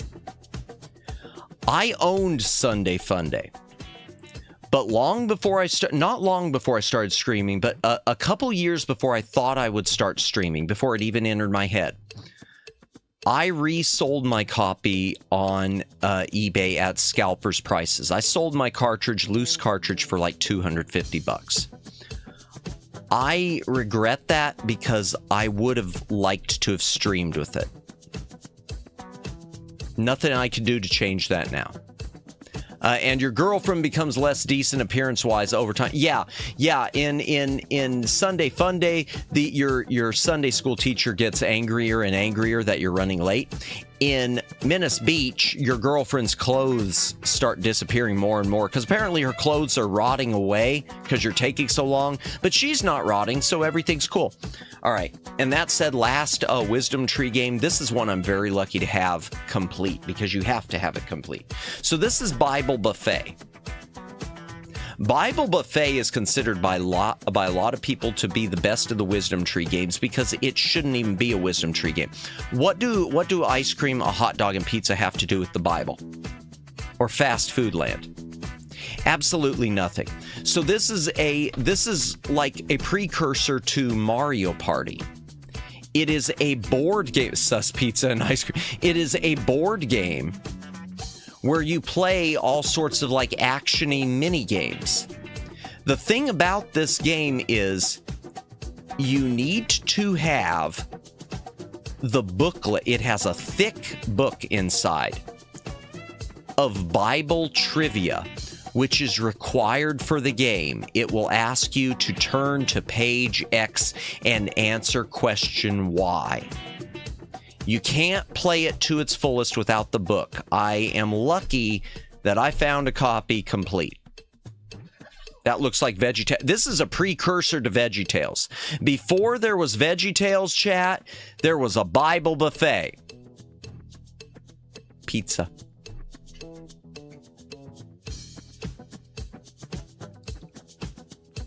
I know, Kim. I'm going to the screenshots. The thing is, Kimmy, it's actually a good game, but it has nothing to do with the Bible. They took an. We miss Larry. I've never watched VeggieTales. Yeah. They took really what should, thank God, VeggieTales. I've never seen VeggieTales. I've never seen it, but it's a precursor to it. That's for it is it makes you wonder, did the creators of VeggieTales play that game? Is that where they got the idea? I'm surprised you didn't see it. Yeah, I don't know how I missed that. Bible. I'm typing in Bible Buffet and that other game comes up. Wow, they don't even show the book on this. No score. Critics gave a 40%. I want to say that like AVGN's even a fan of this one. Yeah, because see, it gives you like question categories. It is up to 4 players. You spin, so it's like the game of light. And then you get to levels like this, where you have to collect stuff. I guess you have to, An action scene. Yeah, you gotta collect the tomatoes or something. Yeah, it has nothing to do with the Bible except the trivia book. Color Dreams made a great game, but they decided to market with their wisdom tree thing. I can't fix that. Okay. Before I go get the last stack check. Well, before I go get the second to last stack, we're almost done. Oh, 214. We're almost done. Okay. AGCI. I've only got one cartridge from them. Oh, I need to switch back to the Handcam. Darn. Only got one game from them. Death Race. Nintendo would have never allowed this. It shows zombies, but I'm pretty sure just like the movie Death Race 2000, you're actually driving around an arena killing people for money. And it sort of plays like a capture the flag thing. I'm not going to go to the screenshots, but it's just a top-down, drive around a little arena, capture the flag, get to the exit, and the more people you kill, the better. At least that's what I remember of it. It's loosely based on the movie Death Race 2000, the original one from Roger Corman, not the remake, obviously, because of the year it came out. AGCI only put out a few things. And one other thing that they put out, I don't have their copy of. I never saw the 3D Chi reboot of Superbook, but the original cartoon was an isekai cartoon made by, you guessed it, Japanese animation studio. Superbook. Is that part of Superbook? Is that a VeggieTales thing? I'm not familiar with it. Speaking of AGCI, I'm not going to pull it out, but AGCI licensed a game from Epix. I'm pretty sure it was them. They Impossible Mission 2, which was big on the Commodore 64. At some point, it wound up in the hands of another company called SEI, and I've got a boxed copy of it here. That artwork's really peak, isn't it? Kind of, sort of, it's Christian cartoon. Interesting. I am not super familiar with it.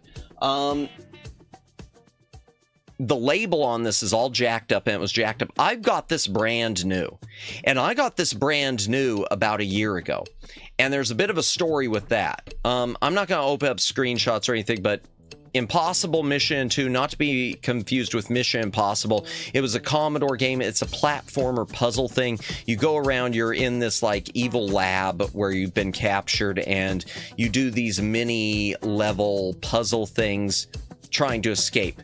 Use your pocket computer map to guide you through the towers of your tape player to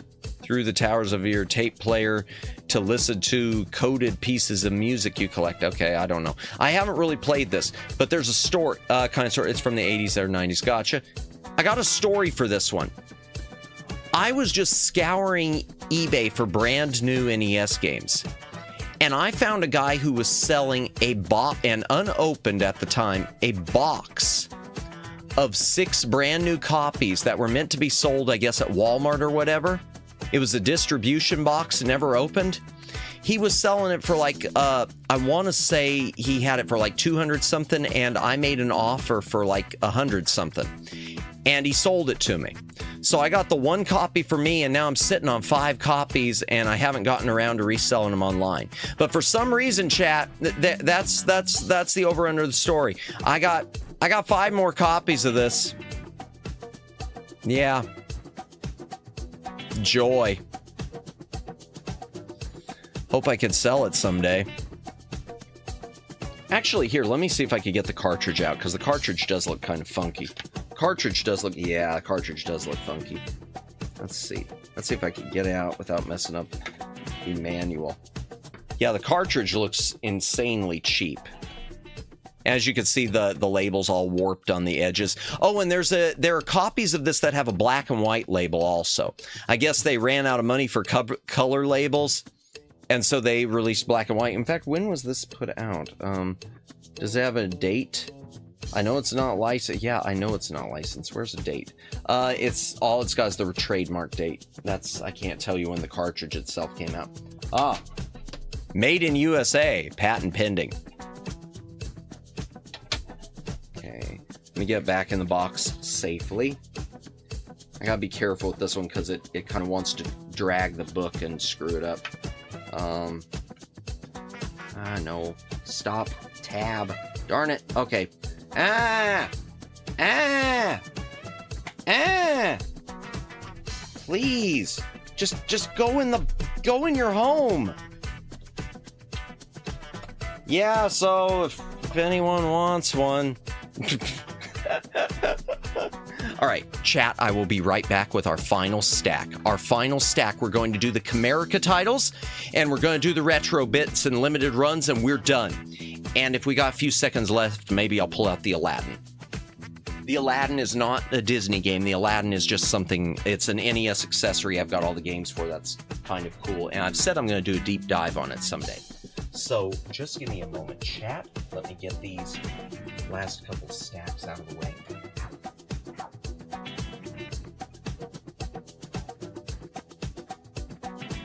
Oh, and I do have two Famicom games, so we probably won't do the Aladdin.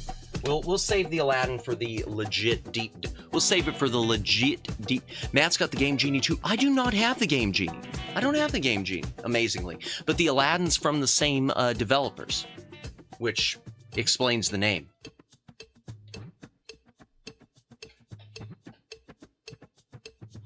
Now, Aladdin is a cartridge that plays mini cartridges, and it was meant to be a low-cost way for third-party games to make it to the NES, but Camerica ran out of money.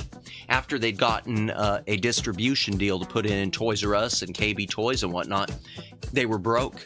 They couldn't even get it in there.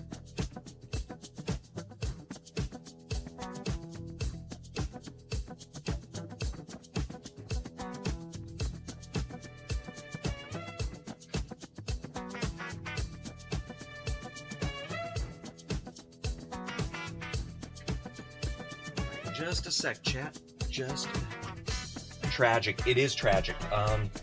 Because they were doing it basically. They were going to keep the NES afloat when the Super Nintendo was coming out. It was basically going to be a way to say, hey, if you want to still sell Nintendo games and not fight with Nintendo's licensing, since they don't want to license stuff for regular NES anymore, here's a way to do it. Just a moment, chat.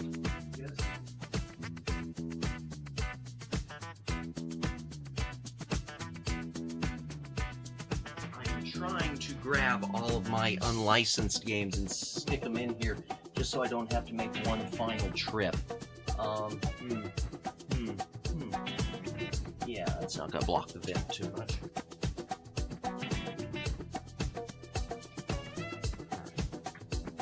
Yeah, that won't block it too much. Okay. All right, here we go. I miss Toys R Us. I miss Toys R Us and KB Toys both, Kimmy. Yeah, I miss them both. I said before, KB Toys was where I got that horrible Tiger Gamecom that they were clearing out. Hydration break real quick. If you got a drink, take a drink to hydrate or dehydrate. Probably my last drink, because I'm about out. No, I got enough for one more. Okay. Move the Famicom games down. All right, so Camerica. A little bit of history. Okay, Codemasters. I'm sure a lot of you have heard the name Codemasters. Okay? Codemasters used to develop games for the NES and Commodore and everything, and they still make games, although they're a much different company now than they used to be. They were brought to the NES, to North America, by a company called Camerica. Camerica made vacuum cleaners, or vacuum cleaner parts, and for some reason they decided, hey, why don't we start selling video games? That's not random. Well, the problem was they couldn't get any distribution in the United States because Nintendo was starting to really put the hammer down on any stores that sold third-party games. Nintendo was starting to do the whole, and Color Dreams couldn't get action, anything. That's one of the reasons Color Dreams switched to Wisdom Tree. It's because so they could get their games sold in Christian stores, because normal toy stores and places like Walmart, and department stores, they were being threatened. They were basically being told by Nintendo, hey, if you sell these unlicensed games, we're not going to let you have any more of our licensed product. We will cut you off. Yeah. So Camerica started operating mostly out of Canada, and they sold their games on Home Shopping Channel, QVC. They sold all of your Comerica games until the Aladdin thing happened and failed. Because at that point, the toy stores didn't care. They basically were at that point. They were saying to Nintendo, "Hey, Sega Genesis is doing pretty good. You still want to play hardball?" Comerica sold their games mostly on home shopping networks. The first one, and I'm not going to pull up screenshots on these. These are actually really, really good looking games, most of them. Oh, I got to be careful because they're shiny. Oh, okay. Okay, yeah, that's not going to show me. Oh my gosh, you can see my face. Okay, first of all, they put out these games that had 4 games apiece. They pushed this idea of cuatro. I mean, that's not spelled actually the way cuatro, I think the Spanish word for 4 is spelled. But cuatro. We can see your pore. You can see my pore. Oh gosh, all my pores are everywhere. Oh, I've got the most porous face ever. It's horrid. It is horrid. It's horrid. This is what all VTubers look like, chat. This is what we look like, and like I said, all the women, the ones using female models, that's just because they can afford the voice boxes, the voice changers. So Quattro Adventure, a lot of people dismiss this as shovelware. This is not shovelware. In my opinion, this is one of your better NES cartridges to buy, and it is not super expensive. Boomerang Kid plays a lot like classic Donkey Kong. The only thing about it is the music is a little annoying. Super Robin Hood is a good platformer game that kind of plays similar to things like Blackthorn or Prince of Persia. We're all channel alts. Yes, that too. Linus Spacehead is the closest thing to shovelware. It is a platformer with really good music. And it looks good. It's got polish, but it's very difficult. It's really, there's something about the challenge of it that makes it feel more throwaway. But it's not throwaway at the same time. And Treasure Island Dizzy. So Dizzy, this little egg guy, he was really, really popular with Codemasters in the UK. In the UK, this character Dizzy was a pretty big franchise on Commodore and the ZX Spectrum computer, and I think even PC and Amiga, etc., etc., etc. Treasure Island Dizzy is a smaller Dizzy game, but not super small. It's still full length. It's good. The other VTubers are going to get you for revealing their secret. I know, it's like the magicians, where the guy, gives away the magician's secret and they put out a hit on him. Yeah. Better wear a Dizzy mask when you reveal their secrets from now on. The masked magician. Oh dear. Dizzy's sort of almost like a step away from a point-and-click adventure. But the inventory management thing is a little bad and gets me killed all the time in it. But someday we'll play it on stream. Oh yeah, they hated him. Oh, the masked magician. Yeah, I'd forgotten that was the way he was called. All right, so there's Quattro Adventure. Quattro Sports. This one is a bit more of this one is more shovelware. It's got a BMX racing game, not that great. Tennis game, average. Soccer or football game, average. And a baseball game that is also average. So you basically have 4 average sports games. 3 are sports ball and 1 are racing, and they're not that great. Oh yeah, one other neat thing about the Comerica cartridges, they hated him. Show was breaking magician codes. Indeed, yeah. This was their solution to the lockout chip. They put in this like switch, and I don't know if it messed with the voltage or what, but the way it worked was you put it in position A, and if the cartridge doesn't work in your Nintendo, you switch it to position B, and then you pray it works.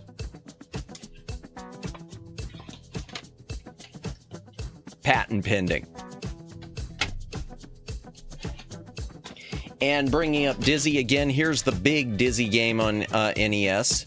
The Fantastic Adventures of Dizzy. This was also released on Sega Genesis as Fantastic Dizzy. Oops, I bumped that. The NES version of this is better, in my opinion. The sprites are bigger than the Genesis, which is surprising, and the music is better. I do want to pull up a screenshot of this. It plays like a sort of a point-and-click adventure mixed with a platformer. It's a lot of fun. I've never played through the whole thing. I'd like to play through it. And there is a version of that on the Aladdin thing that I mentioned that is slightly different. It's on it, this game. Same name, but it's like an updated version of it. Okay, Fantastic Adventures of Dizzy. Not to be confused with Dizzy Dokuro, the VTuber. Why am I... Yeah, see, it shows that's the Aladdin copy right there. Which, have also.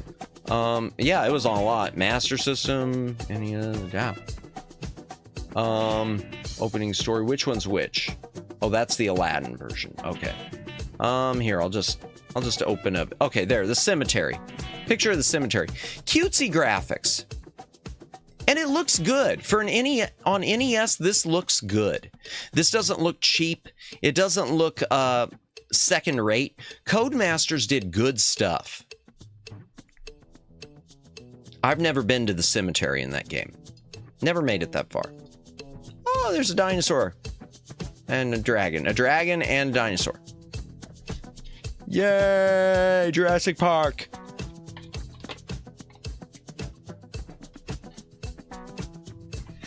We're almost done, chat. We are almost done. We're almost done. Linus Spacehead's Cosmic Crusade. I mentioned point-and-click adventures before. I'm not going to show screenshots of this. I haven't really played this. This was a recent acquisition for me. It's something I do intend to stream. This is a point-and-click adventure with some platforming levels. There's also a Sega Genesis version. It's called Cosmic Spacehead. It's the same character that was in the Quattro Adventure, but it's a different game. The thing about this, the one thing, I'll go ahead and spoil it. The ending to this is crap. They just ran out of steam. The ending is total junk. But, at least on the Genesis version. But it's still, it was fun. I remember having fun with it, and we will play it at some point. You know Matt really Ferengi because he's acquisition a lot. Yeah. Well, it sounds better than, I bought this. Dinosaurs and Dragons, the other D&D. Nice. We're almost done. We're almost done, I swear. Don't fall asleep. Well, unless you need to sleep. If you need to sleep, sleep. B-52. This, I love this game. Bad thing about this game is it doesn't have in-level game music, but it's a vertical flying shooter game. You're a bee, you shoot things out of your nose, which bees don't do. You have a stinger, and your goal, you have to collect honey from the flowers and fly it back to your hive. Not the bees! Once you have their money, you never give it back. Yeah. No, actually, the truth is I'm actually someone who is quick to refund as long as I know someone's not trying to scam me. This, I'm not going to show screenshots, but this is a really fun game, I think. I'd love to play it on stream someday. The Camerica stuff, I'm zipping through it, but most of it's really good. Ultimate Stuntman is interesting. Great artwork. The character sprites are really big. It's got two things. It's got three. It's really unbalanced. Off-brand Arnold, definitely. It's a great idea for a game because it plays three ways. You have levels where you're driving, which are super fun. Then there are levels where it is a side-scrolling actioner, which are okay. And then there are levels where you are climbing up the side of a building, which are awful. They look okay, but they're awful. Or Duke Nukem. Yeah, it definitely. It's time to kick ass and chew bubblegum, and I'm all out of gum. I'm not gonna pull up screenshots, but it's a good-looking game that just kind of fails. Looks like the Russian boxer from Rocky. Yeah, Dolph Lundgren. I must break you. You will lose.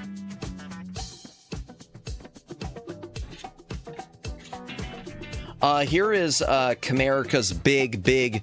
This is Camerica and Codemasters' big franchise piece. Micro Machines. Unfortunately, my label has a little damage up there. Micro Machines. It is. I'll open this up. This is just fun racing game. Micro Machines is great. And they made versions of it on Super Nintendo and Sega Genesis and everything. And there's a version on Aladdin, which I've never played my Aladdin games. It's going to be fun to do those on stream. Micro Machines. Yeah, Camerica had the one big license with the toy line of Micro Machines. I don't know how they managed that.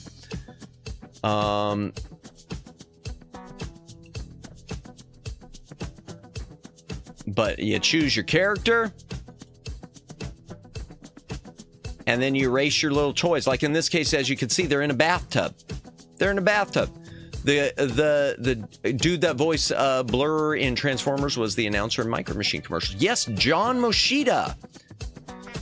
Man, he spoke quite quickly. Here they're at the breakfast table. It's a fun little racing game. I guess someone's unhappy there.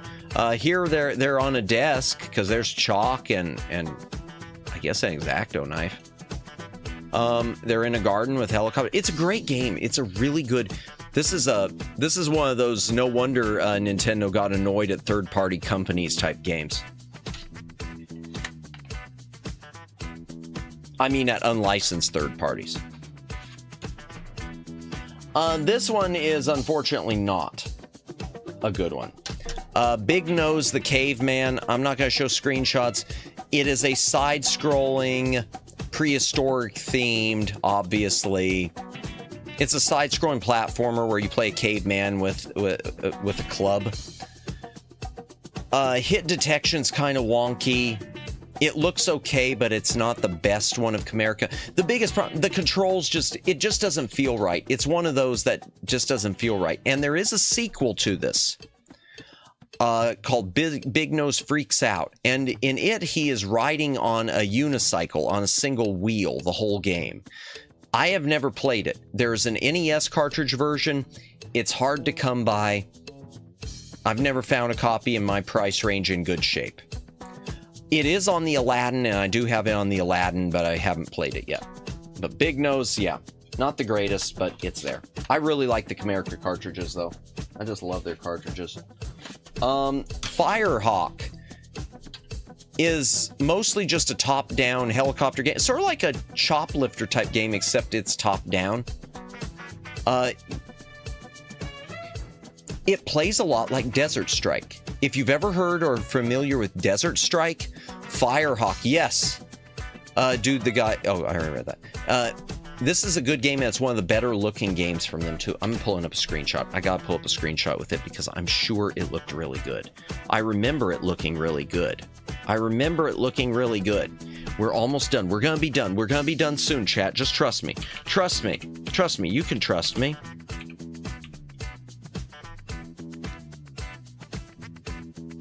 Okay, screenshots. And it was on the Atari SE. Oh.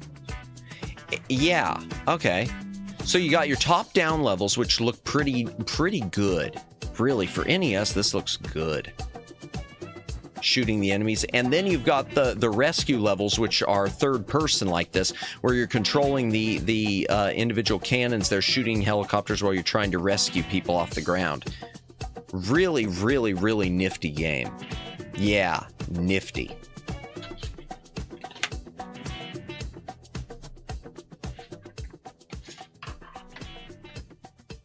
MiG-29 Soviet fighter. Okay, so this is just like an Afterburner. It is, I'm not pulling up screenshots. It's like Afterburner. It is a third-person arcade flying game, except you are flying a Russian MiG. I don't really know what the storyline or the I mean, they're out of Britain, so I don't know what prompted them to say, hey, let's use the Soviet planes. But in any case, if you ever wanted to fly a Soviet plane, there you go. It's not a bad game. It's not a bad game at all. It's just one of those ones that kind of makes you scratch your head like, were there no Thunderbirds or anything? Was there no Harrier jets? We had to go with the although I know the Soviet MiGs, I guess they were renowned or something. Matt sponsors the Soviet planes. Oh, I'm gonna get canceled. Chat, I'm gonna get canceled just like Fillion. I don't know if you saw that, but the VTuber Awards, some company pulled out of it because Fillion dared to do a collab with someone who turned out to be Russian, and they never talked to anything about Russia or politics. But she did, but she did that, so they pulled out of the VTuber Awards because you got to be canceled. No Russians allowed. Matt, better than Boeing, comrade. That sucks. It makes no sense, Flash Viewer. It's one of the dumbest things I've ever heard. It really is one of the dumbest things I've ever heard. I don't care where you stand on Ukraine or Russia. I legit do not care. That just makes no sense to me. You're blaming an entire people for an entire country for Putin or whatever. I mean, it's silly. It's silly. And they're the ones who are going to suffer because everyone's just, pointing and laughing. Okay, one more. Okay, I'm not opening it. So then we got this. This is one of the harder to find Comerica games, and it's the only one I've got boxed. This is Quattro Arcade. This was a late release when they were going out of business. That artwork is effing confusing to me.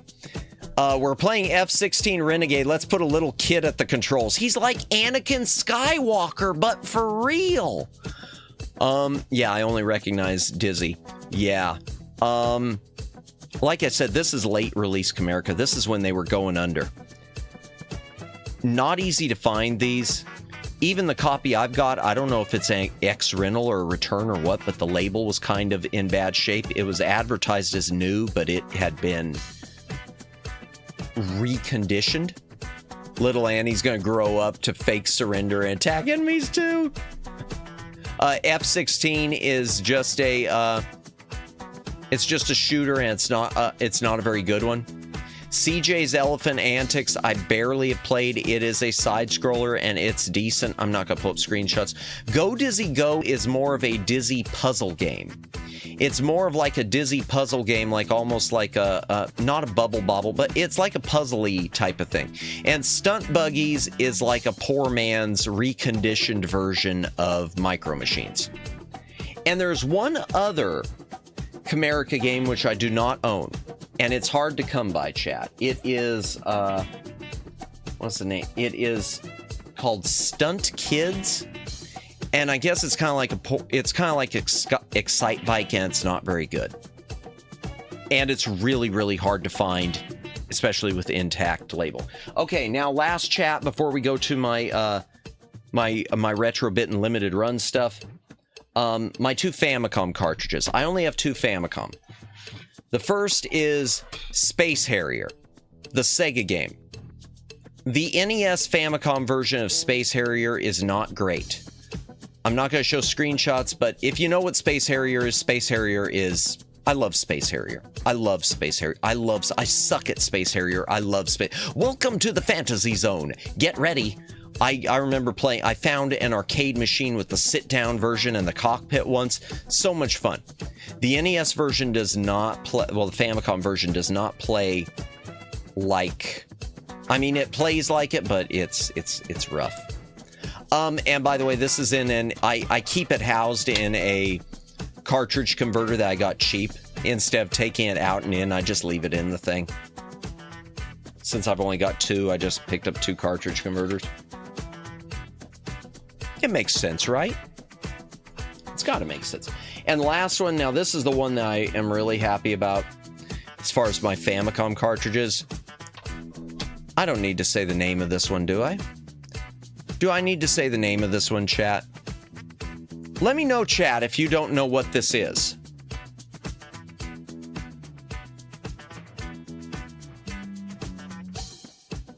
All right, I'm going to say it. I know. Yeah.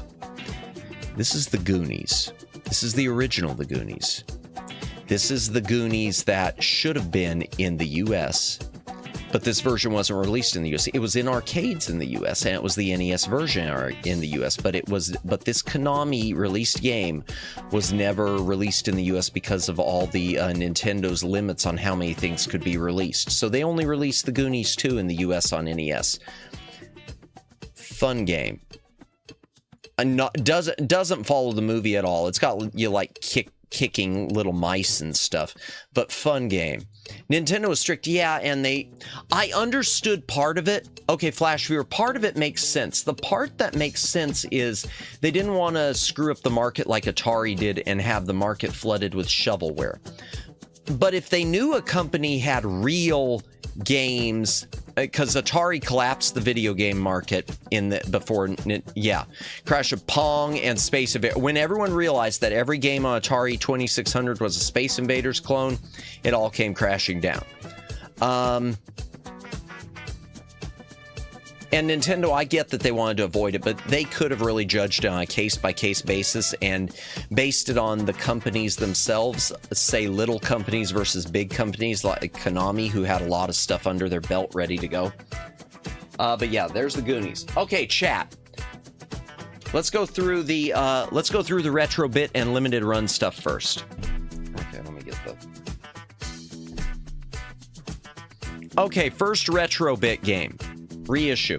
And there's a bit of a story here because I had this, and this is one of my big NES regrets. Okay, this is the retro bit. I need to bring the arm up.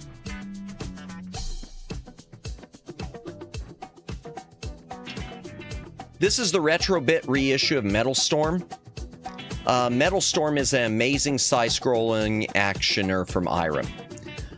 My copy of this that I received in the mail, the box was, you can't see a lot of it here, but the box was is crushed in and hammered, which is why you're going to see a second copy soon. This version is different than the version that was released in the US. Well, I got a big discount on it, though, Flash Viewer. Amazon discounted it down from like... I think I originally paid like 50 or 60, and they said, we're going to discount it down to 10 if you just want to keep it because we don't want to send it back. So yeah, $10 or whatever, 10 or 15, I kept it. This version is different than the version released in the US. The version released in the US had a different color palette, so the character doesn't look like the picture, it looks different. Didn't have any of the cutscenes because they didn't want to bother translating them, and is less difficult.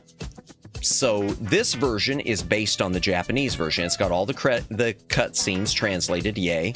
It's got the improved color palette, okay, and but it's also more difficult. Oof. I had the regular Nintendo one, and when I got my hands on this, like Sunday Funday, I resold it on eBay for a pretty decent amount, for like $150. I regret that because the truth is I enjoyed playing the US version more, so I wish I would have kept that. But what can you do? Now, because of that box was screwed up, I found a good price on, and I'm going to pull up shots of the box online. This is the... Okay, I can't make it fit on the camera right, chat. This is the big collector's edition, which has the game and a figurine and art cards and everything. I'll pull up a picture. Just a second. And picked it up relatively, not horribly expensive, but something bad happened with it. Where's it? It wasn't the limited run edition, but I'll pull up the limited run picture. Okay, it's the Castlemania one. Is this one? I can tell because of the cartridge color. Comes with the game in the blue cartridge, certificates of authenticity, pin, figure, etc. The problem with this was when I went to open it, the packaging was made of such cheap paper, which is probably why the other one got busted in. It was made of such cheap paper and it was so tight that in the process of trying to open it, one of the flaps started to tear. I finally got it open, but one of the flaps started to tear and the flap got bent. So I tried to get a copy undamaged, and instead now I've got 2 copies that are damaged. One in a big collector's box and one on its own. Yeah.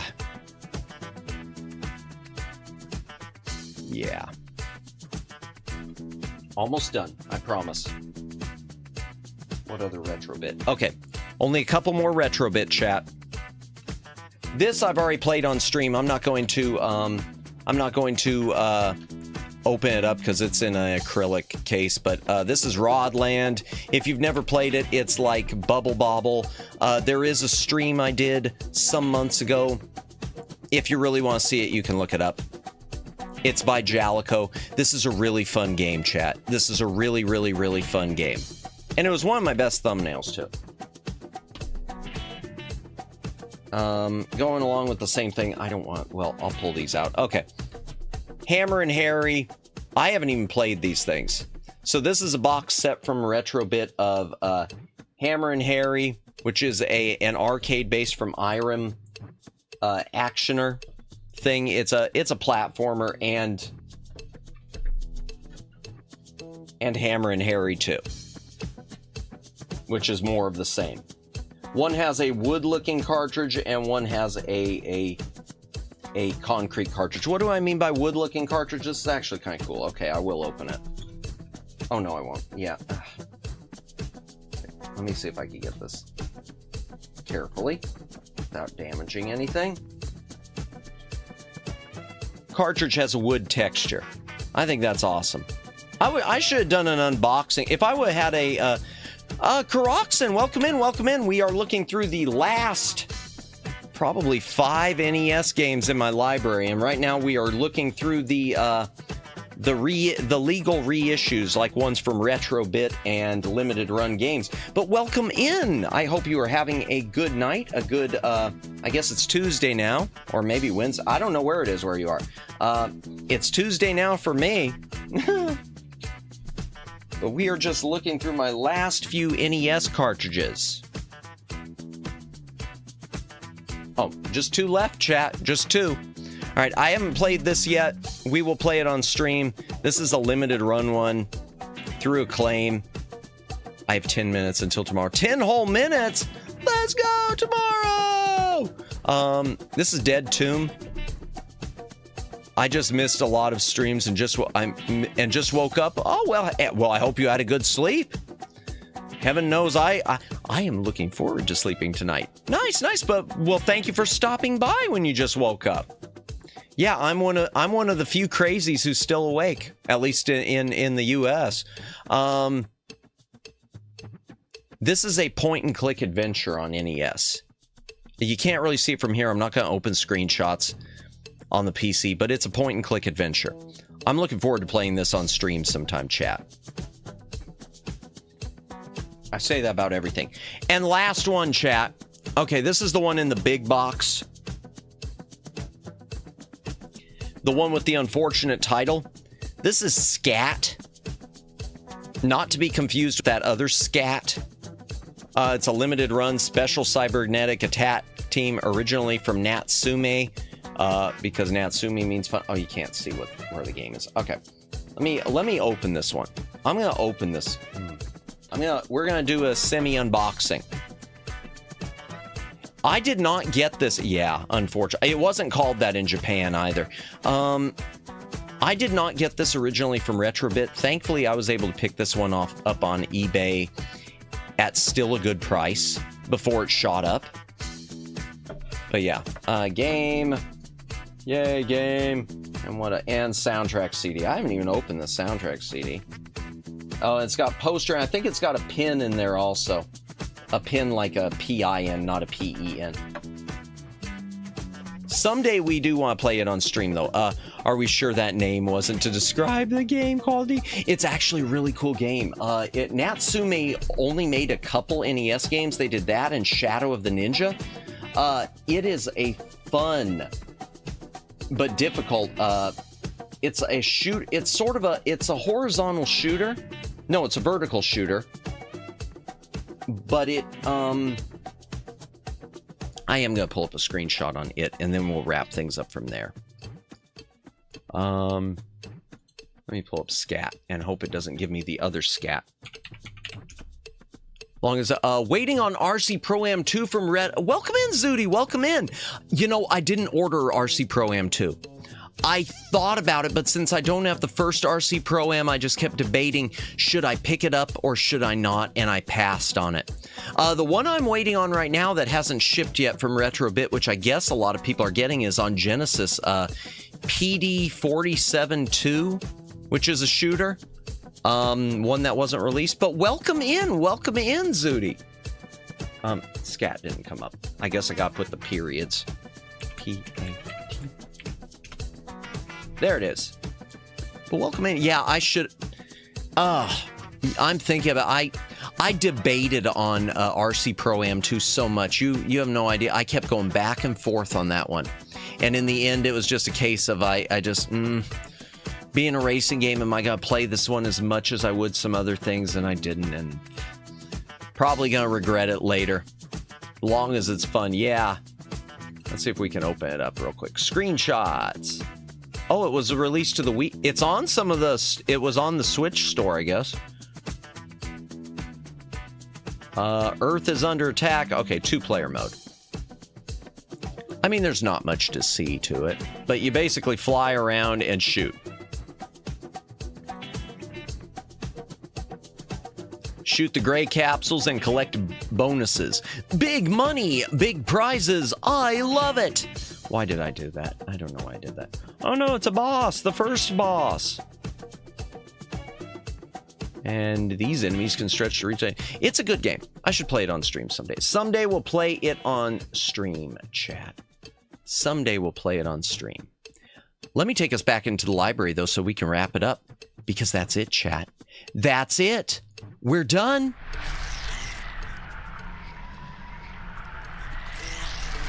Let me turn that on. It's official. We're done, chat. We have completed looking through my NES library. At least the stuff that I officially count with the library. Not the... There's some stuff that's boxed up, like the light gun games. And I think a couple edutainment things I keep boxed up. And I didn't show off the Aladdin, not the NES Aladdin yet, because I'm going to do a deep... I do want to do a deep dive on the Aladdin. I want to go through the Aladdin. I want to talk about the history of the Aladdin. And then we'll start doing some games on the Aladdin. Because the Aladdin's kind of cool. But that's it. Membership goal done. Do you know what this also means? Only took about 730 days. Which stream is this? That's a good point. Let me look at the I think this is number 5 or 6. It's number 5 or 6. It did go pretty long though. Darn, it went long. Yeah. And the bitrate never went crazy. We haven't had any problems, so that's fixed at least now. Yay, no more ISP problems on that end. What do I want to mention? What do I want to mention before we close? Nope, 2 years. Like Omegs called it. It was 2 years. This means that starting next week, we can start doing the gift set unboxing streams. If I can get the Handcam reoriented. I'm going to work on reoriented the Handcam, and then Wednesday, the yapping streams. Tuesday, the yapping streams we could do for that. Just a reminder, tomorrow night, we are going to be playing Hollow Cure for the first time. I have never played Hollow Cure. I know nothing about HoloLive. Y'all are going to overload me with HoloLive lore, and that's cool. Looking forward to it. Thursday, we will be starting Escape from Monkey Island. Friday, 8 p.m. Eastern Daylight Time, we're going to be we're going to be continuing Blackthorn. And then nothing Saturday. Sunday, we're going to do the Full Moon, Full Goon. If you're new to the channel, forgive me. Let's see who's up. Let's do a raid. I think we should do a raid, chat. Let me see. How many people do we still got enough people. Let's do a raid. Let's do a raid. Yay. That's not the right thing. Why am I doing that? Okay. I just finished work. Did you just finish working? Congratulations on finishing working. Hey, thank you, Flash Viewer. Let's see who's up. We're going to do a raid, chat. I don't know the raid message because I don't know who we're raiding. Let's see who is up. Customization. Redirect. Search videos on other channels. Okay, Cup Kasune is on. Orlunami. Nanako Niku. Kunoi. Just I don't know her, do I? Pio, that's a little above my pay grade. Banana's on. Oh, you know what? Sassy Mink. Who is Sassy? Okay, we've done Sassy Minks before. Non is not on. Okay. Let me see who this person is. Hold on. Just a moment, chat. Let me see who someone is. Let me see who someone is. Oh, I'm on the wrong keyboard. Pro streamer. Probably above my pay grade. Maybe. Let's see. How many people are watching right now? 18 watching? Oh, it's nope, not English speaker. Never mind. Non-English speaking stream. My mistake. My mistake. Just a sec. Okay, who we got? We got Banana. You know what? And says, okay. You know what, chat? Let's do Banana. We're gonna raid into Banana. She is reading lores. I know you don't read, so I will. Yay! Okay, we're gonna do an illiterate raid because she's reading. Let me make sure she's still on, chat. Let me make sure Banana's still on. Let me make sure Banana is still on. Just, oh, my mouse is getting hung up. Banana, okay. She is still on. I believe she's not rapping. Let me make sure she's not rapping. Oh, darn it. I need to. Okay. Yep, she is. Oh, she's reading Uma Musume stuff. It's Uma Musume lore. That's okay. That's okay, chat. It's Uma Musume lore. That's okay. Here we go. We're going to raid into Banana. Slightly illiterate back library raid. There we go. That's your raid message for the night. Slightly illiterate back library raid. Be sure to use the raid message when we raid into Banana's channel. Did I even set it up to do the raid? Did I even set it up here? I hope I did. Edit. Hold on just a moment. Did I do this or did I not do it? Yes, I did do it. Okay. Yeah, slightly illiterate back library raid. Okay, chat. Thank you, everyone, for stopping by tonight. Thank you, Flash Viewer. Thank you, Daylin. Thank you, Twin Opinion. Thank you, Kimmy. Thank you, Zudi. Thank you, Karoxen. Thank you, Omegs. Thank you, Judd. Thank you, Red Bernie. Everyone else, Fafford Gaming. Everyone else who stopped by tonight. Thank you for stopping by. If you have been lurking, Jennifer also. I always remember Jennifer after I start saying the other. Jennifer, thank you for stopping by. If you have been lurking, thank you for. Yay, Omegs is still awake. I'm sorry for keeping you awake, Omegs, but we finished going through everything, so everything's cool. We finished. Everything's cool. We can do other things now. Everything's cool. Yeah, Jennifer, who else? Anyway, if you've been lurking, thank you for lurking. Peace, liked and subbed. Thank you for subscribing, Zudi. Really, really appreciate it. Thank you so much. If you've been lurking, thank you for lurking. If you've been VOD watching, I don't know how you made it this far, but if you did, or even if you didn't, comment on the VOD. Well, if you didn't, you're not hearing me say it, but still, pretend I'm saying it to you in the past and comment on the VOD. It does help with the algorithm. I was asleep, woke up for a moment. Perfect timing, Omegs. As always, perfect timing. Exactly. Yeah, tomorrow night, Hollow Cure. Tonight, we're doing a raid. Raid message is up there. We're slightly illiterate because she's reading lore. You don't have to go home, but you can't stay here.